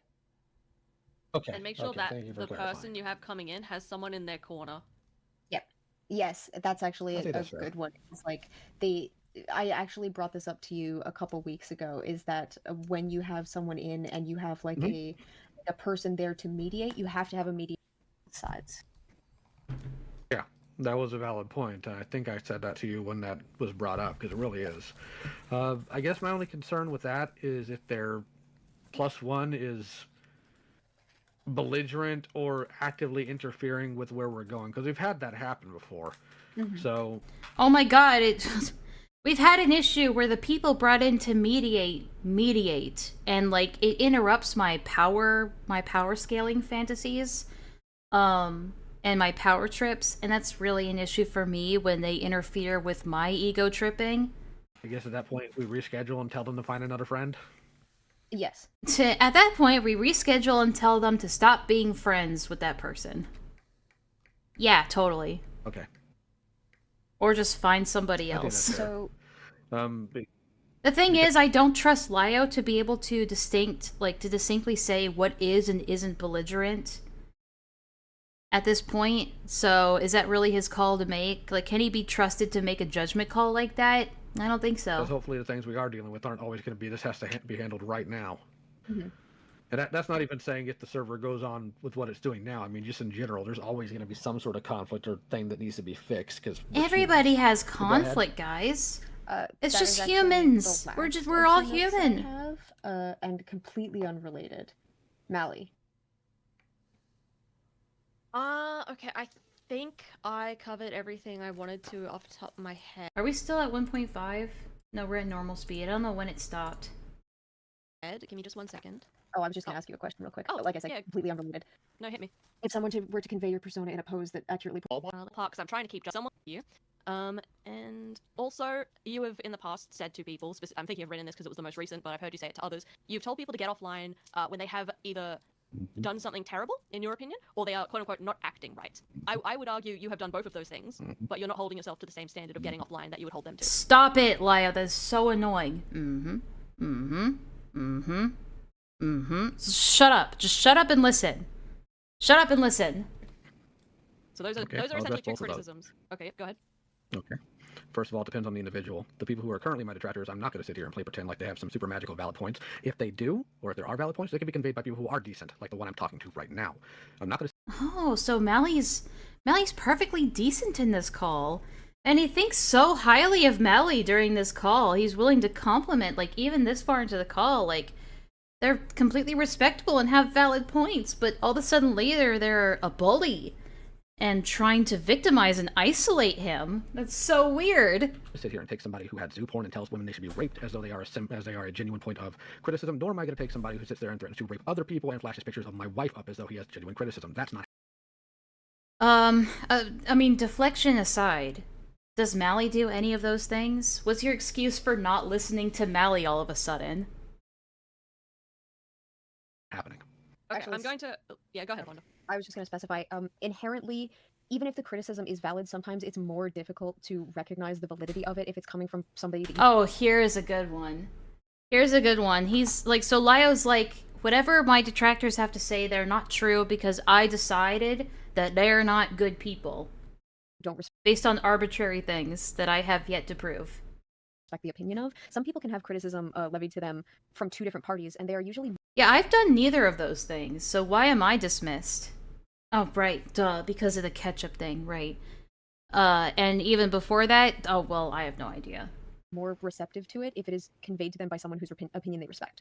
Well, that's Like, true. I should also specify there's critique, and then there's also like evidence and claims, and you kind of brush those aside as well, Lio, if the person presenting them is not palatable to you, which is a problem. I'm going to use an analogy. Get a load of this one, ready? Because it's been on loop in my brain forever, and I know you like them. So if a serial killer tells you that the sky is blue, and you can look up and see that the sky is blue, it doesn't matter that a serial killer is the one that told you that.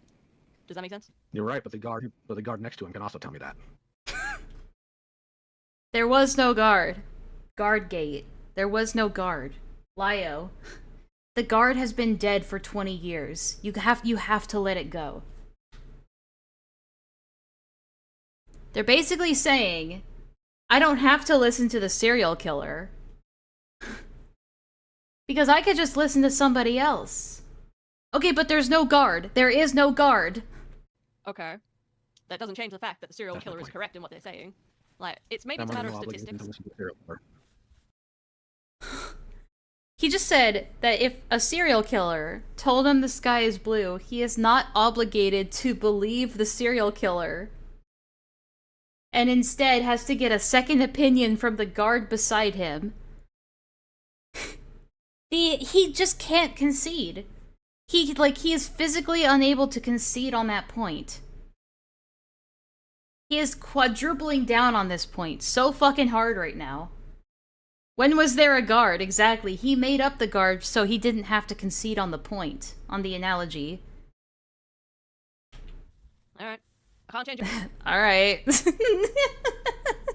Respectable answer from Melly. Just like, okay, I don't even know how to work with that. Value on that, I think you're wrong. I think it causes a lot of unnecessary discourse, but I can't change your mind on that. Okay.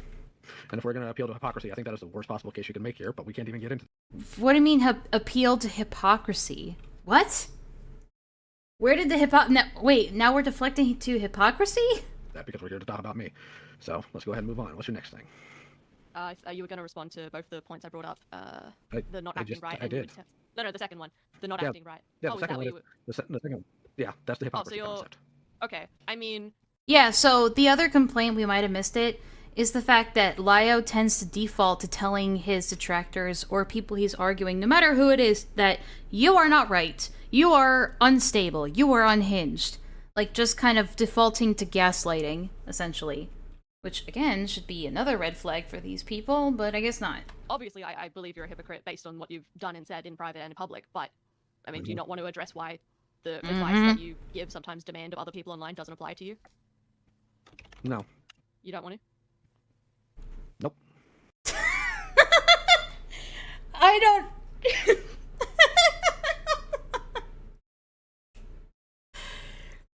Do you have a reason why you think, do you want to talk about why you feel like the rules don't apply to you?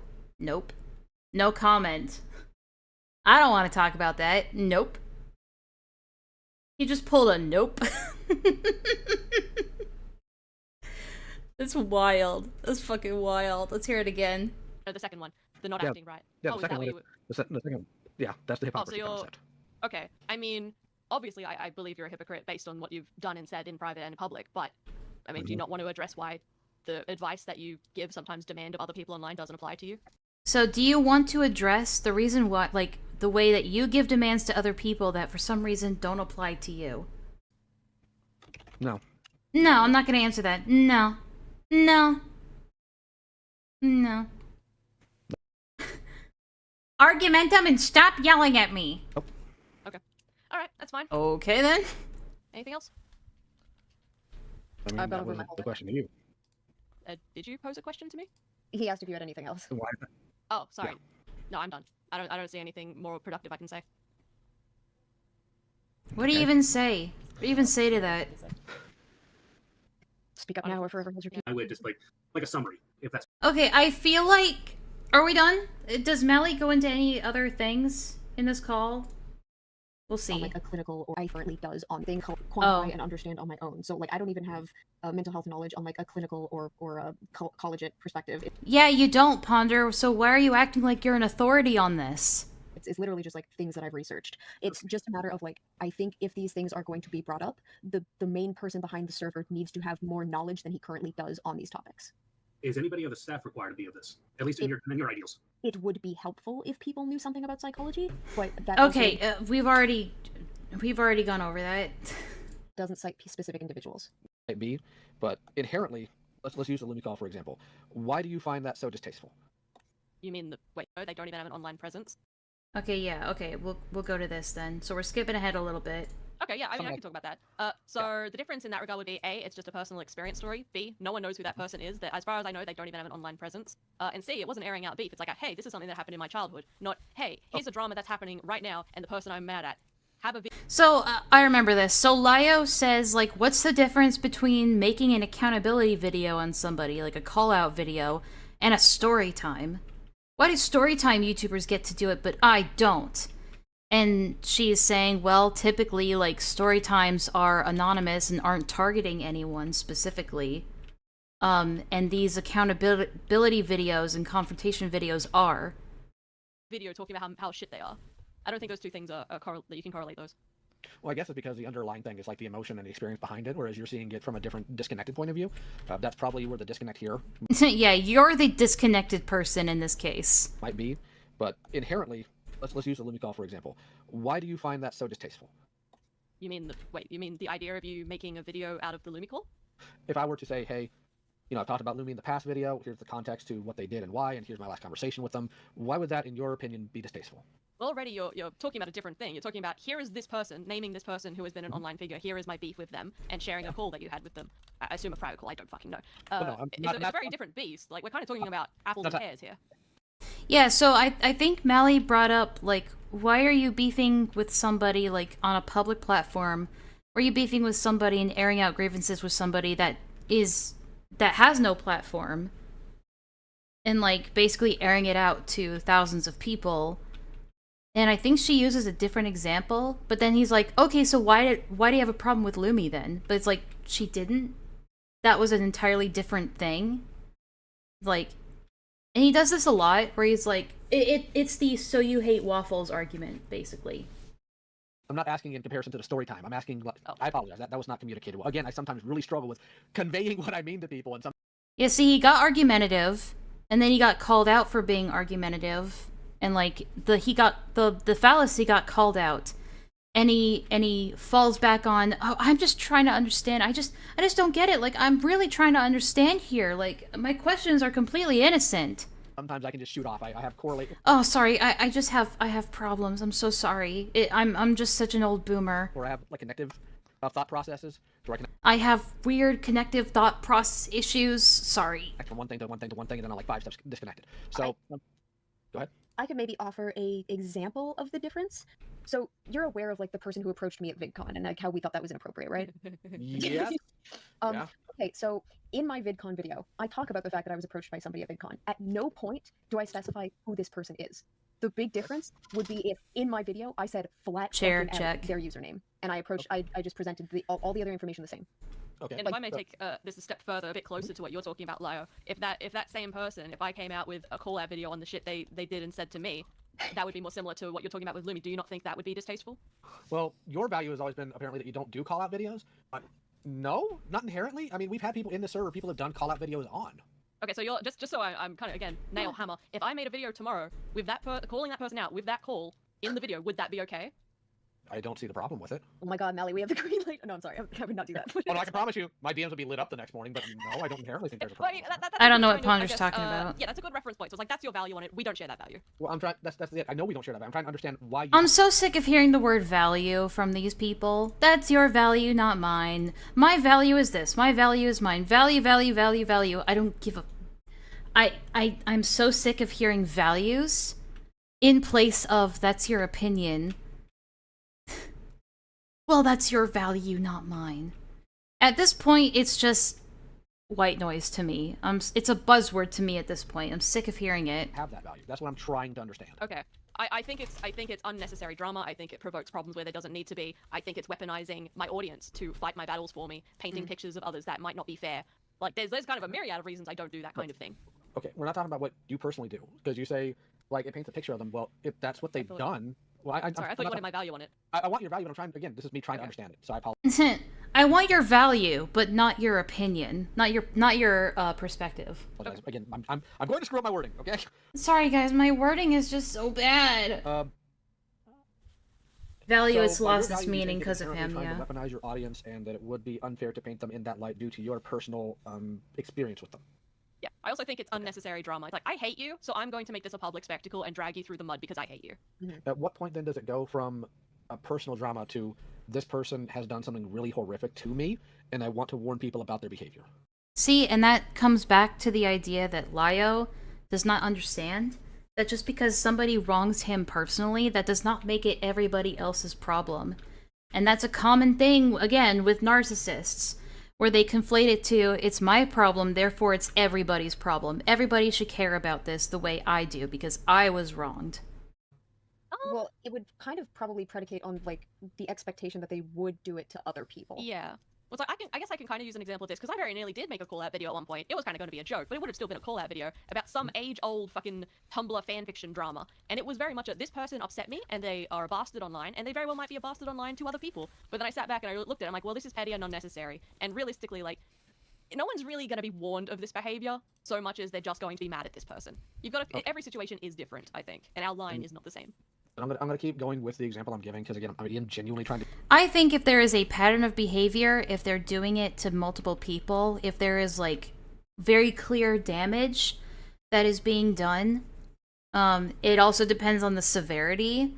It also depends on if what they're doing is illegal. But if it's just something that's personally bugged you or personally wronged you, that's not worth the time to do it on a public platform and make it a spectacle. If you allow and understand this. With Lumi. Lumi did a lot of stuff. Lumi lied to a lot of people. Lumi tried to ruin whatever life or whatever anything else I had. Lumi actively manipulated other people. Lumi dicked around with the server. Lumi had acted very spiteful and malicious to these ends to a point where they were giddy about it. And even in the call we had... Giddy. Leo doesn't know what giddy means. So did Lumi act in a very low, monotone voice? Very disinterested kind of tone? There's not much in the way of them obviously regretting it. They were belligerent the entire time. So if they're willing to do this to somebody they said they were close to, I worry they're going to do it to other people. And while I don't I'm going to interject very strongly here, because Lumi did basically the same thing that you were doing. Oh! The only difference between you and Lumi in regards to being manipulated by Peaches is that Lumi came after you. That's the only difference. No, there's a lot of Yeah, and Mally's right on the money with that. But people have been saying this for a while, so it's not really anything new. But still, it's good that she's calling it out. They're just not things you don't know. I think You the don't difference is that know. it was done to you instead of others. No. I think that's. How Let me do you know? No. Let me explain. So, the thing that I've heard since all of this happened is that you were manipulated by Peaches, and yeah, your actions were your actions, but you have to take into account that you were manipulated. Lumi was in the same boat. The only difference is that you became the scapegoat, and then Lumi kind of took your place in that regard. And it's not fair, in my opinion, for you to hold Lumi to the fire for the same thing that happened to you.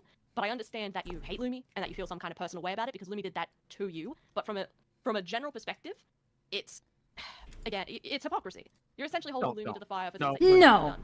No. I'm not, because again, you actually don't know, Mally. And this is where I actually am going to be very strong against you. Did you see the BK logs? BK, you're gonna have to elaborate. It was Peach's personal little server. Because you can say that Lumi did the same thing as I did. No, they did not. Lumi was 12 different times worse than I was. 12 different times worse. Their malice, for one. The giddy enjoyment they got out of it, too. Again, Lio just arbitrarily ascribing intent and, mind reading onto people. Narcissists do think that they can read minds. I'm not joking. Like, you can't ascribe intent to me, but I can ascribe intent to you anytime I want, even when it directly contradicts your actions. And 3, refusing to take any actual accountability until way after they got called Why is he covering his mouth with his hands? What is he doing right now? out for that behavior. In the sense that even when they disconnected from Peaches, they didn't want to really... They were 10 times worse than me because they were malicious. Okay, but how are they malicious? Because they did it giddily. Well, where's your proof that they did it giddily? Because they did it to me! do anything. And then they sat in a call with me, belligerent about it. Okay, It so wasn't the you're actual upset start. because Lumi did shitty things, yeah? That's like, if you boil it down, you're upset because Lumi did shitty things. You can boil that down about a lot of things that are terrible to people. Everyone does shitty things. Yeah, that's kind of the point.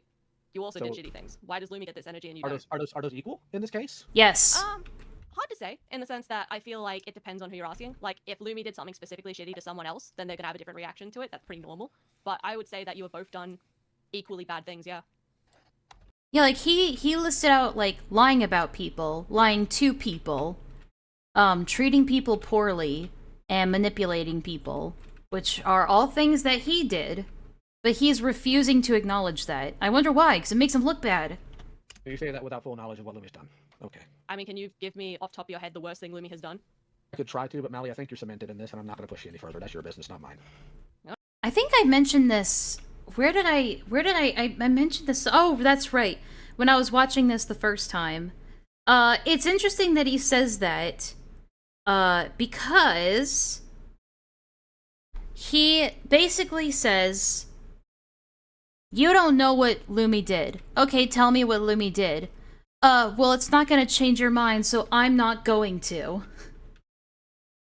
His voice is muffled because he's putting his lion mask on. Yeah, that's where the lion mask comes on.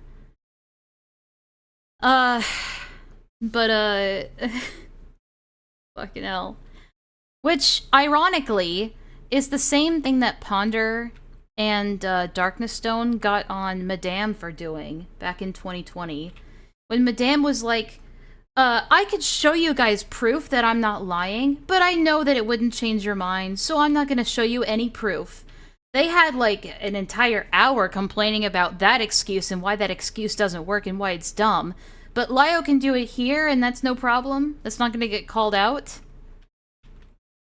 Alright. What? Not like they have to, but it's interesting that, you know, it's not an issue when Lio does it, and we just have to expect him to be growing and changing. I mean, you say that I don't have the knowledge to speak on this, but then when I Yeah, ask for and- the clarity, you won't tell me. So it's like, you're ignorant, so therefore shut up. But also, I'm not going to No, fix it's the not. ignorance. It's not your ignorance, therefore shut up. It genuinely isn't. Or at least I'm not trying to make it. Is that anytime I try to give. It's, I don't have a good example that will convince you. I don't have an example of something Lumi's done that I also haven't done. That's the thing. That's why he can't give an example. Because he knows that whatever example he gives, it's something akin to something he's also done. Give you any sort of elaboration, you essentially boil it down to, well, Lumi did bad things. So yeah, but Lumi did things that were worse than me. Okay, Lumi- I've been messaged by Dorito and something I want to add. Is something that I said in the. Okay, I don't know why Crystal is interrupting with her own personal shit, because people- Mally was onto something here, and then Crystal You feel interrupts. like you have this anger, but it's understanding. Yeah. So that's the purpose of the video is to raise awareness. Essentially, is what you're saying. Blah, blah, blah. Downplay. Trying to, but it feels like you're gonna be complete for does.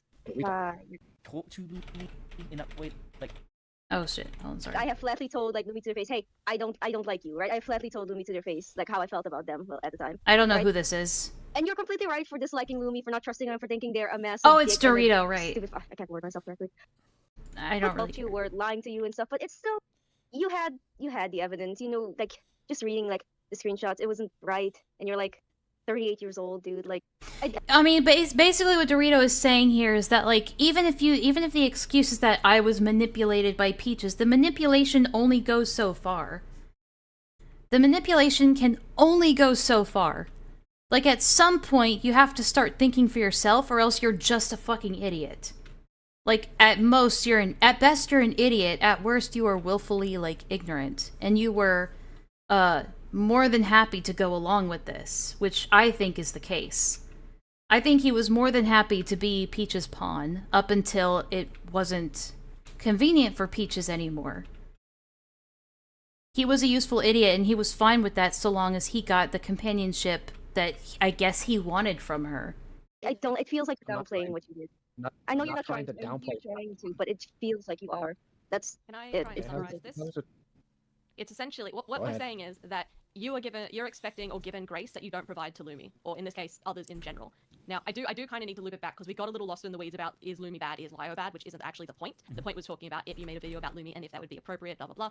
Yep. And your kind of rebuttal to that was, well, Lumi did bad things, they might do again, correct? Yeah. So that's the purpose of the video is to raise awareness, essentially, is what you're saying. And I take issue That'd with be that ideal. because again, if we look at Then where's the video on Fuchsia Butters or Toasty Vanilla? Where are those videos? I would argue that they've done worse than Lumi did, so why are you prioritizing a video on Lumi over something like Toasty Vanilla or Fuchsia Butters? you know what Lumi did, what you did. Doesn't it also stand to reason that you should be warned, like people should be warned of what you've done? It's clout, he wanted Peach's audience, but that's definitely a factor, but I strongly feel like there's something more to it than that. It couldn't just be that. Because he was also friends with Ponder. Why didn't he just cling to Ponder instead of Peaches? Like, I don't know. There's so many other people he could be God defending just based on their numbers and clout, but he didn't do that. Not with everybody. He could have done that for Spocter, who had a much larger following, but he didn't do that.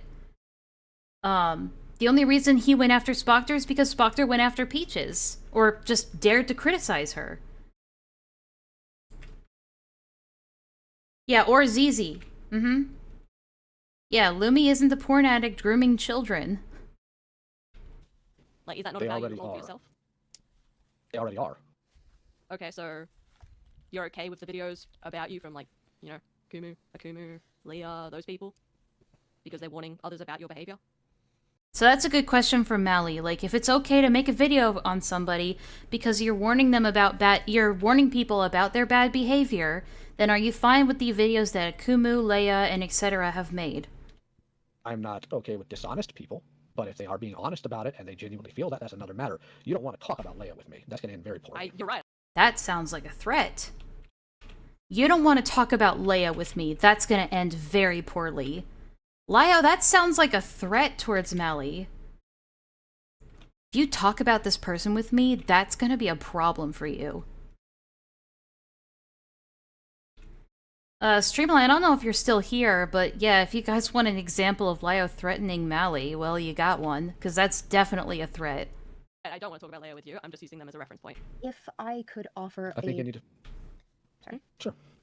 So I understand specifically, like, the feelings towards Lumi. However, you did... Yeah, how are they dishonest? Like, to this day, they haven't managed to come up with any examples as to why Akumu was being dishonest at all. I mean, Doodle Tones just says it was framing, but they still can't even demonstrate how the framing was dishonest. did bring up earlier that Lumi was, like, giddy in trying to take you down.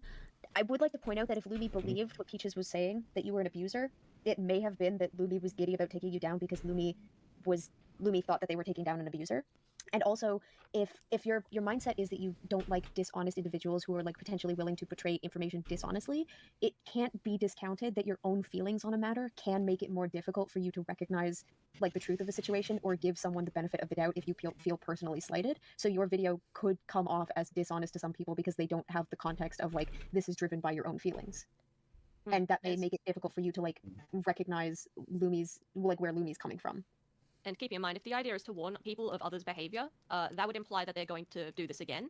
And again, Lumi's whole thing is that they basically were you after what happened to you. So if you can get better and realize I was manipulated and not do this again, wouldn't the same apply to Lumi?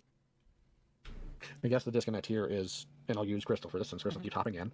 And Big Cat, if you need to leave, you can bounce. We'll provide a recording later. I have consistently been apologetic to Crystal. I'm literally giving Crystal and Dorito the money from that video because of that. It's also why when either of them come to me with an issue, I don't dismiss them, I don't ignore them, I hear them because I don't want to be in that position again. When I confronted Lumi, it was consistent belligerence. I don't think Lumi was sorry. I think Lumi didn't like the inconvenience of having to answer questions. But now... But Enlaa, how do you know it's not a veiled threat? I can't tell if you're being facetious or I'm supposed to answer that. Well, gosh, how do you know intent? I just don't know. God, how do you know intent? Unless he was, like, directly saying it was a threat, then it can't possibly be a threat, because you don't know intent. She comes off as really babying him. I mean, that's what she's there to do, right? Is to coddle people. That's her job, apparently. Is to coddle people in this server. Belligerence is the word of the week. Yeah. Yeah, I'm being sarcastic. Yes, okay. Good. I kind of figured. The autism takes control sometimes. Still. Alright, anyway, we'll continue. Yeah, I do want to tell, I don't like constantly raising, you saw how annoyed I got when, like, I found out the stuff with Vin was Yeah. Not attack, but... Also kind of it wasn't like, oh, you should forgive Lumi because... Oh, right, I was gonna say that, like, he'll say that then, like... Oh, God, fuck, what... I lost it already. Thanks, Streamline. I'm dipping out for now to touch some grass, but good luck with the stream. Yeah, and good luck to yours, too. I'll definitely be there. Definitely. See you later, buddy. Buddy, old pal. We're not friends. No, that's not. You don't have to forgive Lumi. It's like you feel however you want towards Lumi. It's more of the idea that you're not taking. I feel like you're not taking into consideration that, like, yeah, Lumi was also manipulated by Peaches, and yeah, Lumi is just like yeah, Lumi didn't go like to your fucking DMs immediately apologizing. But I'm gonna be completely honest. It took you a while to apologize to me too. And I know Lumi probably isn't going to. Like, No, that's yeah, but like, But yeah. I guess my frustration here is, when you guys, even now, when you guys come at me about the fact that I've done damage to you, I'm not belligerent to you about it. I give you as many answers as I can. Lumi and Crystal may disagree with it, but everybody else who's listened to the call, Lumi was completely belligerent. There wasn't any ounce of remorse that I could pick up on his end. It's that I could pick up. Because you don't pick up on anything, Lio. At all. That's the sticking point. Because I have forgiven people for doing horrible, awful things. Especially Have you, though? You forgive them for so long as they don't cross you again. But then, when they do something to upset you, it becomes an issue again. Yeah, sure. Asterati? Sure, yeah. We have an art channel in my Discord, or alternatively, you can also DM me. With Lumi, I guess that's the main sticking point, is they did all this, and when they're confronted, like, they don't actually care. Yeah, but when you do shit, Lio, and you're confronted about it, you also get belligerent. You just don't want to acknowledge that. I wasn't really in that like call, but I have but like I have had a call with Lumi, and where the two of us like talk, and I know like they can be very like how they did come off was kind of like. Okay, we get it. Lumi sucks. I was honestly like, again, I am a person who is. Oh wait, Mally left at this point. Okay, so yeah, the rest of this is them kind of chatting it up, I think, about just stuff. Okay, we can finally move on from this call, guys. I cut it off at this point too, because this is mostly just them talking. I mean, it's still interesting to hear Lio's thought process into this, but yeah, he's just absolutely bullshitting and just expecting people to just believe it. And then when people don't take it at face value, then he gets petulant and belligerent. Ironically so. But we'll move on to the next thing. So this call happens May 24th. Apparently Crystal leaves the cat's lair May 25th. And I'm conjuring this from my brain. Wait, what was this call about? So this was Mally Malware confronting Lio about his behavior. So yeah, we finally are moving past this call and on to the next one. I wanted to touch on, I don't know if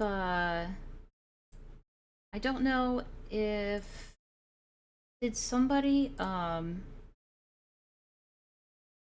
do you guys think we should go over a bit of the Leia something and Zach call, or is that not super relevant? I don't think it's very relevant. But they had an argument in the Thunderdome too. Let's see. Where do we go from here? There's just a lot going on right now. Alright, well, I guess we can go on to this part. This was... So, some things have been happening behind the scenes. I'm trying to get my timeline right here. If there's anything I missed, just tell me. I really should have prepared it ahead of time, but I never do. I'm like too busy making Sansloid music. Maybe I'll give you guys a sneak peek at the end of the stream, what that sounds like. Zack versus Leia is just blood sports and they talk over each other. It's funny though if you want. I was there. I found it more frustrating than funny. Because like I get that it's blood sports. It's just I'm not always interested in calls that just aren't very productive. I just don't feel like either of them were very good at it. That's just my opinion though. You are clearly very busy. Yeah, I'm just too busy to make a docket for this stuff or take notes or anything. Clearly I'm just so busy. There were some parts where I feel like Leia couldn't decide if she wanted to like actually argue points with him or not, because like I feel like Leia would try to bring up a point of contention with Zack, like a genuine like complaint, and Zack would be like, okay, where's the evidence for that? Well, actually it was this, or actually it was that. And then Leia would just be like, I don't care, I don't care, I don't care, I don't need to know, I don't care. Like, I feel like they both just kept getting needlessly petulant. Back and forth, and it just kept going around in circles, which is fine, I guess, if it's like true blood sports. And like both of them were just like, I'm like totally winning right now. I am so winning. And Leia at one point just goes, I'm like raping you right now.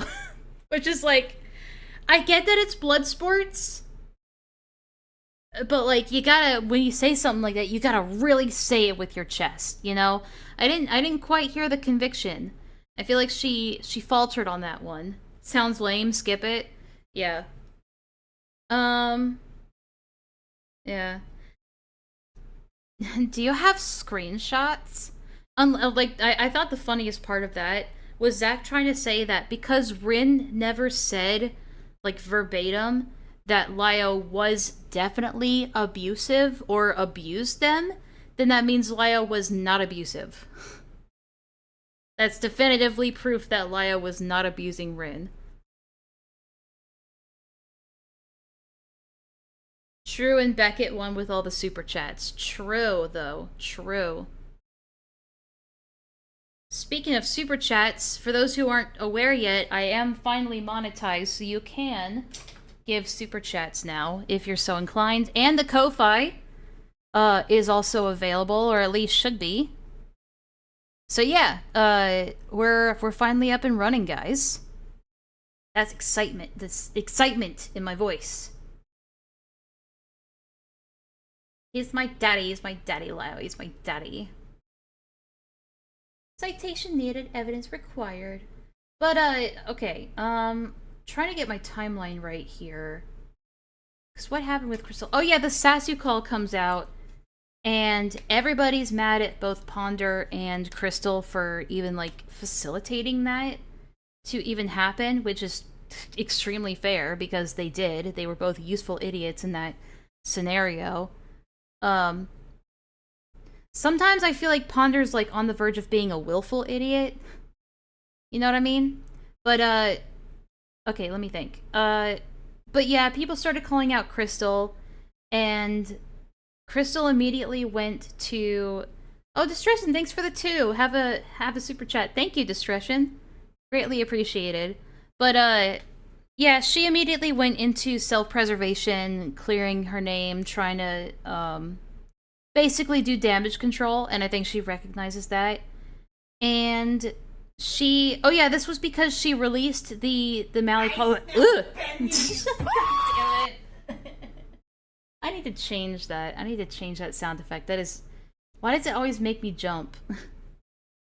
I knew it was coming too, and I still got jump scared.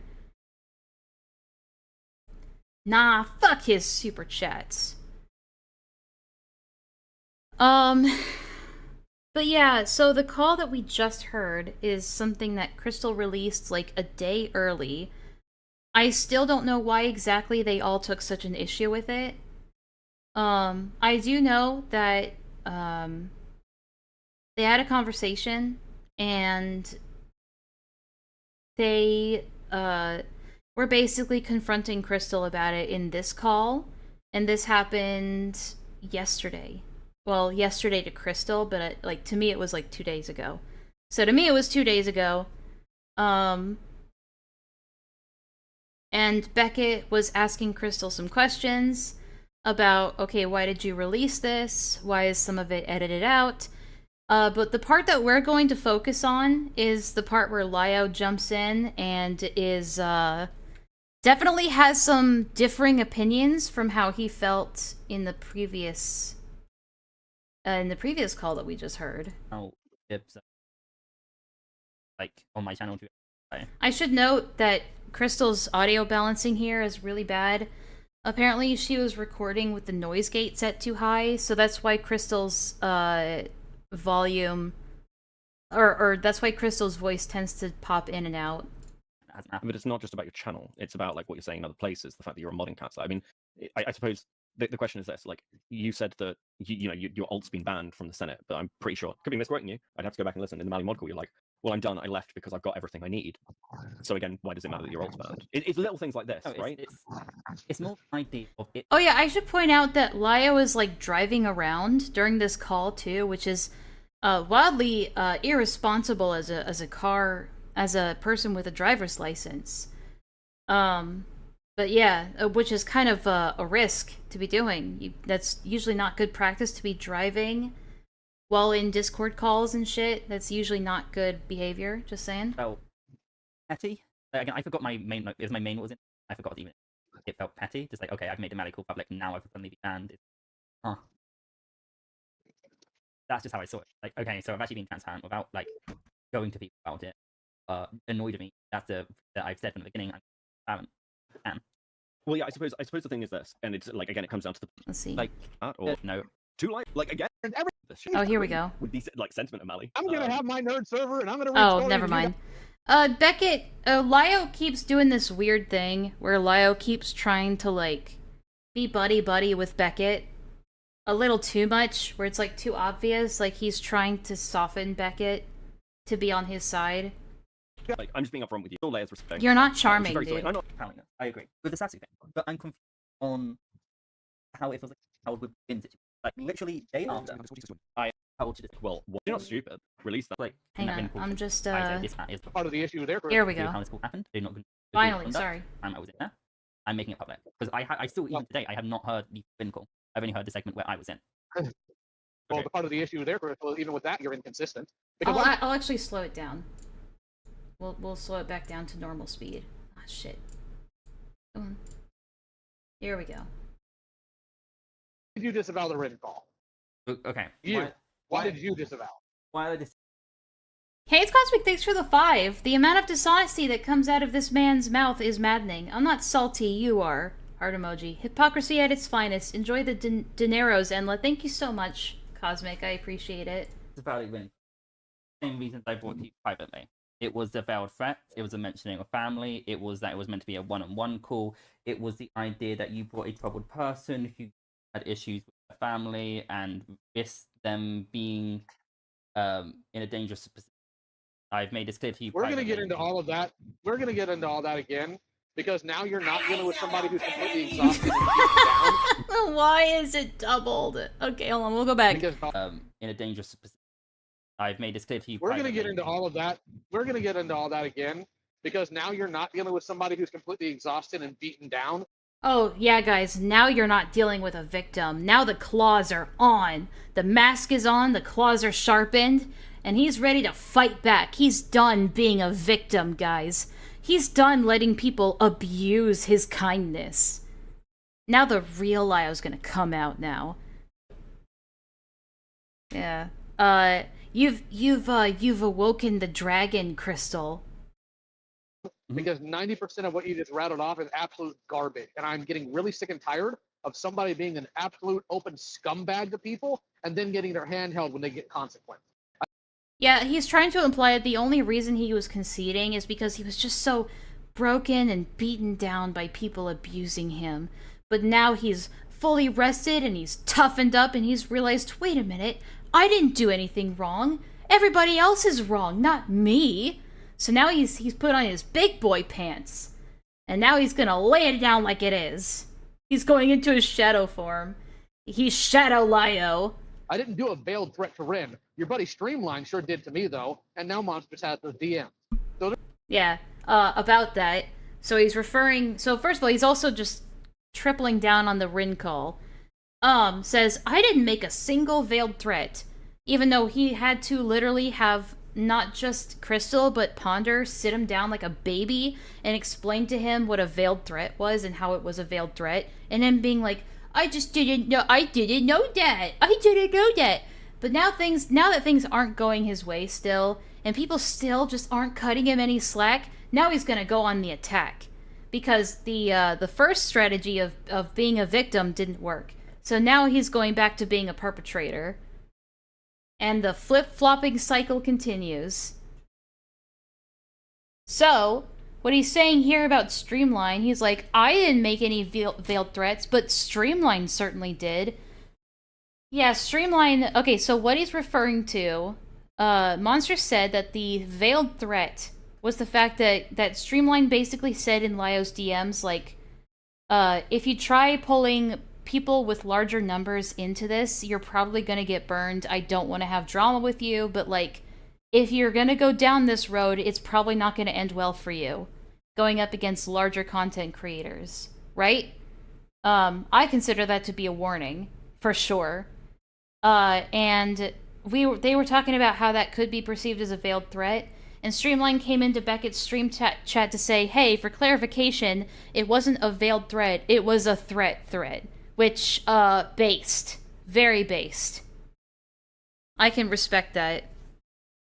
Like, if you're going to say it with your chest, in my opinion. And Streamline certainly did.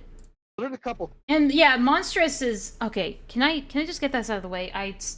Look, I'm sure Monstrous is a nice person. I just don't like her very much. I said this at the beginning of the stream, but the vibes are off. The vibes are off, right?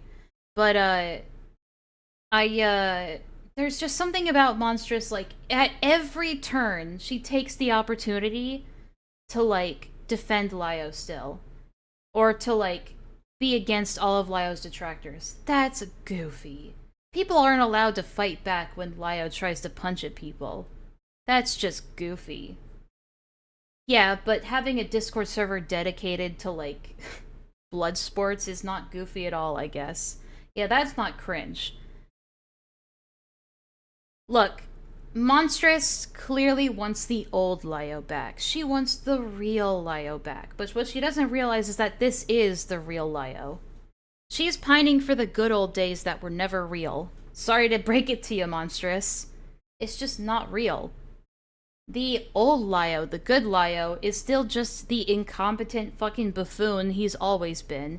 Now he's just choosing to go after weaker people because he realized that makes him feel way more powerful.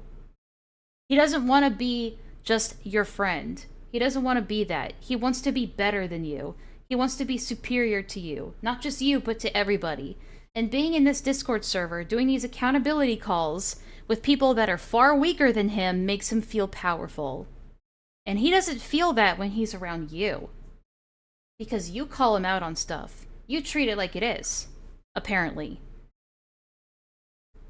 He doesn't like that. He may, like, try to make it out like he likes that, but there's a reason why he hangs out with you guys less and less, and wants to be showered with love and praise and affection by these sycophants in his own server. You're of no use to him, Monstrous.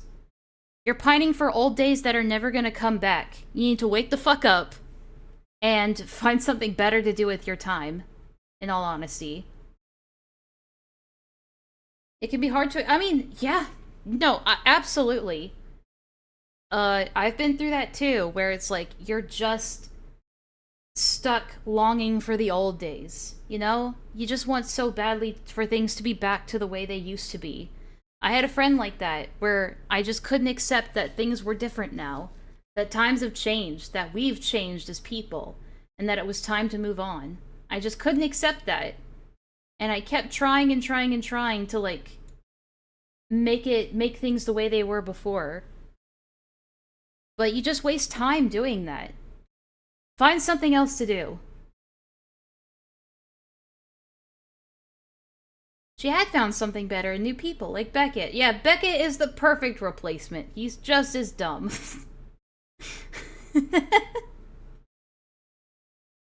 Yeah, Monstrous, you have Beckett, you have the Thunderdome. You can just remake it. You can rebuild him. You can rebuild him. You can mold Beckett to be the next Lyo. You can do it. I know you can. We can rebuild him. Thank you. You say you didn't want to get on. But you gotta let go of Lyo. You probably got to Rim because you hammered on something they already dealt with. Crystal, you do that to me constantly. You did it in the mod call too. Which is funny because this directly contradicts what he said in the mod call about Crystal. Now he's saying the direct opposite. Anytime we're in a situation, you keep bringing up how I wronged you, which, to be fair, you have the right to do. Yeah, but I thought Peaches also had the right to do that, Lyo. I thought you have the right to bring up to people when they wronged you. I thought that was the whole point of you defending the Rin call in the first place. Remember, I'm pretty sure it was in his Discord or in the, it was in one of the stupid debates that happened, where he was like, am I in the wrong? Like, okay, so you have to be nice to people who wronged you? What? What? But then expects Crystal to be nice to him, even though he's very clearly wronged Crystal. Do you see the contradiction here?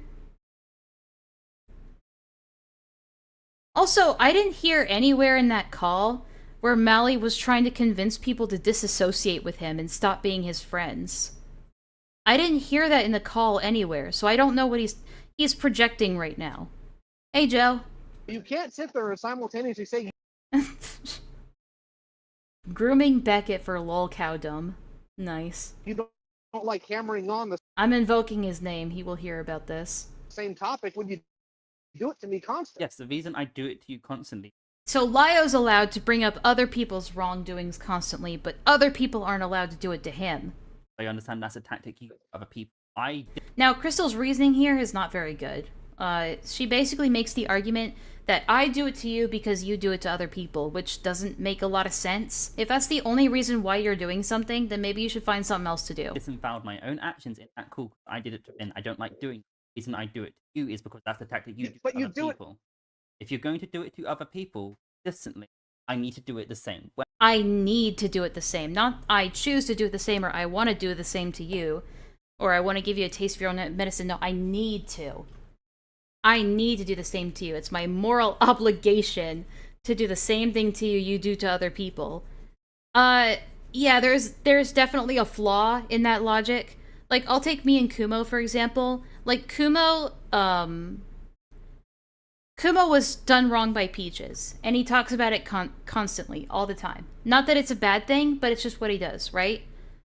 Does that mean I have the right to turn around and just go, like, every hour of the day, well, you were mean to me about this thing, well, you were mean to me about that thing, over and over and over again? No, it does not give me the right to do that. Nor do I have a moral obligation to do so.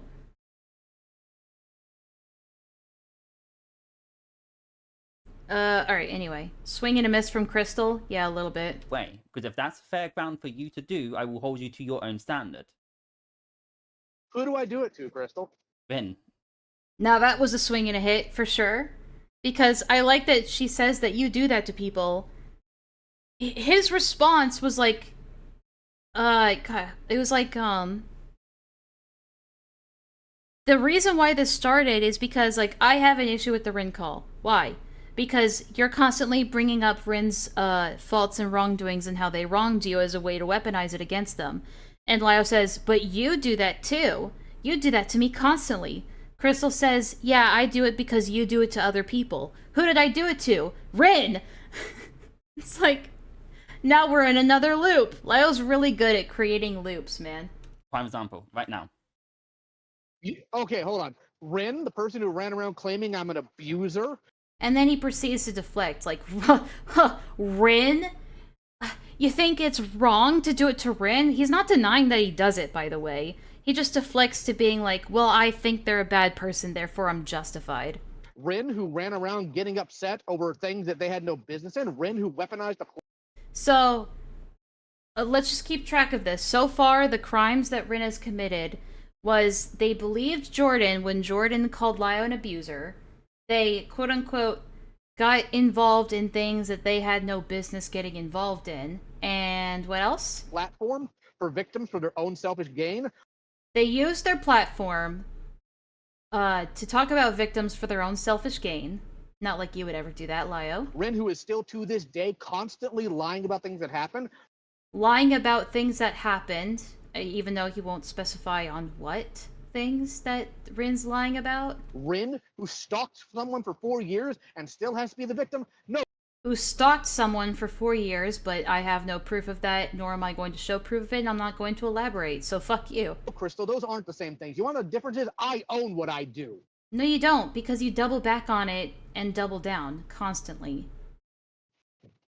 Okay, again, ask for an example. You asked for someone you did it to. I'm just giving you an example. And also, have you really truly owned up to things that you've done if you constantly have to use it as an example of you owning up to shit that you've done? If the only reason you ever bring up the fact that you're owning up to the Rosa call as a way of showing, see, I own up to things, why can't you do it? Which is something he's done several times now, both in the Rin call and here and in other places. Where it's like the only time he mentions how wrong it was to use it as an example for why he's better now. It's like, that's not how you take accountability. That's not how you own up to something. You don't constantly keep bringing it up to make yourself look better.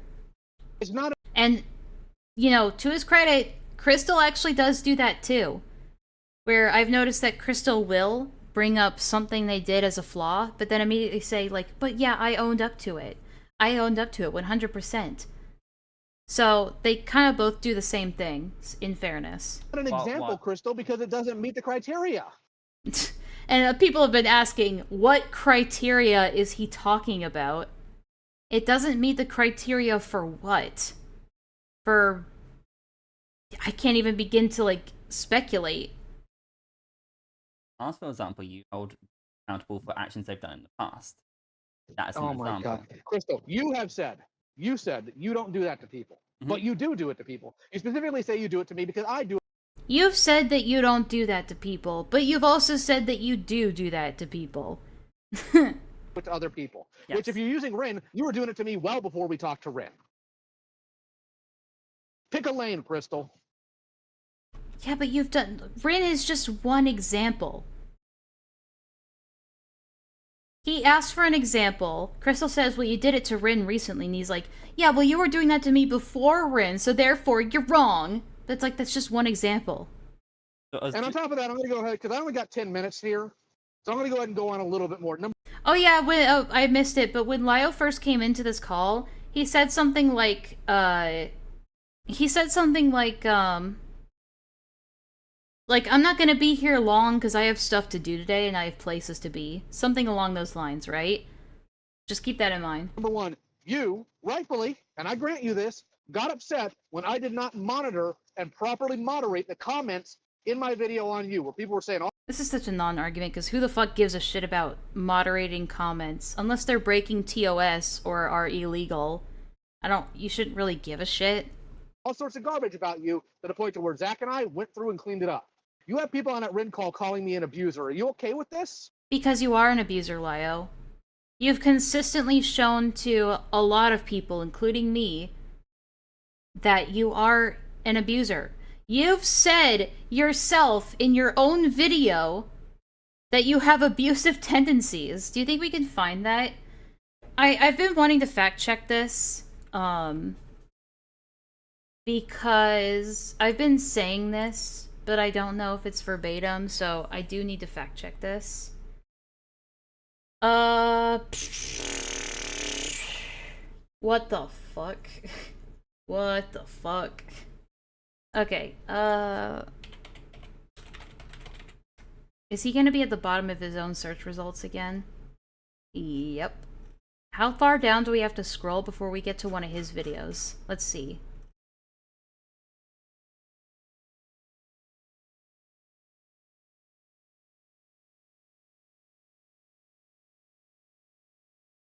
Yeah, so when you look up Lyo Convoy... Oh, finally. You have to scroll down pretty far to find Lyo's actual video. For this video. I'm sorry it took so long to... Okay. I'm going to... pull up the transcript.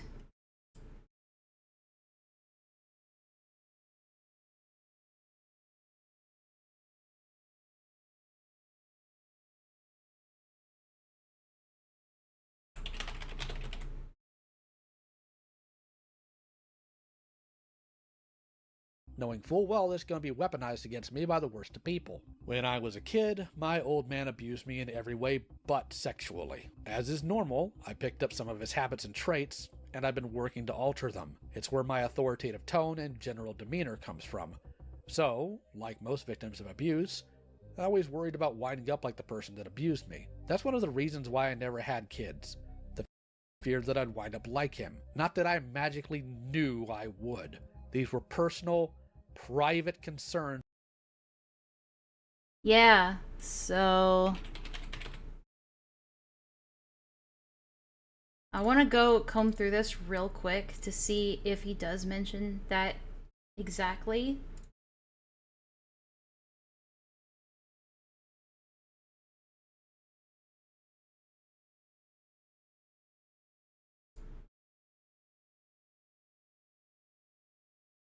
But okay, so no, he doesn't say verbatim that he has abusive tendencies, but that's what he's strongly implying from saying that. My dad abused me. I picked up some of his habits. Therefore, I picked up some of his abusive habits. Right? That's the logic we're following. So, he himself has said that he has abusive traits. And he has weaponized that against people. Like, if we didn't know... Like, why would he feel the need to say this if it wasn't apparent? Like, oh, I'm trying to change that behavior, guys. That means it's been displayed. It's been done to people. So yes, Lio, you are an abuser because you continue to do this stuff. Oh, oh gosh. Lunember95, thanks for the 5. When you feel the need to get overly defensive and... When you feel the need to get overly defensive and angry every time someone calls you an abuser, it probably means you are one. And this is something that I was talking about with Beckett, because you'll notice that Lio uses people like Beckett and Chris the Narc as deflections all the time. When people say like when people accuse Lio of like painting his detractors, quote unquote, as like deranged, dishonest freaks and degenerates and scumbags that shouldn't be listened to and shit, and is always trying to discredit them instead of actually arguing the merits of their claims. This was in the debate with Vlad. Actually, you know what? We can find it. That way I'm not just paraphrasing. We can use the power of transcripts to our advantage here. I don't think you know what a sexual... Okay.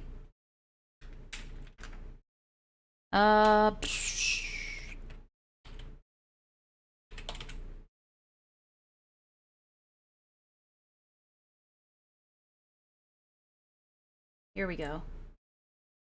Drama with Chris. Sure about that? Acquire their private information, which Every again single one of them was exemplified. Huh? Every single one of my detractors, man. You got some interesting claims here, buddy. Yes, every single one of your detractors, even the Every little single ones. one. For example, Kato, who just made a random tweet on Twitter that you went after in your video, and then people were trying to acquire her information from your server. It wasn't just a random tweet. There were multiple of them, and they were pretty obstinate about it. So Wow, Kato didn't make just one tweet, they made multiple tweets complaining about me. Oh yeah, that totally justifies it, Lio. here's my question. Yeah, I'm rolling in the money. All 70% of Do it. you think it's every single detractor? You sure about that? You 100% sure? Every single detractor I've seen, yes. Okay, point me to where I've gotten onto the case of Chris the Narc. You're in drama with Chris the Narc? Chris the Narc's one of my detractors. Chris the Mark is one of his detractors. Apparently. Which I don't think he is.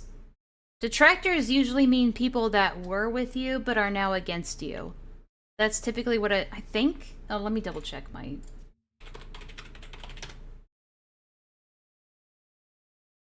Oh god, okay. I'm not... I can't spell. Oh, I see.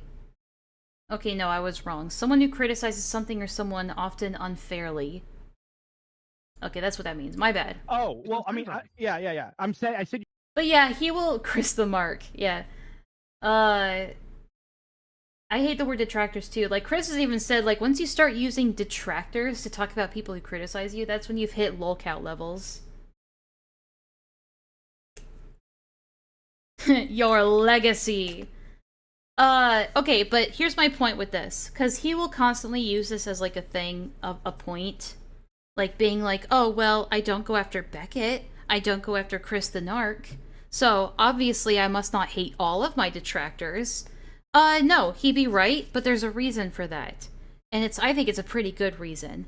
You'll notice how he goes after people like Kato, who at the time was a complete nobody, by the way, who really was.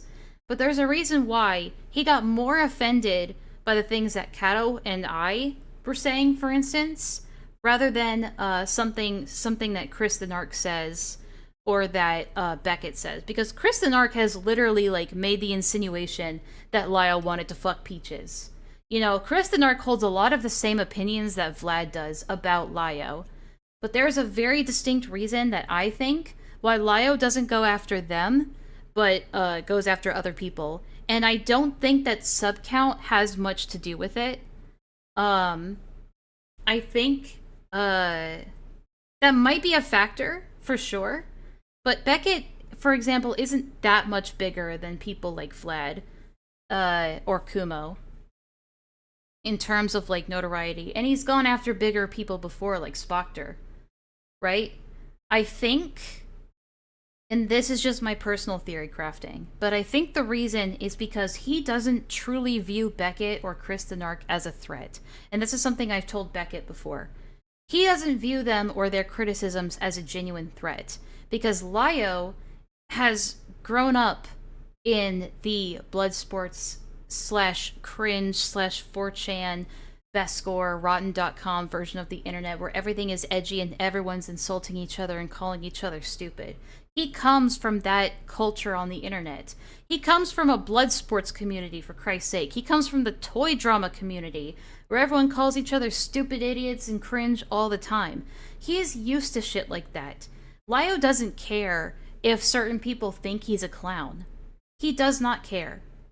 But he does care if people think he's an abuser, which is not something that Chris the Narc or Beckett have been claiming about him. Because he knows that most people in his audience will look at the kind of stuff that Beckett or Chris the Narc says, and just dismiss it as, well, they're just detractors. Right?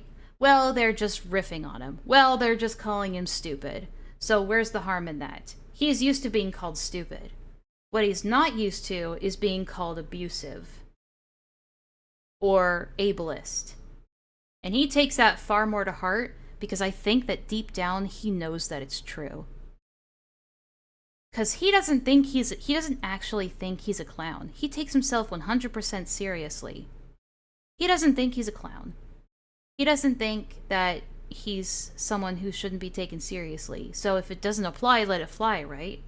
But I think deep down he knows that he's an abusive person. He's a deeply damaging and an emotionally and mentally abusive person. And he knows that, and that's why he can't stand to hear it. And I think that's why he goes after people who make those claims far more than people who are just calling him cringe or taking a second to laugh at him, like Chris or Beckett do. That's my take on that. But yeah, we'll get back to this. No, because I don't have that one. And again, the only comment I had issue Oh with my God. was the comment. Oh my God! I didn't go through every single one. I only took issue with the ones you replied on. The problem, Crystal, is that you want things on your end, but you don't follow through on the other end, and you have I have no idea what that means, to be honest. He loves saying these, like, vague terms that don't mean a whole lot. Streamline objectively lying in the comments of the new call. Objectively. But, here he says that Streamline is lying, but doesn't specify on what she's lying about. Streamline says they won't talk to me because I won't listen. I did everything Streamline asked me to do the one time we talked. Which was? And you, nope, okay, just Mally, gonna... I'm gonna be real blunt here. Having finally gotten some rest and re-listening to that call, Mally didn't come in there to try to make a difference. Mally came in there to attempt to shame me and isolate me from other people. Yeah, guys, Mally was abusing me. That confrontation call where Mally brings forth concerns and her personal opinions and viewpoints and values, her expressing her personal values to me was abusing me. Now that I've had time to recuperate and stop being such a whiny little victim, now that I feel like I want to go on the attack, I feel like it's appropriate for me to say that, yeah, these people are also terrible. Fuck all these people. They are no longer useful to me. Mally's no longer useful to me. Streamline's no longer useful to me. Therefore, they are abusing me, and they are also my detractors. Because that's what Mally wants to do, because I have done harm to their friends. Friends who, by the way, have no problem. This is pure projection, by the way, because these are the same claims, or these were the same concerns that Mally brought to him. And he's just pulling a big, indirect no you right now. Like, oh, I wasn't abusive, she was abusive. I wasn't the one trying to insult and isolate people and shame people, she was the one doing it. Mally calling out his behavior as isolation and abuse. Note taken, Lio. Problem claiming other people are rapists with their staff and not doing anything about it. Mally, who had no problem with Spocter's ableism, despite being a much larger channel, doing much more harm and having the same type of connection. She had no issue with Spocter's ableism. Where was the fucking ableism? He really still hasn't, like, elaborated on what the ableism was that Spocter did. Was it because he called Peaches a broken person? Do you not disagree? Do you not agree with that? Because you've also kind of said in your video that Peaches is a broken person. So is that ableist? I don't... Where's the ableism? Connection. He just says things and just, yeah, he doesn't cite his sources, which is funny. Never said a thing about it then, and you sat there and you were happy with that. Again. You know, I've done some screwed up things. I'm not done. I've not, to this point, taken this tone with you in months. There's a reason why I'm doing it this time. You know, Lio, the reason, you know the last time you took this tone with Crystal is when you were making a video against Crystal. Lio is the living embodiment of Darvo. Yeah, but apparently Ponder doesn't think so. But like the last time he took this tone with Crystal is when he was attacking Crystal for Peach's sake. And now he's doing it again because now Crystal is offending him. Again, he's just actively doing all the things that Crystal pointed out to him that were issues with his behavior. And he's sitting here doing all the things that she called him out for doing. I have not once taken you to task about anything, despite you lying to Gilded Pooh, saying that I fussed at you about not being mean enough. I didn't fuss at you, Crystal. I had a nice, calm conversation with you. And on top of that, you lied twice in the Mlaka call. Number one, you did know about Sassy. It's why you can Chris in a beard. You've heard that Thank call. you so much. Secondly, you have called me a friend multiple times. Oh yeah, here we go. This is the thing that he's upset about. The betrayal! The ultimate betrayal! You have tried to tell me that you were a safe person that I could vent to because we are in similar positions of authority over vulnerable people. Why are you constantly lying to people? I don't understand, Crystal. Why are you constantly lying to people, which is something I would never do? Okay. You want to hold yourself this way? Figure something out. Okay. Figure something out? The thing I assumed would happen. Just, you mistook my civility as friendship. I think she means civility, not civility. I think what Crystal is trying to say is that you mistook my civility for friendship. And, I mean, just from my perspective, Crystal's probably honest here. Like, unless I see proof that Crystal definitely called Lio a friend. Like, hey, Lio, you're a friend to me. I feel safe with you. Like, we're friends, right? Or, like, anything close to that. Unless someone, like, calls you a friend, you're not friends. And you can't assert that you're friends unless you have that consensual agreement. You can't just assume that you're friends with somebody and then, like, be shocked when they don't act like your friend. But, yeah, unless I see proof, I'm willing to believe that Crystal never said that, they were friends. Like, unless Lio is saying that, like, because Crystal had him added as a friend on Discord, that means they were friends. Like, no, that obviously doesn't work. But, oh god, where was I? But yeah, we'll just, anyway. You called me a friend! You called me a friend! How could you do this to me? Imagine being 38 years old, being so upset that a 21-year-old doesn't want to be friends with you. You called me a friend. This isn't my mistake. These are your words, Crystal. We're not playing that game. Not anymore. Not anymore. I was playing games before, but now I'm serious. Now you finish. So. Go for it. Taking my Go for it. Friendship. Or I'm able to relate to people, able to understand what they've gone through. Also, just like I predicted, I invoked Beckett's name. Beckett is here. Everybody say hi to Beckett. Conditions, I am able to provide that. I like to treat how I like to be treated.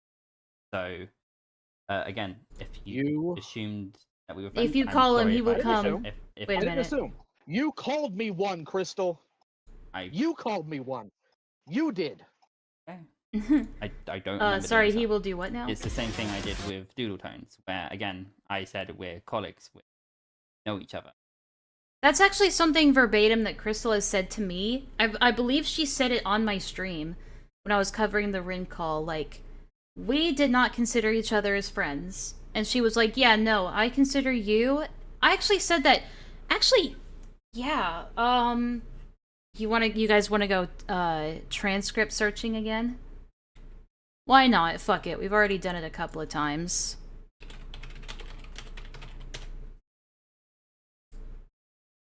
That you think... Oh yeah, this is funny. Somebody clipped this, where my attention span gets, like, tossed in the dirt for a second. Okay with Crystal hanging out with people that you don't agree with. Lyle, why are you okay? Wait, hold on. Oh, this is a bit of an inconsistency, a bit of incongruence here. Lyle, why are you okay with Crystal hanging out with people that you think are scum and degenerates and freaks? But Rin can't. It is a water slide, but Rin can't do that. Anyway, I just thought that was funny. Okay, let's go transcript hunting. Enlaa, what did I saw? What you talking about? Okay, Ah, the balls are back! Okay. How do you spell colleagues? No, how do you spell colleagues? Guys, I don't know how to spell colleagues. Never mind, I know how to spell colleagues. Oh wait, no, I don't. I think I spelt it wrong still.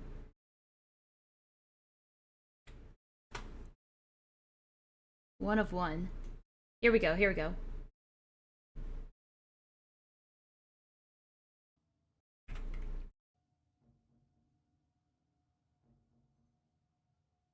Why is there no audio? To be a friend of yours? Here we go. That I will accept one. And I'm not going to tell you what it is. Wait, what? Wait, My what? Wait. Okay, hold on. I was like reading the chat and I missed something. Crystal, do you consider Lyo to be a friend of yours? Do you consider me? This was on May 17th, yeah. To be a Crystal, do you consider Lyo to be a friend of yours? Do you consider me to be a friend of yours? I'm not trying to like, I'm just trying to... Can we skip ahead a little bit? Colleagues. Fair enough. So yeah, Crystal says here in my chat on May 17th, I consider both of you work colleagues. So this idea that Crystal was like constantly asserting publicly and privately that they were friends with Lyo. Is there a bit of endlessception? Oh yeah, you're right. You guys want to get some real endlessception going? Fuck it. We're coming towards the end of the stream, we might as well go all out. This idea that Crystal was like constantly asserting... But yeah, so Crystal, publicly, you know, sitting here, that they were Lyo sitting there being like, you called me a friend and now we're not friends. I mean, I have no proof. Oh yeah, you're right. For you, you know, you calling me a friend. Going? But like, you know, we're coming towards the end of the stream. We might as well. It's a bit. Might as well go. Yeah, I expect you to have like proof for that somewhere. I mean, there's got to be proof somewhere, right? Yeah. So anyway, Crystal, this is definitely gonna start looping. So this will be fun. And now we're not. God damn it, Enlaa! Oh no. Well, not anymore, Crystal Flame. But like the layers, the Enlaa portal is beginning, guys. It's a bit. God, she's yapping in stereo. I mean, there's gotta be proof somewhere, right? Yeah. So anyway, oh fuck it, let's turn it up. Gonna start looping. Hell yeah. So, this will be fun. Oh good fucking lord, fourth dimensional yapping.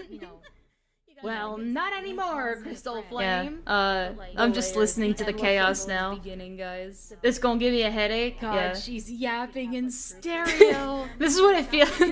This is a typical Enlaa stream. Just me yapping.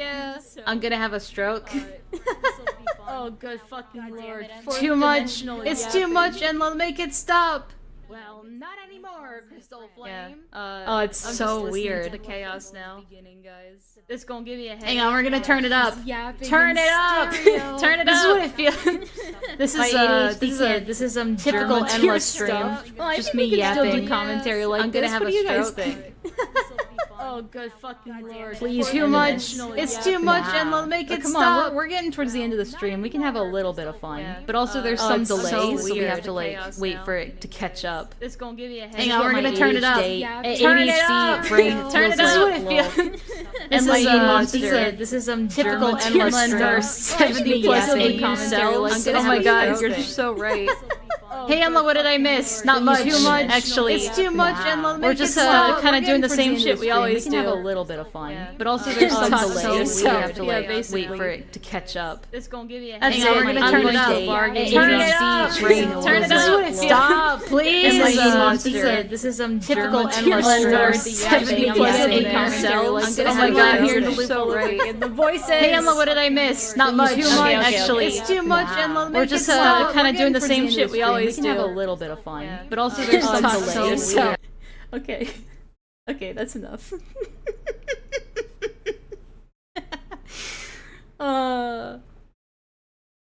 The voices, they won't stop. Okay, we'll get back on track. I gotta do that more often. That's fun as hell.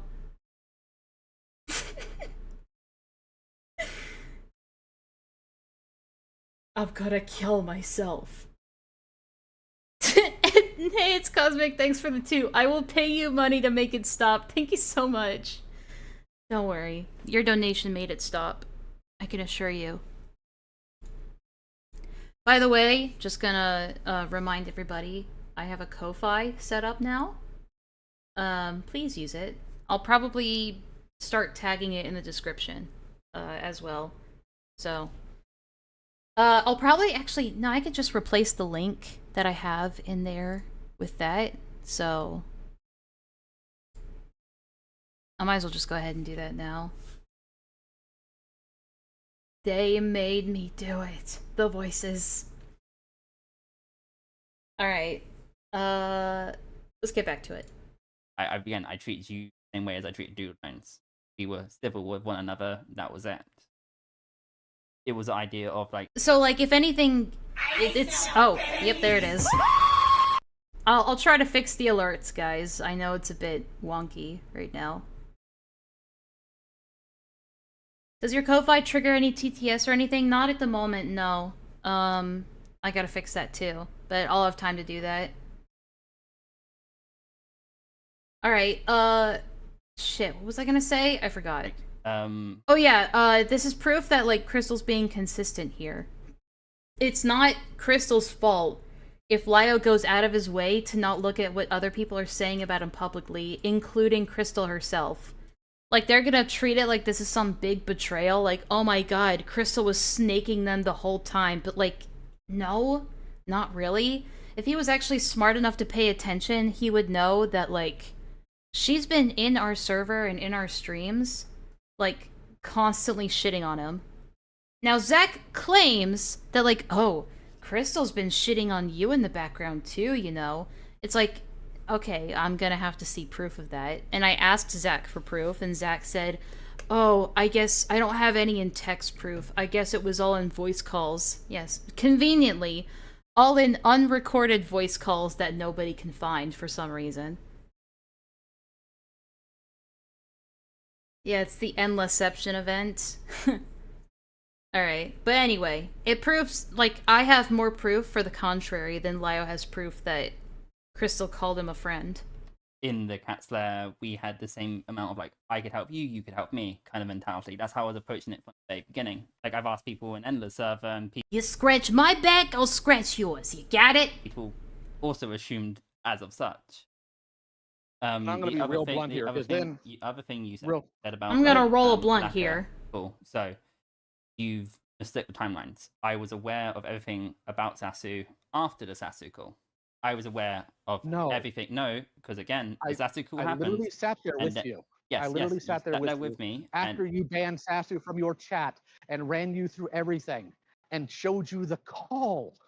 The call. and you I informed me, you showed showed me enough you proof the for me to ban them from call. the server, but again, I only heard all the calls afterwards. Then you knew the basic of what he did.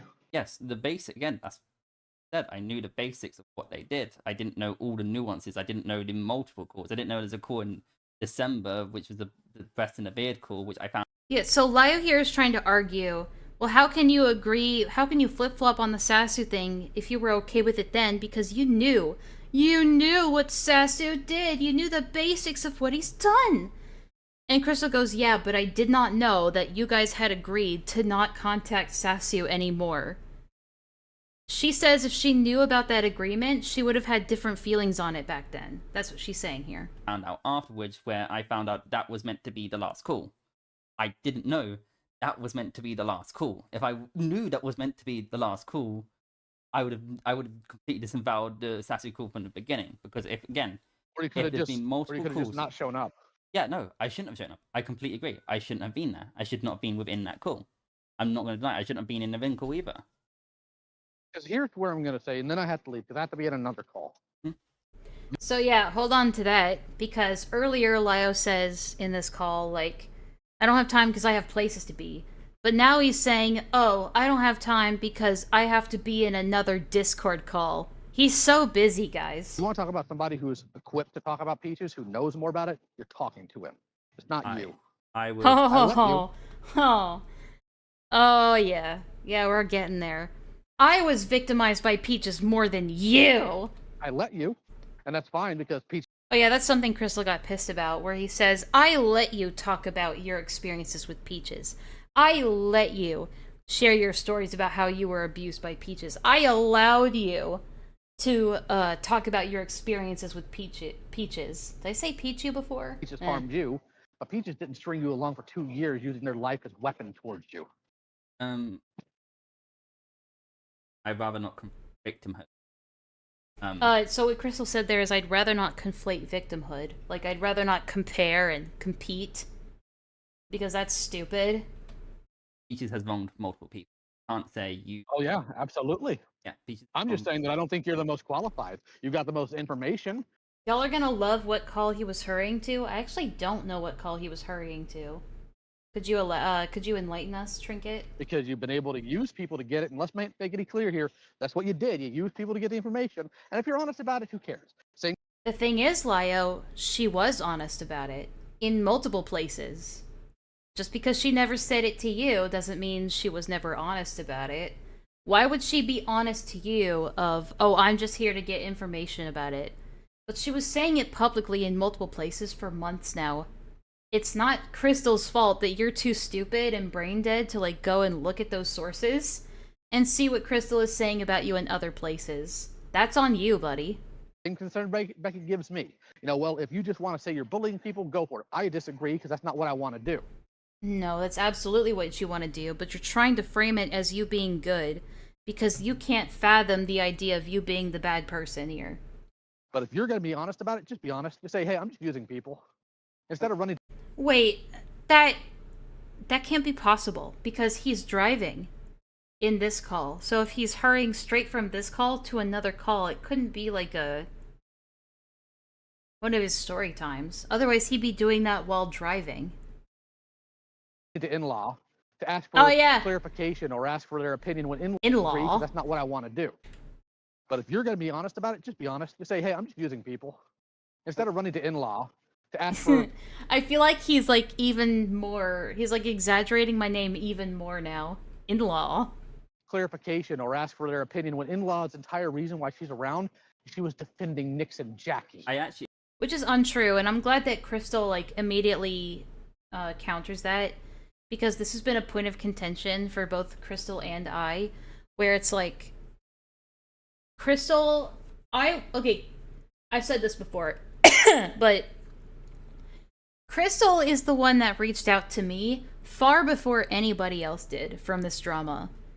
The day of my first stream, actually, when I first talked about Hopeless Peaches and the Nyx and Jackie, the Nyx to Shield situation, That was the day that Crystal actually reached out to me through Discord, and we had to talk about it one-on-one. And, yeah, and then we said our piece, and I made amendments to my supercut with more information. With information that Crystal gave to me willingly, like through our talk. And I was never 100% defending them. I was more criticizing Peach's conduct than I was defending them. I was criticizing the lack of evidence or the times where they were dishonestly portraying that evidence. I'll you know what? Fuck it. I'll give you guys a good example, because if he's gonna sit here and be like, yeah, the only reason she's involved is because she was defending them. If he's ever watched my video, which I'm sure he hasn't, I directly contradict that. Not really cool. Let's see. God, it's been 7 months already. That's crazy. That suicide baiting or manipulation. Again, they're just taking... So, okay, one of their arguments against Nyx's shield, for people who don't know, is that they were threatening suicide against Crystal when shit came out. So that's what I'm about to, like, go into here. In, like, some the editing is not really great in this. Stuff said under stress, and just twisting it in the worst light possible. I'm cutting in here again during editing to make something clear that I didn't really touch on enough in the stream at the time. To make it extremely clear, Nyx sending those messages to Crystal in an attempt to persuade them into coming to his defense. Damn it! I never got those logs from Crystal! Thanks for reminding me, lavishly. Apparently Peaches was, like, bitching about me so much.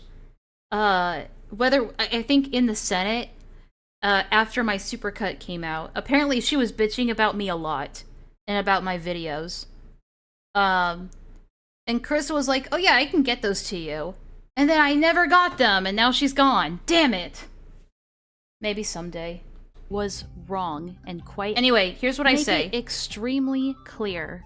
Nyx sending those messages to Crystal in an attempt to persuade them into coming to his defense was wrong and quite out of line.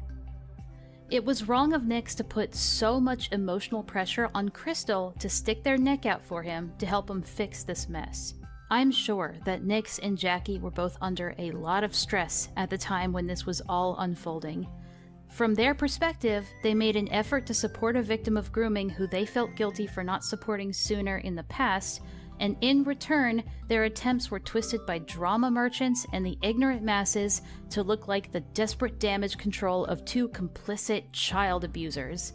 I can't blame them. Yay, I helped. Rip Hopeless Peaches. Yeah, oh god, it's been such a long time, right guys? That. I can imagine that Nyx, in some way, was genuine. The fact that Enlaa lived in Peach's head rent-free makes me happy. It makes me happy too. When he wrote these things to Crystal. I've had friends who acted like this when struggling with mental health. I've acted like this in the past under extreme stress, and it's something I will always regret and try to never do again. But that doesn't make it okay, because it can still affect those you may be saying it to, publicly or privately. And since I'm not great at perfectly articulating my thoughts into words, I'm just gonna insert a clip of someone talking about this very same thing who... You heard a little Mitzi cameo in the background there? I'm just gonna insert a clip of someone talking about this very same thing who knows what it feels like. Myth. People who say they're going to take... Yeah, guys, remember Hopeless Peach's original drama video addressing things? In 2021, when she was accused of, threatening suicide? Their own life. The first time? For just attention-seeking and shouldn't be taken seriously. I'll speed this part up a little bit. People who say they want to end their lives should always be taken seriously. It may well be that they want attention in the sense of calling out for help, and helping them get support may save their life. Myth. People who talk about suicide aren't serious and won't go through with it. Fact. People who kill themselves have often told people that they do not feel that their life is worth living, or that they have no future. Some may have actually gone out to say that they want to die. It's possible that someone may talk about suicide as a way of getting attention, in the sense of calling out for help. It's important to always take someone seriously if they talk about feeling suicidal. Helping them get the support they need could save their life. Making those posts were irrational. I know.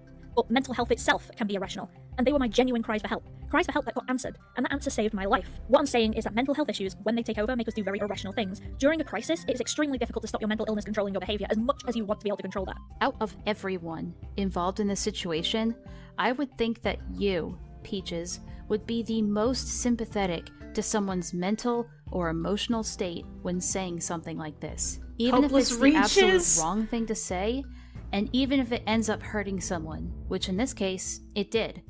But no, you belittled it. You dismissed it as nothing more than callous manipulation from a predator. You had your friend act it out in an incredibly mocking tone. The same thing. That was back when I thought that Lio was just a friend of Peaches. Oh yeah, you guys, yeah, hold on. Never apologized for anything that she did wrong. Her content anyway. Nyx the Shield for the series. Creator of Glitch Tale as well. Hang on, where is it? Uncovering the original. Okay, here we go. Horrors in them. This is what I said about. This is the first thing I ever said about Lio. Publicly. Uncovering the original group chats and the horrors in them. Of course, Leo's part of this. I don't like Leo. Leo strikes me as like a wannabe, no-nonsense, hardline interrogator, and it's kind of annoying. He just comes off as like someone who's just playing detective. Seems like an ego thing, but to be fair, I don't know the guy. Wait, Crystal... I was like, maybe he's a good guy. Maybe he's a nice person. Who knows? I don't know the guy. I was giving him a lot of benefit of the doubt for just being some dumb, like, detractor. And if you think that's, like, the only time where I, like, criticized Nyx and Jackie, oh no. Sorry for There the- was more. Let's see if I can find it off the top of my head. I'll look through the transcript. That way we're not, like, scrubbing through this.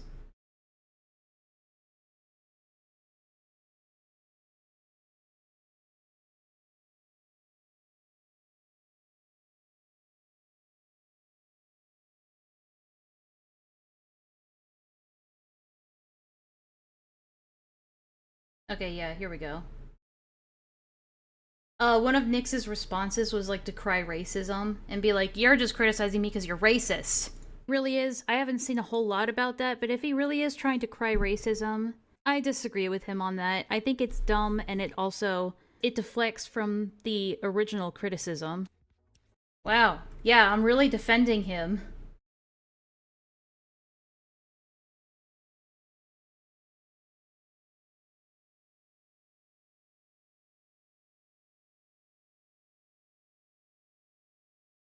Here we go. Here's another one. If there were minors around, then it was... Look, it's the old VRM model! Look at that! My bad for not asking. She does have a point here. It does show in the chat that Nyx did, or at least was aware that there were minors around. As far as I can tell, and his response to that was like, these kids have seen worse. Which, if you want to know what happened just before then, I could bring up the... It is know the ages of every responsibility to, as the adult, to ask the ages, and to know the ages of everybody in the chat, to at least know that they are adults, so that's his bad. That. Jail Penny Loser. Yeah, I said that's a fault of his. Tagged me on both, which by the way fucking sucks, because I can't mute this thread, because...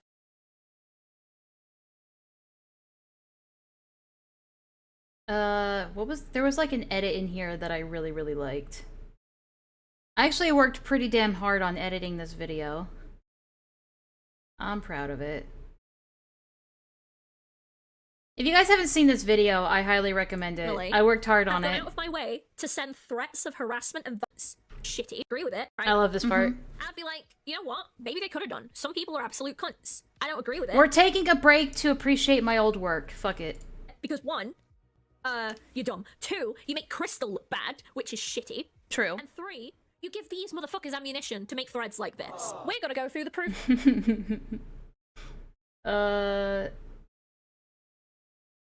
Oh, here's another one. Herself? Okay, go. Bro, what shit? Because I haven't seen any examples of death threats. Fully blame people for saying this shit because, like, you're gonna look bad when you're being creeps around children. You're not even... I love it. I love it. I love the work I put into this. I love the memes. There was one that I put together, like, nicely. I'm probably never gonna find it. A trip down memory lane. Yeah. Oh, I know how to find it.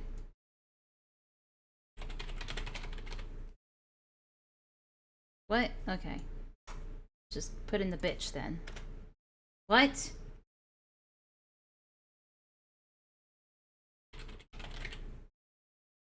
Here we go.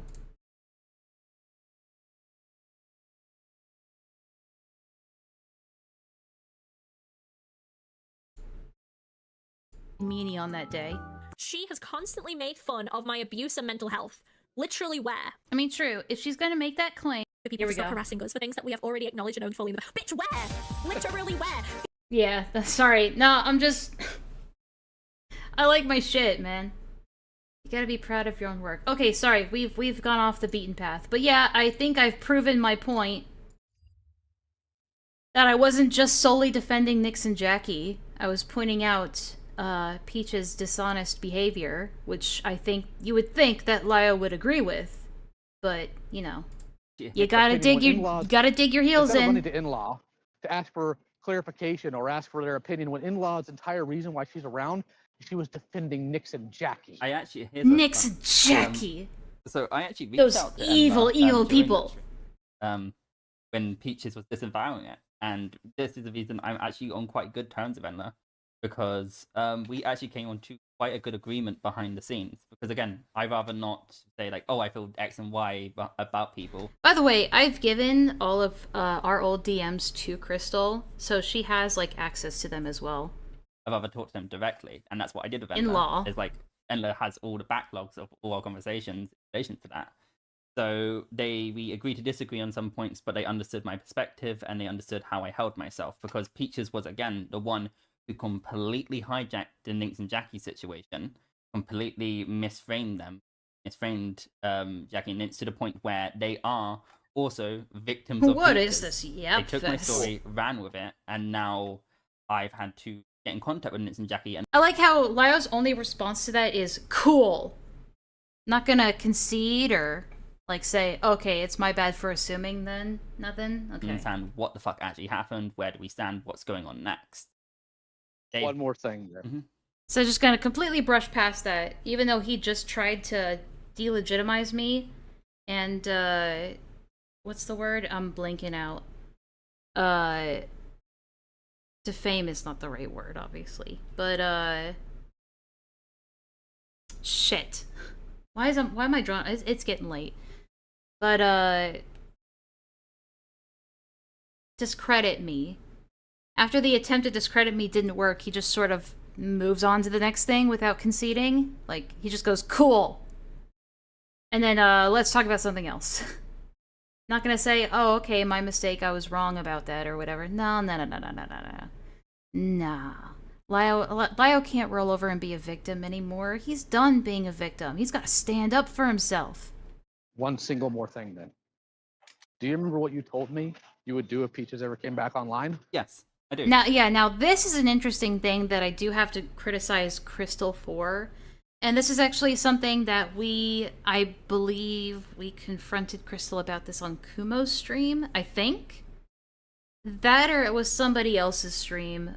Oh, wait, no. It was when we were first initially watching this in my server, when Crystal came to us with this recording, and we were watching it together. We got to this part, and I was like, Crystal, the fuck are you talking about? So that's this. Where Crystal makes the assertion that if Peaches were to come back, Crystal would definitely make it like an IRL issue for Peaches, which could mean anything. I don't know what she means by that entirely, but it is like a threat to bring her real life into it, which is inappropriate in my opinion. And I still stand by that. What did you say? What did you say you'd do? I said if Peaches comes back online, because they are somebody who has intertwined is something, again, I would rather not ever be said, because I've told you disintrust. With the stuff you've told me in trust, and the stuff vice versa, we do not explain what it is. But I'm not asking Peaches you has to. dragged incredibly personal information said to them in trust and used it as tea in the BK server, where they were very much mixing offline and online stuff. So I've said they're more than welcome to have that break, to have that escape from being online. They've done absolutely horrible stuff, that's fine. Cool. But if they're Again, cool. Glad. If they're willing I'm glad. Are you though? Are you glad? It doesn't sound like you're glad. You don't sound very giddy. if they're willing to I'm glad. come back online, I'm going to make sure that this follows them to their real life as well. Which is highly inappropriate, which I disagree with. And I've told Crystal this, like, in call. I was like, Crystal, you know that's not good, right? And she was like, yeah, I know, but I'm still gonna do it anyway.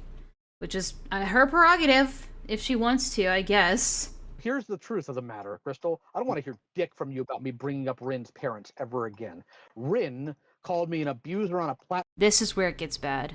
From you about me bringing up Rin's parents ever again.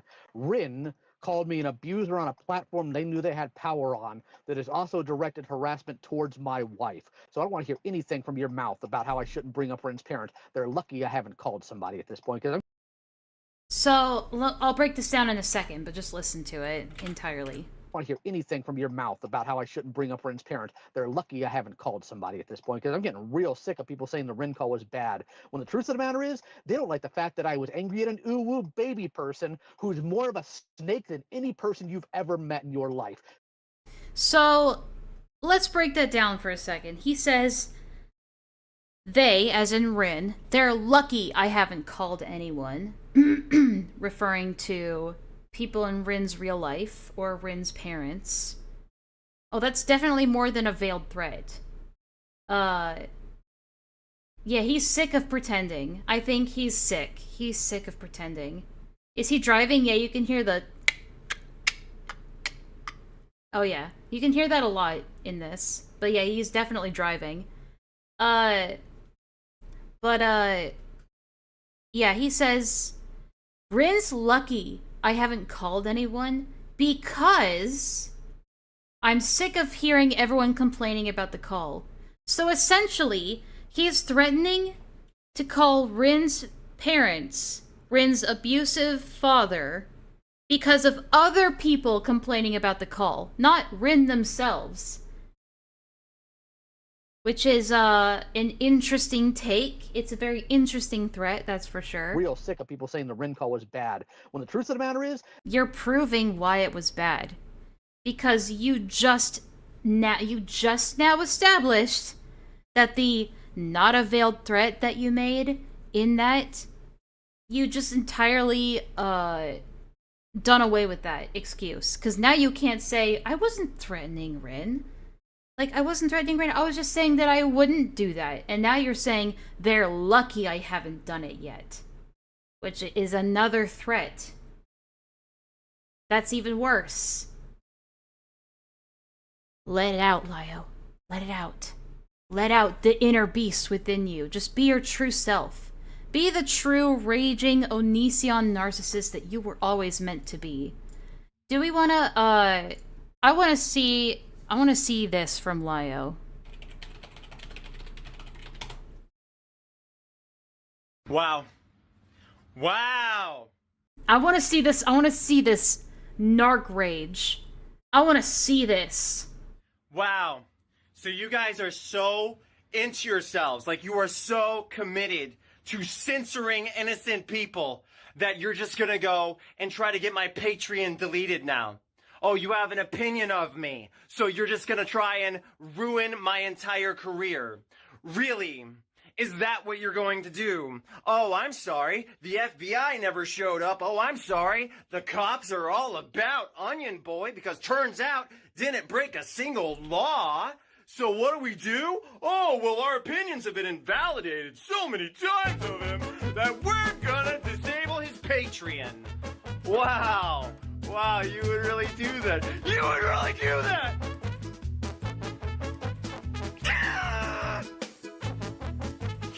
You tried to do the FBI, didn't work! You tried to do the police, didn't work! So So instead, he resorts to the paycheck. And you got it! You got it! All my patrons have been deleted. Are you happy? No!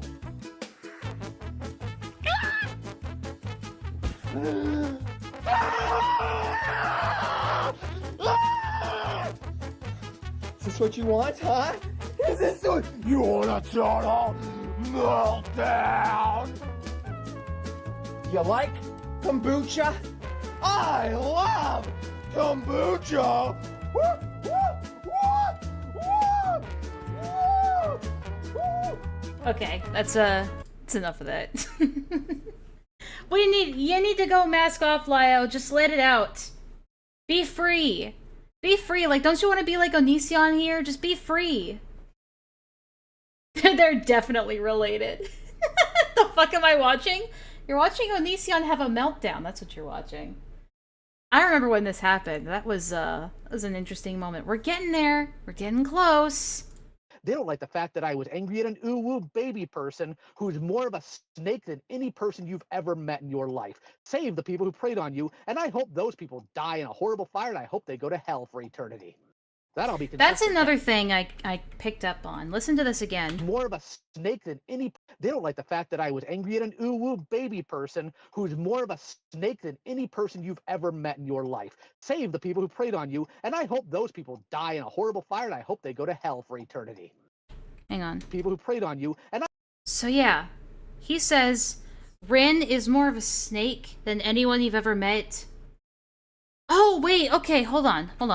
Bad. When the truth of the matter is, they don't like the fact I might have interpreted this completely wrong. that I was angry at an ooh-woo baby person who's more of a snake than any person you've ever met in your life. Save the people who preyed on you, and I hope those people die in a horrible fire, and I hope they go to hell for eternity. I like how he has to, like, put in one virtue signal at the end there, but... Okay, I think I misheard. I mean, it doesn't help that he's, like, talking from, like, a car in this call, because he just can't help himself but be online all the time. Baby person. Okay, so I thought he said that Rin was comparable to the people that preyed on Crystal, but it sounds like he's saying save for the people that preyed on you. Yeah, Trinket, you're right. But, like, come on. You can understand how I can, like... I was wrong about that, but you can understand how I would misinterpret that. Okay. Who's more of a snake... It's just a weird, like, tangent to go on real quick. ...than any person you've ever met in your life. Save the people who preyed on you, and I hope those people die. Because I thought he said same for the people who preyed on you. Like, as if he was equating those things. ...die in a horrible fire, and I hope they go to hell for eternity. And because I think he put that in at the last minute because he knew that would be taken, like, oh, so is he saying that Rin is worse than the people who preyed on Crystal? Like, you know. So he had to shift it really quickly at the end there. That I'll be consistent on. Yeah, that I agree with. But you do not... That I'll be consistent on, but, like, other things, no. I like how he's just admitting there that he's not always consistent, but at least he's consistent on that, I guess. Which is, like, the bare minimum. Get to sit here and judge me about bringing in Rin's parents as a point of their inconsistency. That's not all you did, though. That's not all you did, though, and you know it. When you're willing to ruin Peach's real life... Well, now if Lio ever says he regrets the Rin call, I'm just going from... I don't think he will. I think he's gonna double out. I think he's done pretending. I hope he is. I hope he's done pretending. He's getting there. Because they gossiped.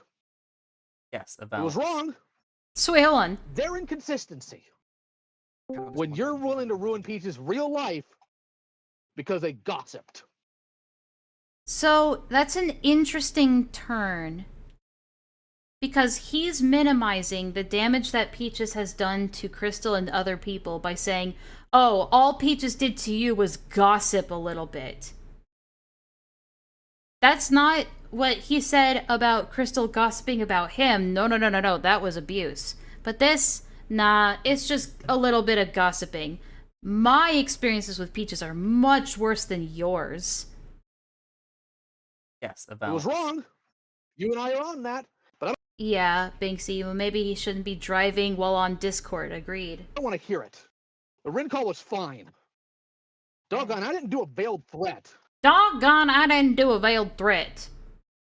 Okay. Even though, like, okay, so both Crystal and Ponder are wrong now when they both explained to you together that it was indeed a veiled threat. And you in that call was like, oh, I see. I didn't understand. But now you're going back on that because you're mad. Now I gotta hop on another call with a bunch of dorks. I will see you all later. Now I gotta hop onto another call because I'm just so busy while I'm driving. See you later. 2:28 left. Like, talk about being terminally online. He has to be in a Discord call with people while driving. That's how chronically online he is. Alright, that's about that. That's all there is to that. Since then, Crystal is, as far as I know, is taking a break from the internet.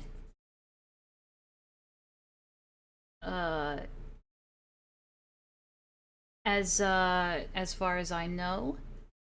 And let me check through some of the shit I've pinned.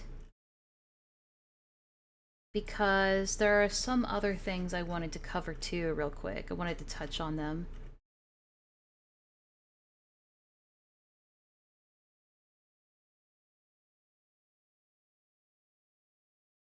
Let me check. I gotta organize the pins in the gossip channel.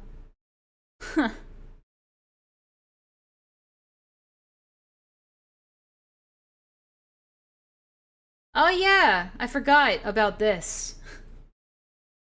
And Lyo's not the only one who's going mask off. Apparently Zach is also going mask off. Because at some point, I think yesterday, or the day before, Zach said, yup, clock the fucking T, we bussy in chat, we vibin'. I'm ready to see Mon tear Mally apart. Like, holy shit, yas, queen. Because, like, we get it. You're a twink. That's like your entire identity. That's your entire personality. You have no other personality. Because Mally is fucking stupid and likes to pretend they know better than everyone and think they're better. Like, shut the actual fuck up. So she wanted to do the same shit she accused you of and then act like she's better? Sit the fuck down. So ready for it. Like, alright then. I can see how the turntables have turned. Like, I don't look at... Okay, as much as I like and respect Mally for going in there and actually confronting him, I don't want to see her Pikachu facing at any of this. Because this is what they do. When you're not useful to them anymore, you're trash to them.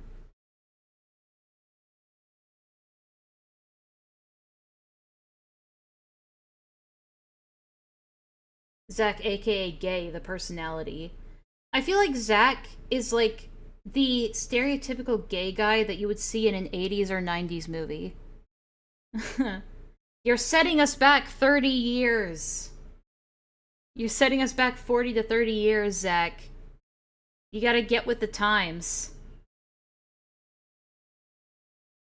They were vitriolic towards Mally in there to extents that genuinely surprises me. It's not surprising to me, because this is what they do when someone isn't on their side anymore. I'm not all that surprised. Also... There was... Let me take a look.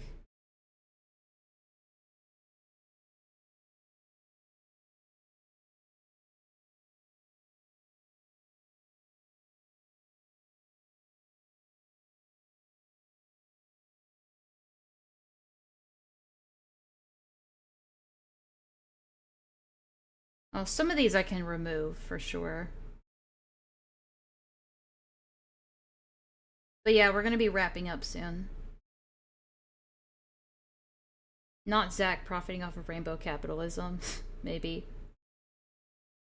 OMG, I'm just now reading that. Yeah, right? I'm surprised you haven't seen this yet, Kumo. Rip it fucking tear! That was awful, I apologize. Yeah. God, what else did I want to cover? Zach, not Ephraim.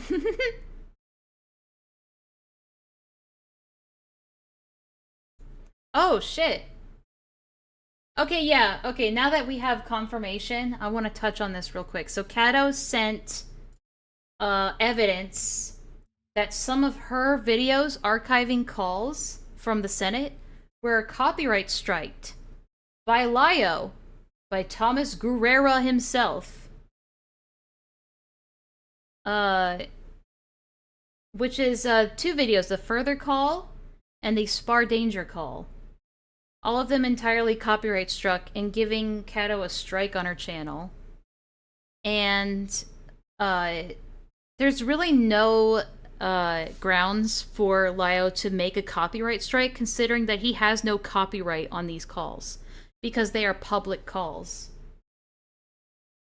Though, he knows he can do this without consequence and abuse the YouTube system. He's finally snapping, guys. He has no right to these, like, he has no copyright on these calls. Because, again, they're public calls. Recorded by other people, by the way. I'm pretty sure. I think. But why those calls, though? Exactly. Because Lio was mad that, that Kato uploaded the Dib Rose call. His email is lionmandad. Yeah. The thing is, Lio doesn't understand the Streisand effect, clearly, because this is exploding in real time, because Kumo is re-uploading these calls to his channel instead, and this shit is gonna get spread around that Lio did this. So, it's only going to bring more intrigue to the calls that he's trying to strike down. But, there's more, don't worry. Like, about a day before Kato got these strikes, of course, you got Ephraim up here still defending Lio till the day he dies. We have Lio here saying, in some language I don't understand, Kato is back from their break and decided to be a scumbag and upload a call they have no right to touch, that we never uploaded by the victim's request, and even told the victim they don't care. Told the victim they don't care? Who? That who doesn't care?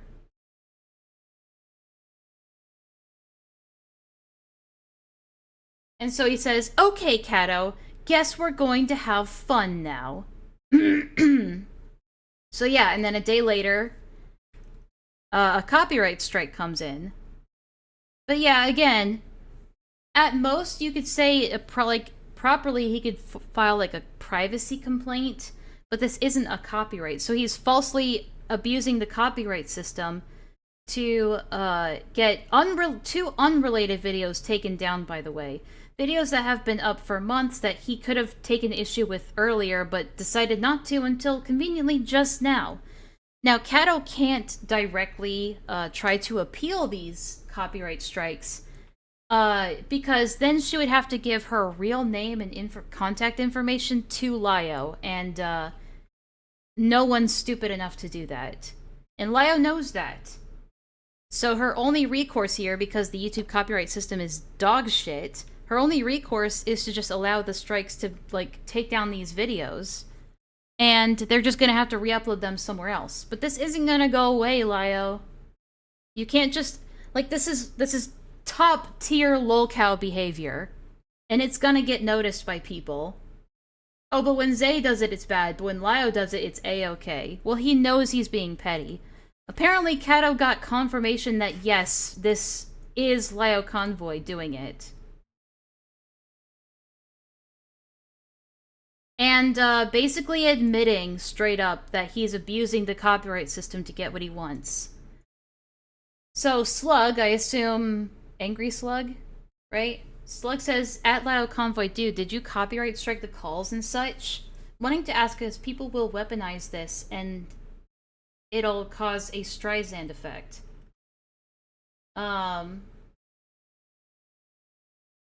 And Lio says, I don't know if you guys can see this, but yeah, at the bottom, Lio says, yup, because it broke copyright. I didn't strike them because I don't want them out. You have no copyright on this, Lio. You don't own these recordings. Because these are public calls. These are public recordings of a public call. You don't own these. You have no copyright on these. Yeah, they are friends. Like, I think it's because Slug hates Kumo, and so therefore the enemy of my enemy is my friend, or some shit like that. Some gay shit. But yeah, I think that's all the updates I have for you. And we've hit the 6-hour mark, so I'd very much like to wrap up. Before I go, though, I do want to show you some things. Unless there's other updates I need to know about, but until then, I wanted to show you guys something. I was telling people in Kumo's server, I was like, hey, I would like to change my Be Right Back screen to something more customized. And Kumo was immediately like, oh, I want to make you something. I want to make you something. So I was like, okay. And we decided we wanted something like kind of grungy, like the room looks trashed. And I was like, okay, I wonder what he's gonna come up with. Like, I was thinking like the damn bitch you live like this meme. And to his credit, it's not finished yet. It's definitely not finished. But he made like a doodle of it. And I just wanted to show you guys. Oh yeah, we will do the Sansloid thing to take us home, right? But let me see if I can find it. It's somewhere. Hold on. Here we go. This is what he made. And immediately I was like, Kumo, this kind of looks like the Doodle Tones. The background image that Doodle Tones made for her I'm Leaving video. Except there's not me walking out the door. Like, if you took Doodle Tones out of that and put her in here walking out the door, it's like the exact same.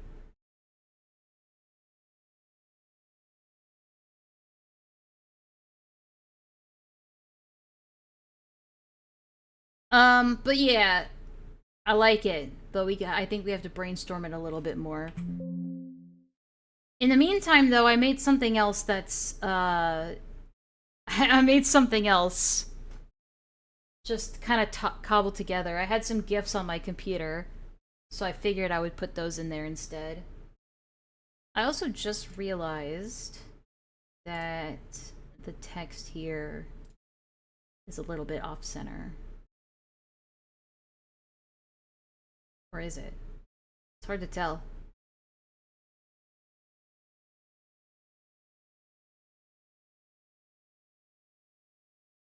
You can see her hat in the box? Really? Oh my god, you're right! Hold on. Holy shit, I didn't even notice that. Yeah, that's her hat. God damn it. He also put a jar with a figurine in it on the shelf here. And some other shit. And some ramen on the floor in a sock. So yeah.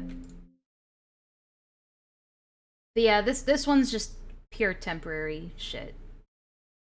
But I wanted to change it up a little bit. It's been like the same for a while. Kumo. That's such a silly touch, I agree. But alright. We're gonna wrap things up. Thanks guys for watching. Thank you again to all the super chats. I deeply appreciate it. I'm glad that I'm entertaining enough to be worth your money. And I hope someday you will give me more money. But yeah, thanks a lot, guys. I'm gonna play us out with the Sansloid I made of Mesmerizer. And I hope you like it. Alright. One moment.